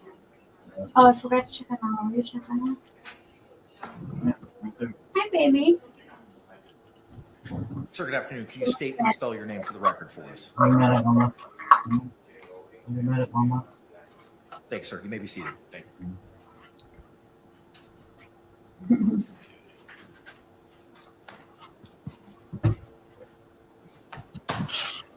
Ignore my eating. You may inquire, sir. Good afternoon, sir. Good afternoon. Tell us, who is it that you work for? Orange County Sheriff's Office, And what is your position with the Orange County Sheriff's Office? Deputy Sheriff. How long have you been with the Orange County Sheriff's Office? I'm going on my 16th year. Prior to working for the Orange County Sheriff's Office, do you have any previous law enforcement experience? I do. Where was that? I first started my career with the New York City Police Department, And how long were you with the New York City? Okay. about 10 years. And what was your position with the New York City Police Department? I was a police officer. And at the sheriff's office, tell us what are some of your duties as a deputy sheriff? Respond to calls of service. My primary function is the school resource officer. And is continuing training a condition of your employment with the Please. sheriff's office? It is. Tell us, how is it that you became involved? Nice, good piece. I was dispatched to this location. And what was this location? It was located at 4748 France Lane, apartment number 3. And is that here in Orange County, Florida? It is. And when you responded to that location, who did you first come into contact with? I came in contact with Miss Sarah Boone. Yeah. Do you see Sarah Boone here in court today? I do. Could you please point to her and identify an article of clothing she's wearing? The lady sitting in the middle with the black blazer. Your Honor, may the record reflect that the witnesses identified the defendant? Record will so reflect.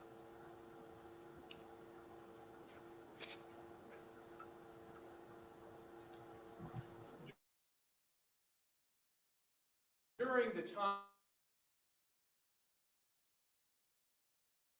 that you were on the scene, did you have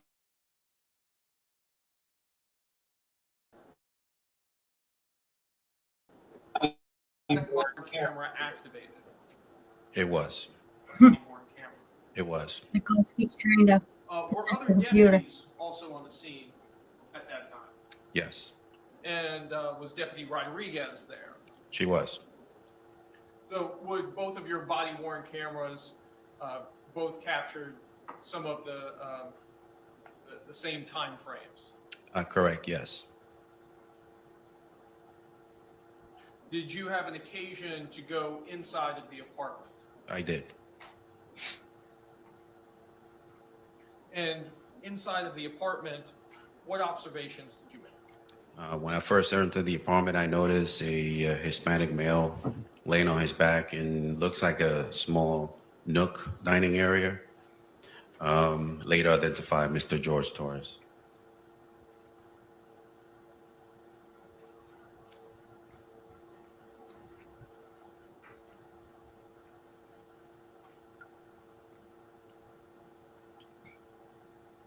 Your Honor, may I approach the witness who's been previously marked for identification as states K and been shown to defense? You may.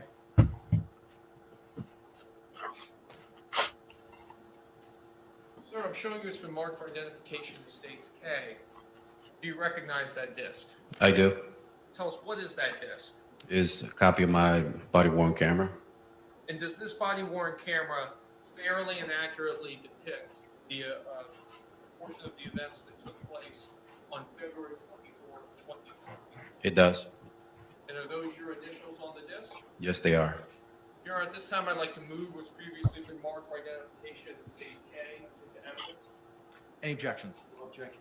What was pre-marked as states K will be received into evidence without objection as states 7. Your Honor, request permission to publish. You may. Madam Clerk, you do. Now we gotta watch all his body cam too. Trigger warning. I don't know what that will show. If I have to hit the camera away, I have to hit the camera away.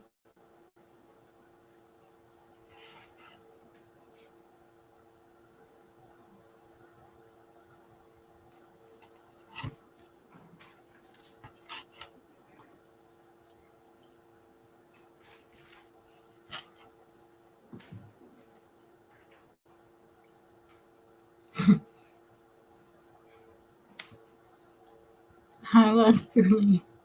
Thank you for the follow.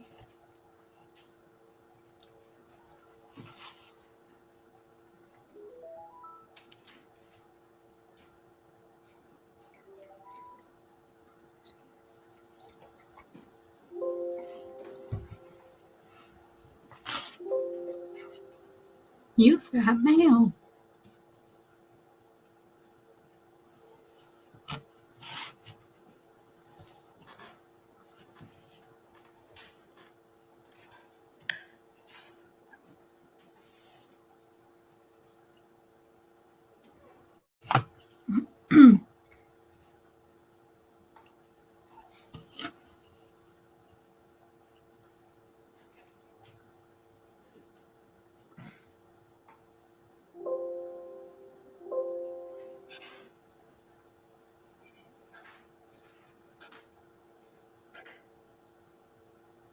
I know, right?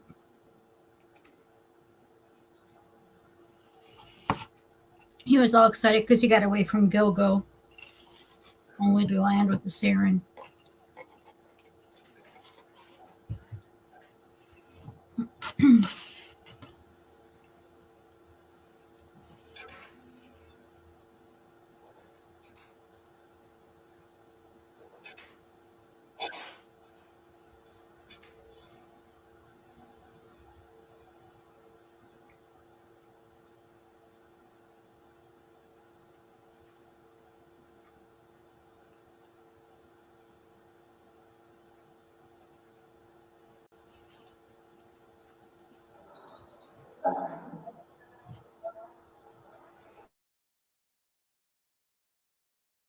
Why is there a Gatorade in their bush?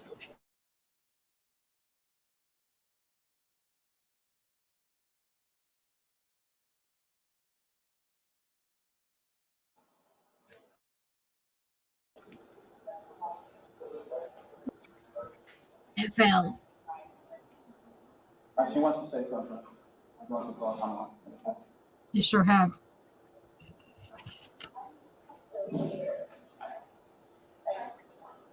Don't know anything though, like why or how? So that we will not know the answer to that because we're not. So we're gonna go to the office and they'll have what's called an autopsy. Yeah, that'll be first thing tomorrow morning. I'll know a lot, hopefully a lot more tomorrow morning as far Probably as is.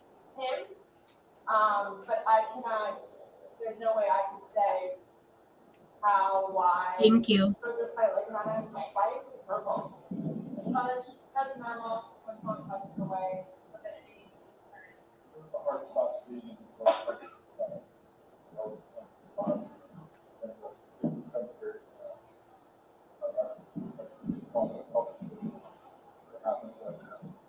I'm like really scared. I want you guys to know that. Wow. They're seeing us there in the natural element. You'll have plenty of time to leave or do what you need to do. Whatever you need to do, okay? That's what Eric's got too. But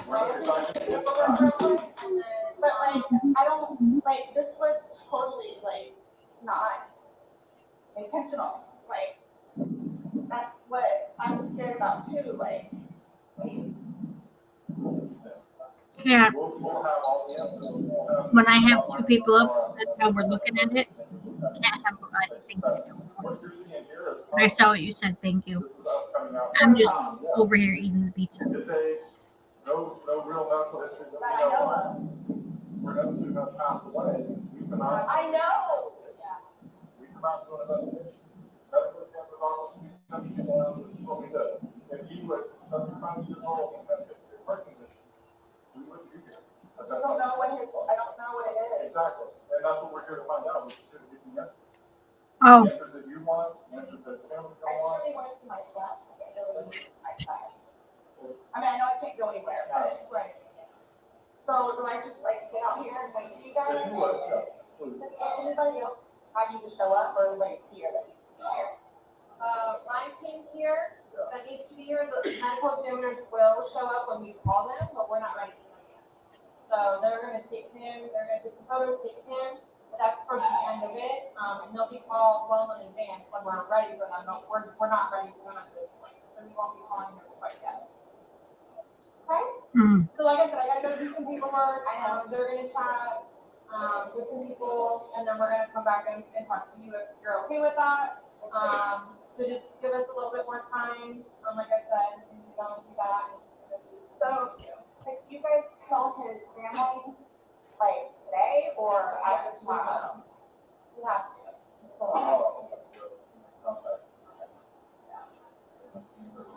Our investigation is pretty much complete here.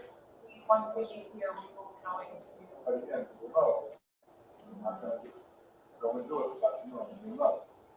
Talk to you about it, anything like that. But how, I mean, I understand what you guys and how you do it, and, you know, so, but, like, what are you telling us? What do you tell his parents? Like, what's the reason as to why? We tell them what we know at that point. We tell them the truth. that we're gonna be waiting for the autopsy results, and I will get the autopsy in the morning, and hopefully the doctor will be able to give me some of what they think and see. Their number, they can contact them. I know. But yeah, they're gonna know what we're here, Yes, she what did. we're investigating, and She called her that expert. we're still, they're gonna think I failed them. They always have said that. They've always have said that. I told you because I'm the blue-eyed white dragon, that's what they call me, because they don't want him with me. So he's basically just not really been around his family because he chooses me over them. Even after I encouraged him numerous times to go there and see his family.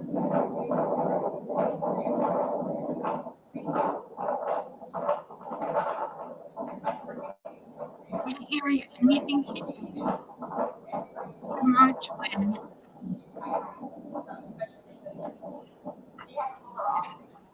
you have somewhere safe that you can go tonight? Both my parents are deceased, my grandparents are deceased, my aunt and uncle are deceased. I got nobody.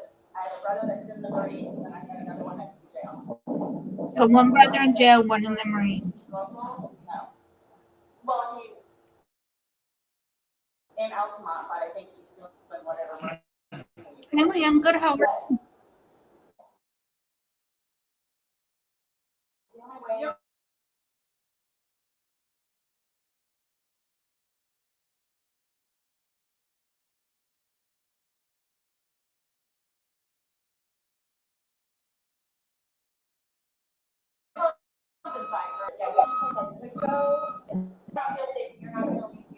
We do know that she had something in her system that she breathed in. Fentanyl. gotta be a funeral, right? That you're talking like days and no, I'm talking right here, right now. So let me do my investigation. Let me go do this paperwork that I'm talking about because we can go back and forth about what it's like all day long. So I promise we're not gonna leave here for you and you not nothing. Right? Please. I don't even know what to tell you. It's okay. Just take a seat, have some water, give us a few minutes, let us do our thing, and we'll be back to talk to you, I promise, okay? Thank you. Thank you. Yeah. Okay.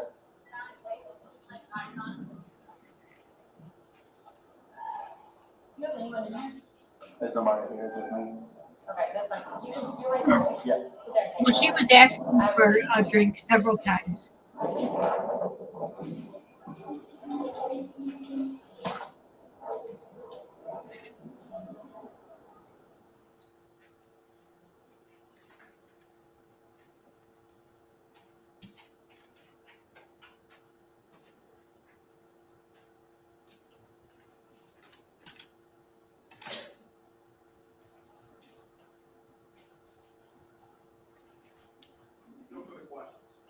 you. Any cross-examination? No, sir. Can this witness be released? Yes, Sean. Yes. Thank you, sir. You're released, not subject to recall. Thank you. Thank you. He got lucky.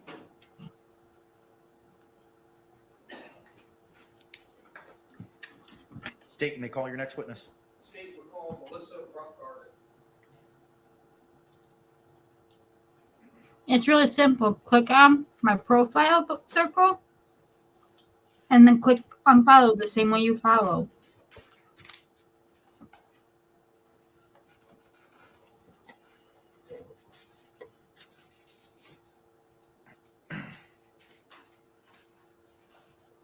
All because I'm having a piece of pizza. That's kind of rude.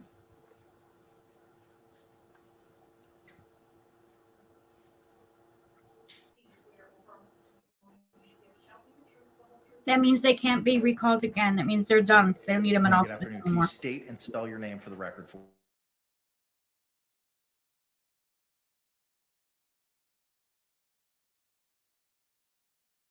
us?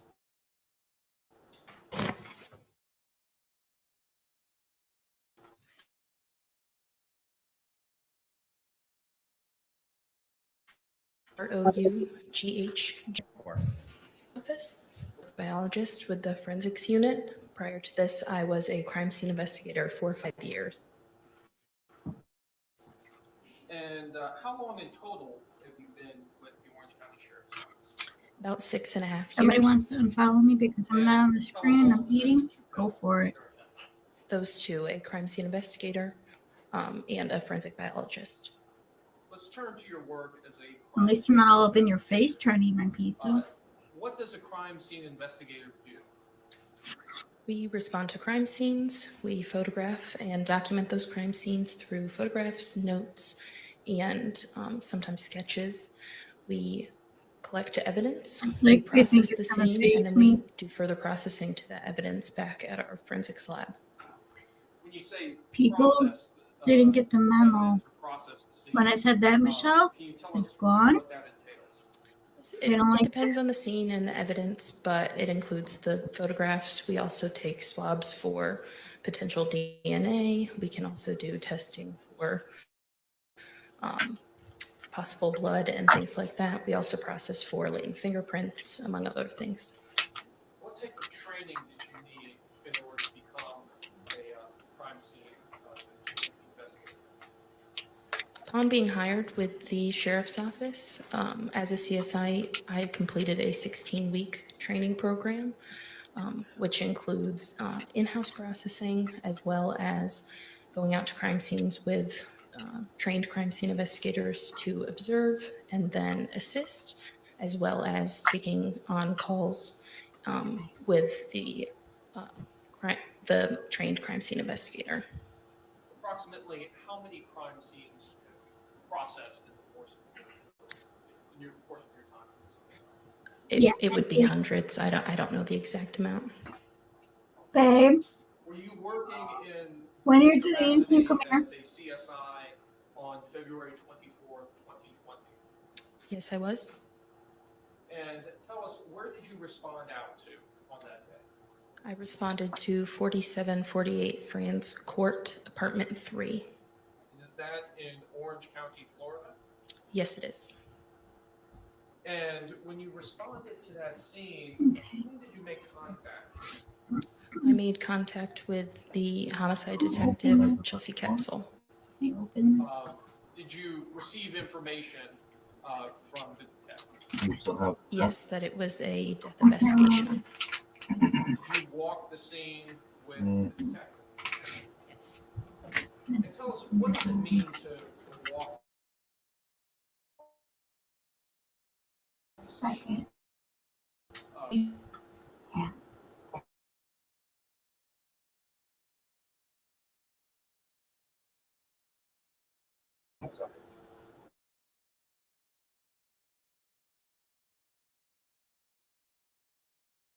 Go into the scene and discuss what we.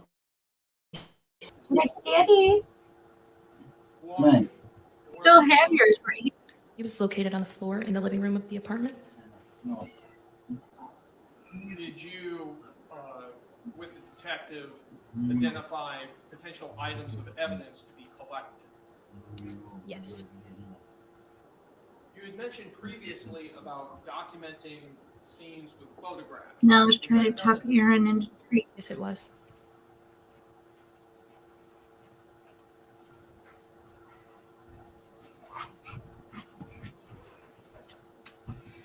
You may marry, have to get cashews. My bad. Sorry, not sorry. Someone asked how to unfollow me. The same way that you followed me. So silly. They're missing out. Oh well. Ooh, we should do a Daryl Brooks tomorrow since it's the weekend. We have to go see Mom and Dad this weekend. We promised Dad, remember? He was rude. Okay. I forgot about that. Okay. Need to make sure it's okay with them. Mm-hmm. Did we do Wisconsin last week? Washington. Wait, was it last weekend? Was I here last weekend or was I in Wisconsin last weekend? Can you take a look at the Yeah, we have to stand go this weekend. to yourself and tell me if you recognize the items contained within State's Act. It doesn't mean we can't still do one day on Maybe. this one. No one's stopping you from pulling a chair up and joining us now. I'm eating stuff. Okay, sorry. Yeah. I keep forgetting that this is right here, and if I move too much this way, I knock it. I'm getting used to the setup.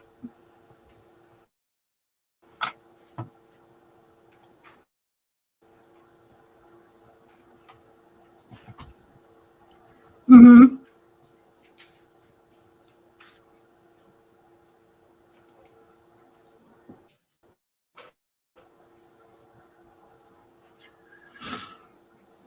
Who?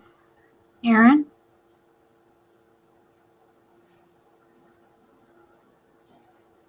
He walked away. He's in the room.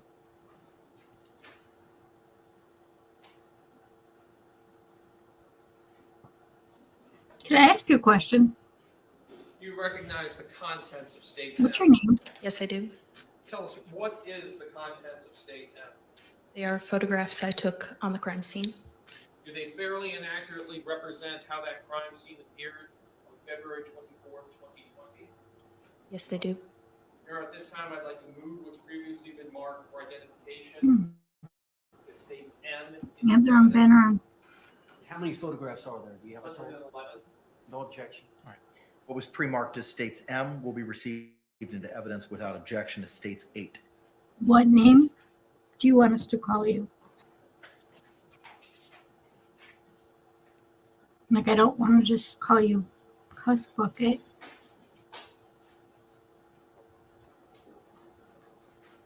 Unless. Your Honor, request permission to publish. You may.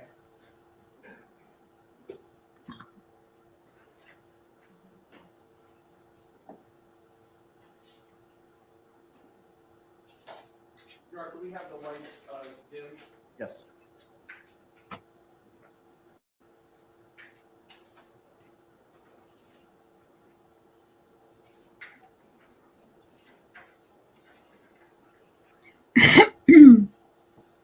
I mean, no disrespect. I just want to know what you prefer for us to call you. So I don't just call you that if you don't want to be called that.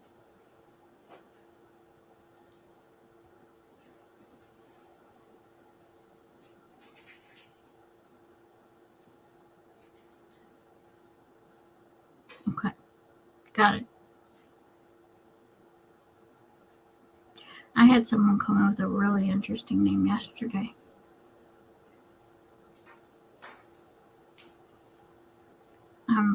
Don't know why I brought it up because I'm not comfortable even repeating that one. But yours is great. Publish part of State's M. Picture. Let me go back to that screen. Tell us, what is this? This is the front door to the residence. Don't worry. I won't. I'm a foodie. I love food. Clearly. I would never. It's a serious offense. This is also the front door of the residence, just a closer image to the door.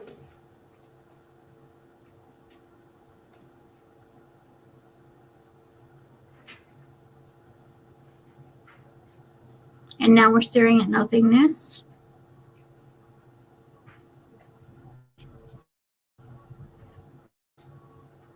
Exactly. Exactly.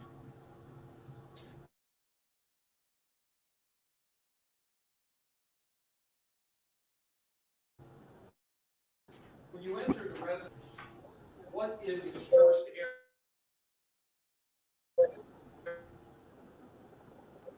area?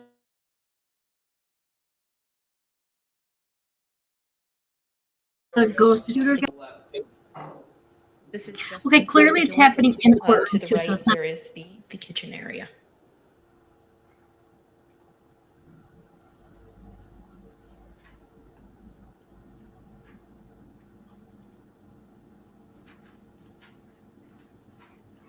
what the hell they're doing out on the street, but it's getting loud.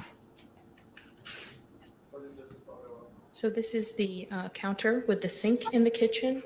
And there's also the open area just above where you can see into the living room.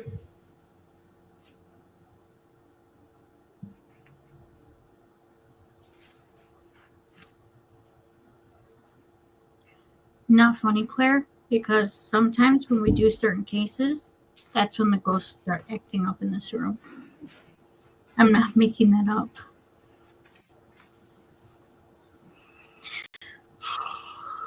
Showing you State's composite Now I'm wondering. photo 19. Yes. What is this? This is a hutch inside the kitchen. You can see in the background, that is where that first photo of the kitchen was taken. So that's the entryway.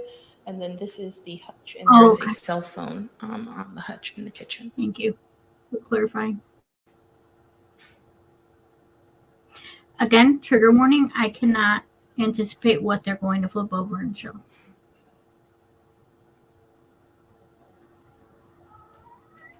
Come on, baby girl. Showing you State's 22. What's the matter, honey? This is the trash can in the kitchen. You can also see the hutch we were just looking at there on the side. My kitchen's not much bigger than theirs. State's 23. This is the contents of the trash can. You can see 2 wine bottles on the top of the trash. Did you also Those are find some receipts big in the ass trash can as bottles. well? Yes.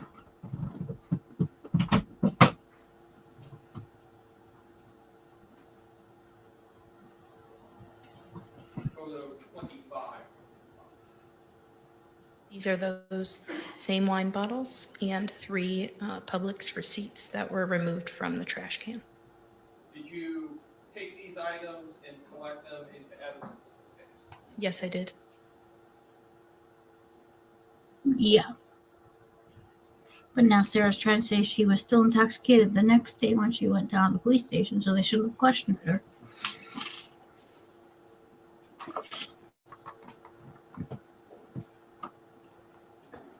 Should we try this again?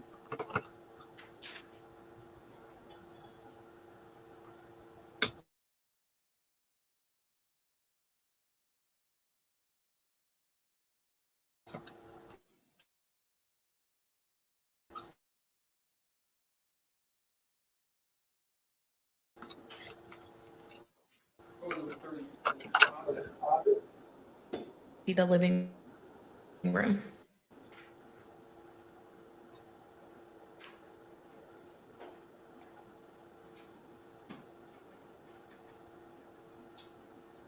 Photo 35 from the composite.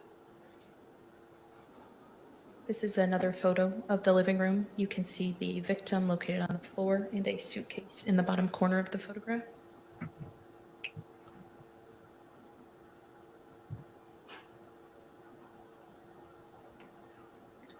I can't change what they show.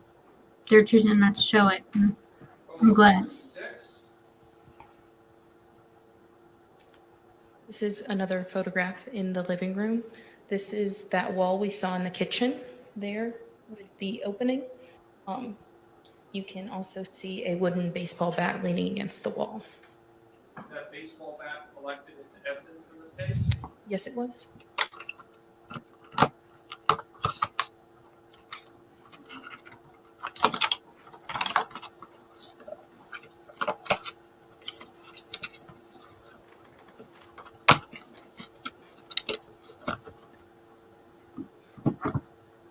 Photo 38. This is, excuse me. This is also a photograph of the living room, just the other side of the room. I don't see a puzzle.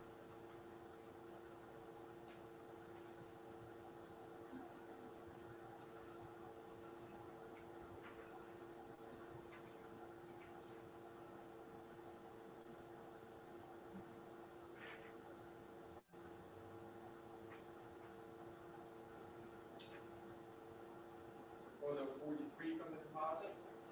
Yes. This photograph was taken in the living room. You can see the stairs leading to the second floor.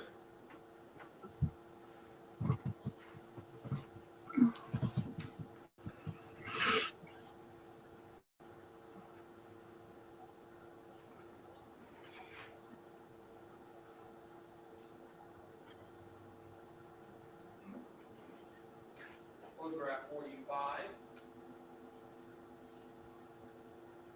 This is a photograph of the living room just from the other side of the room. You can see the front door in the middle back of the photo.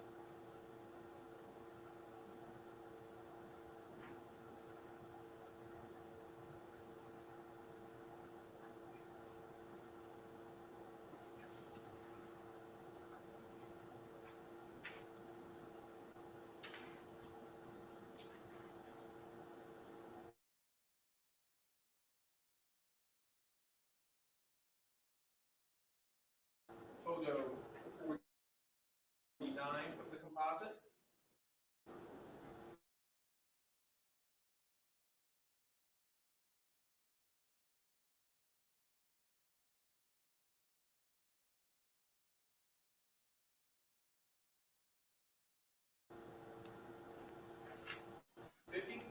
On the Photograph 51. So was George. He was 100 pounds. This is a close-up picture of that same zipper. There is no zipper pull on it. It appeared to be a small wire of some sort, the pink wrapped around the zipper.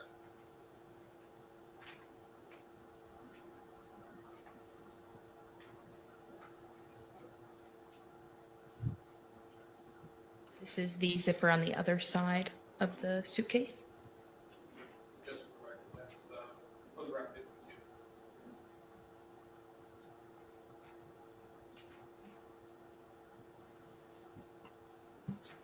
States 53 from Can't see it. The close-up image of that same zipper. There is also no zipper pull on that one. This small, clear little ball. No idea what it is. Photo 54 from the composite. It just appeared on my finger. This is the contents of the suitcase after just lifting the lid.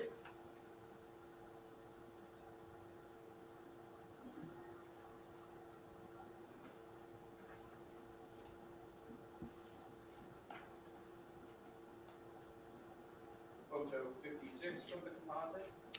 More of a close-up image of the items. There were miscellaneous papers and paperwork, some clothing items, I don't know. and apparent blood inside the suitcase. What items, what apparent blood? It's completely clear. It was observed on the white cap and a necktie, and there was also visible blood just on the interior of the suitcase. Photo 57 from the composite. The contents of the suitcase, but you can see the white cap more clearly and the blood observed on it.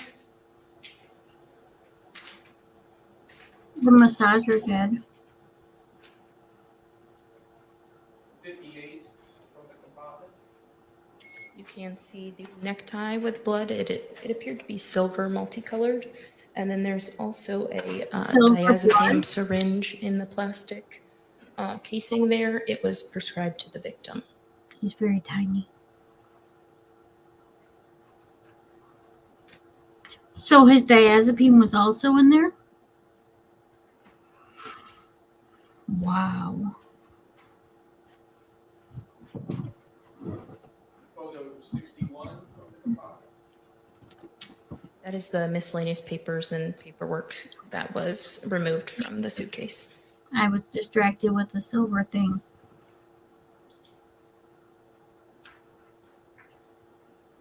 Photo 62 from the composite. That's the suitcase after all of the items were removed.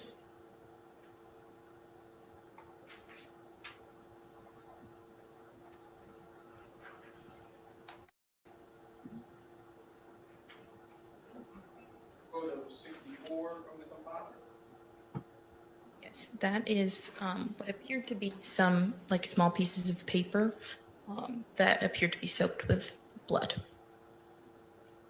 Is this inside of the suitcase? Yes.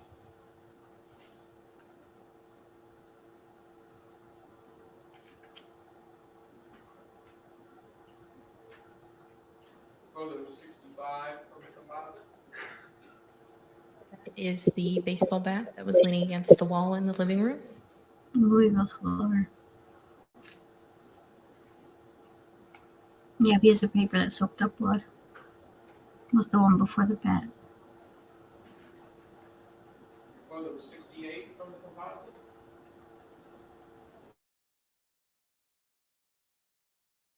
This is back to the stairs to the second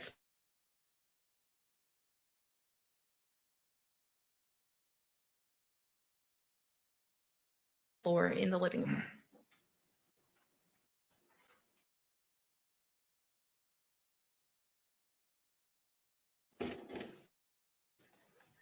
Photo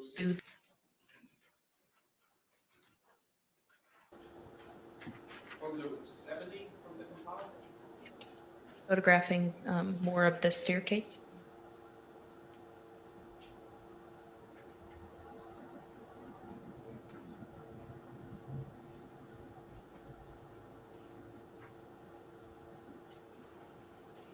These are the steps leading to the second floor before I proceed up to the second floor. Photo 71.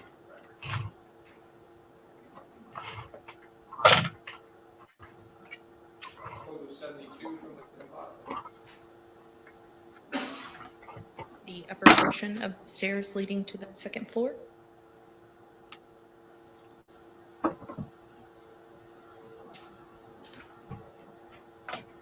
How many bedrooms were on the second floor of the unit? There were 2 bedrooms.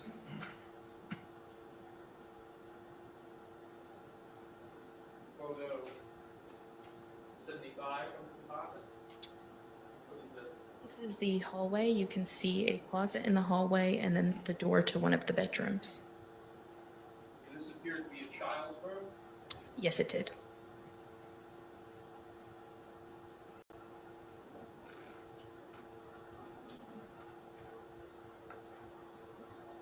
Photo 79 from the composite.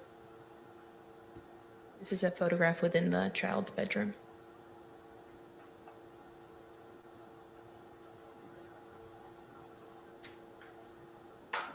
I'm gonna fight my wrinkles before they fully form.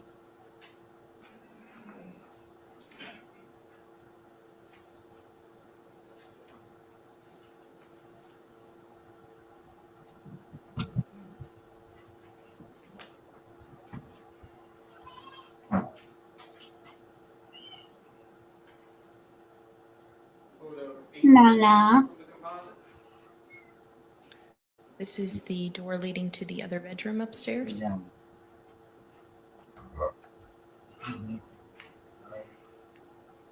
Did this other bedroom also contain a bathroom? Yes, it did.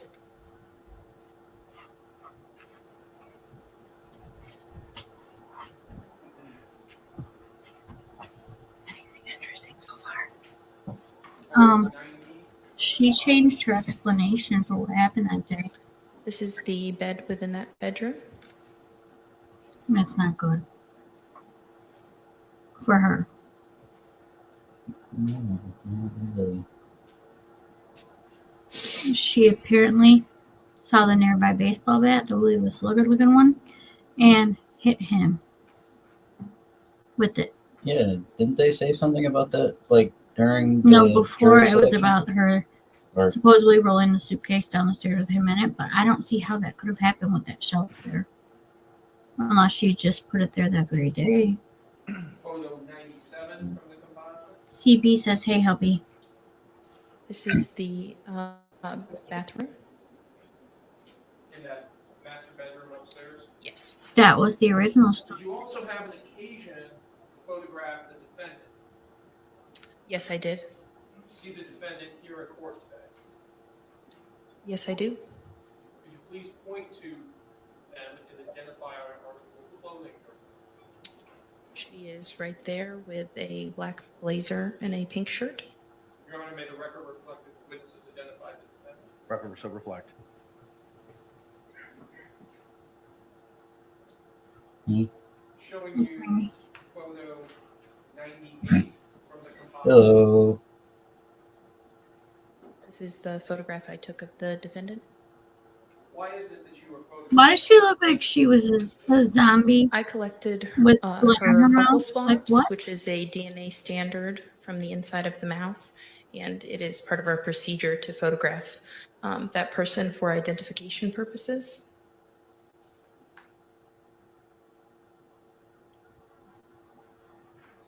I've got so many questions. If that was the next day, You also document the rest of her body as well at that time. Yes, I did. Publishing photograph 101 from Stacy. yeah.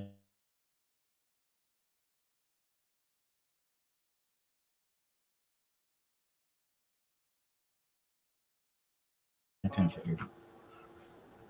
This is a photograph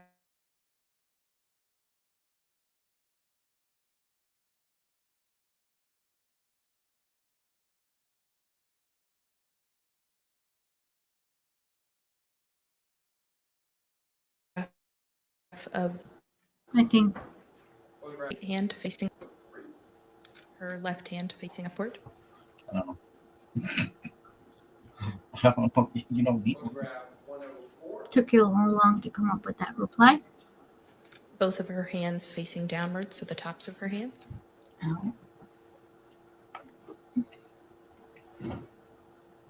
My back hurts. Photograph 105. This is her right hand facing downward. Sorry. Sorry. Comes out. I can't stop it. I totally did, Jody. 106. And her left hand facing downward. But it was around her mouth. Maybe it was just a play of light.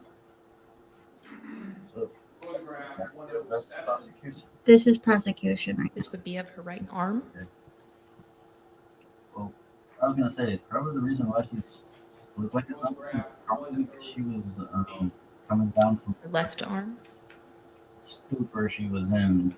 A wine-induced one. A lot of wine. Photograph Yeah. 109. So she was probably hungover. Her right arm with it facing upward.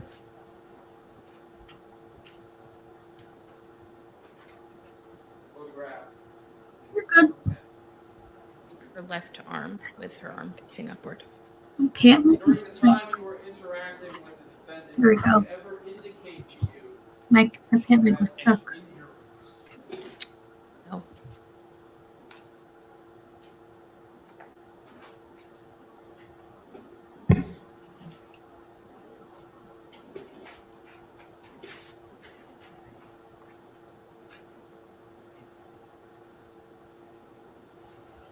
You had previously testified that you also collected physical items of evidence from the home as well in this case.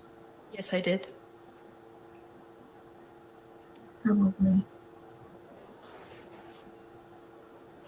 It's so weird to turn my head and see my face. It's weird. Your Honor, may I approach the witness who has been marked for identification as State C and been shown to defense? You may.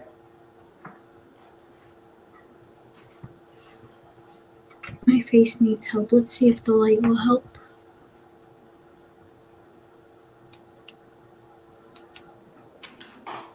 Ma'am, I'm assuming it was been marked for identification as State C. Can you take a look at that package for me?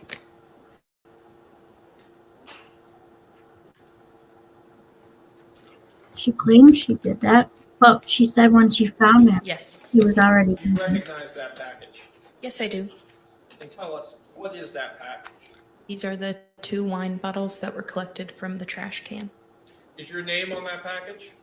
Yes, my name is on the Orange County Sheriff's Office evidence label that I filled out, and my initials are on the evidence seal from when I sealed the package.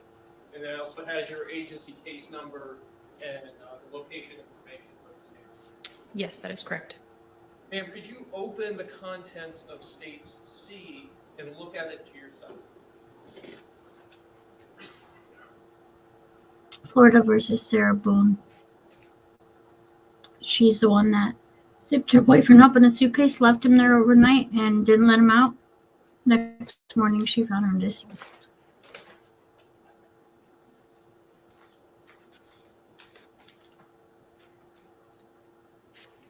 Yeah.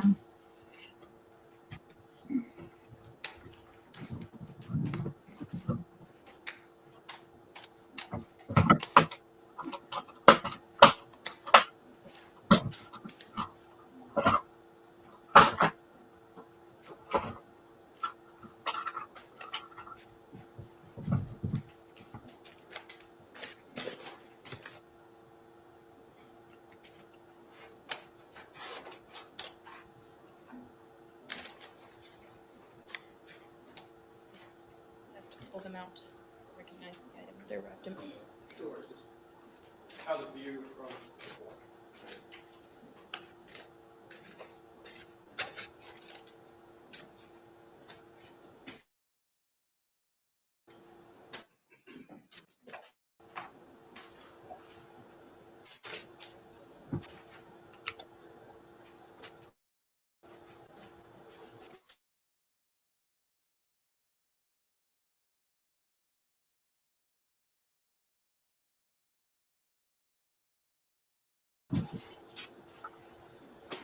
Who's this?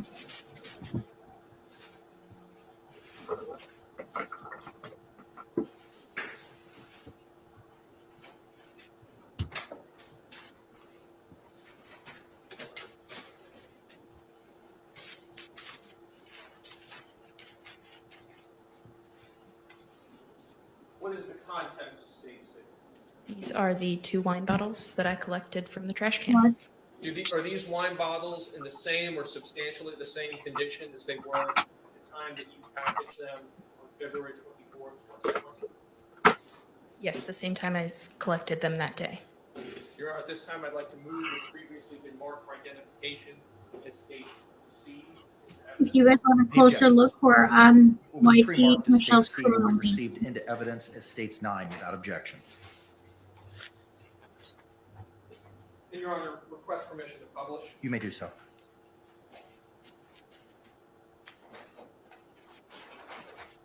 You can unwrap them now.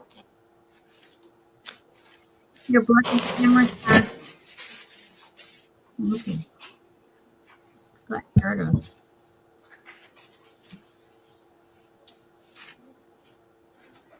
Yeah, super fast. Like, I feel the pressure in my brain from all this. Luckily, we knew some of it ahead of time. That's big bottles of wine. They didn't save any for anybody else. Hey, Blue, how are you?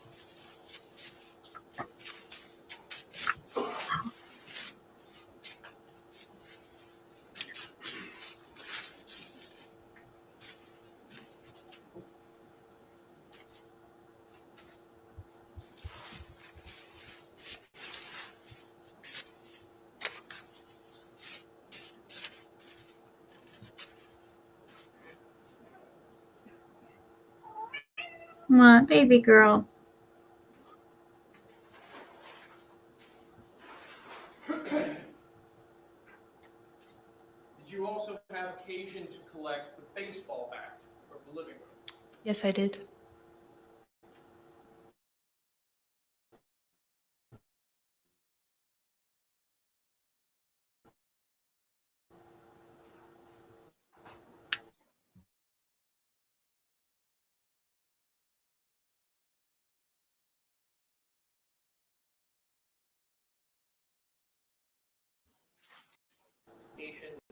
As States B and show defense. States B. Can you take a look at this item?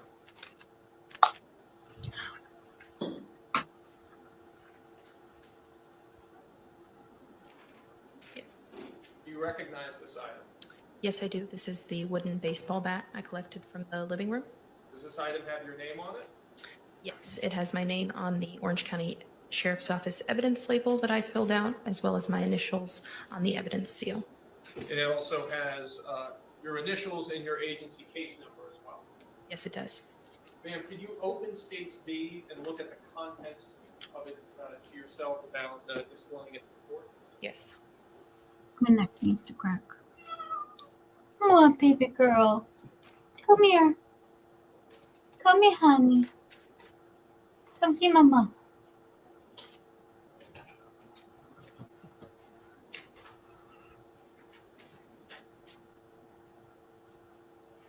Are you okay?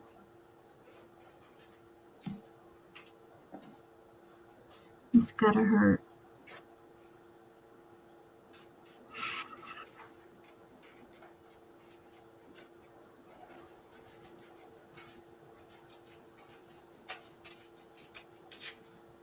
Did you go get it scanned?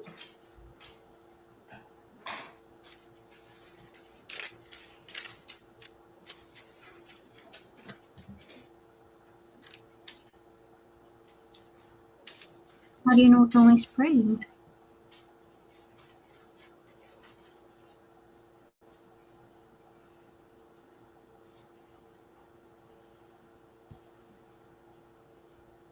You just did it now? Better be safe than sorry. You should probably get it scanned.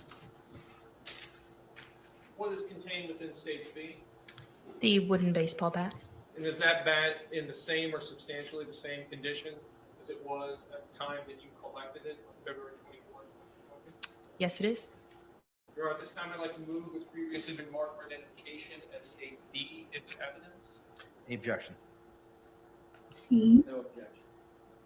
What was pre-marked as B will be received into evidence as States 10 without objection.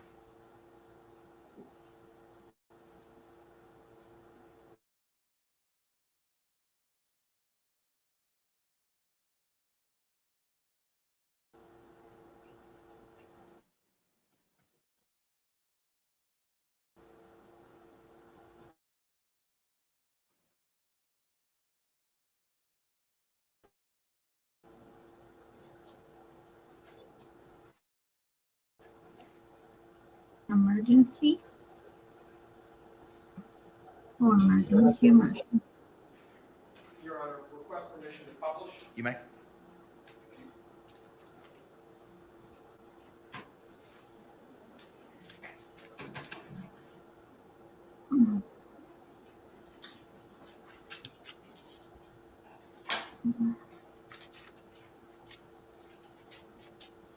That's a good idea.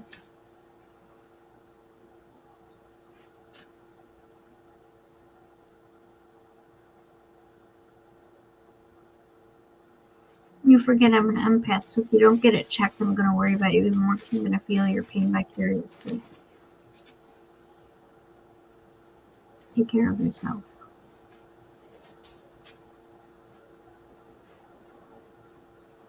You also had an occasion to collect a suitcase as well in this case. Yes, I did. Prior to placing the suitcase into Take care of evidence, yourself. Seriously. process, Please, I don't want you mad. I took measurements of the suitcase. what are the measurements? Hi. Thank you. It was 28 inches in length, 20 inches wide, and 8 7/8 inches deep. Come here. Your Honor, this time may the witness step down from the stand, approach the clerk's area. Nana. Hey. Nana. I'm fine then.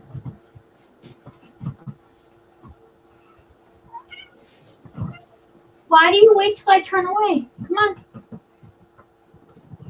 Come on. Ma'am, I'm showing you what's been marked for identification as States A. Tell me, do you recognize this item? Tell us, what is this item? Trigger warning, you guys. And how is it that you know that this is a suitcase you collected from the living room? It has the Orange County Sheriff's Office evidence label that I labeled with the item description, which also Anyone that wanted to look away before seeing the suitcase, now would be the time to do it. Ma'am, at this time, could you open States NA and look at the contents of it to yourself?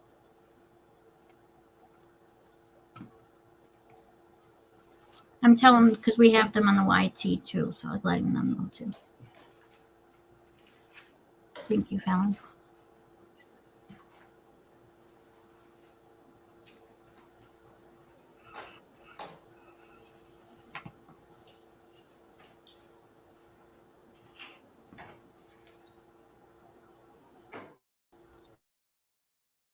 If the sound messes up at this point, there's no question.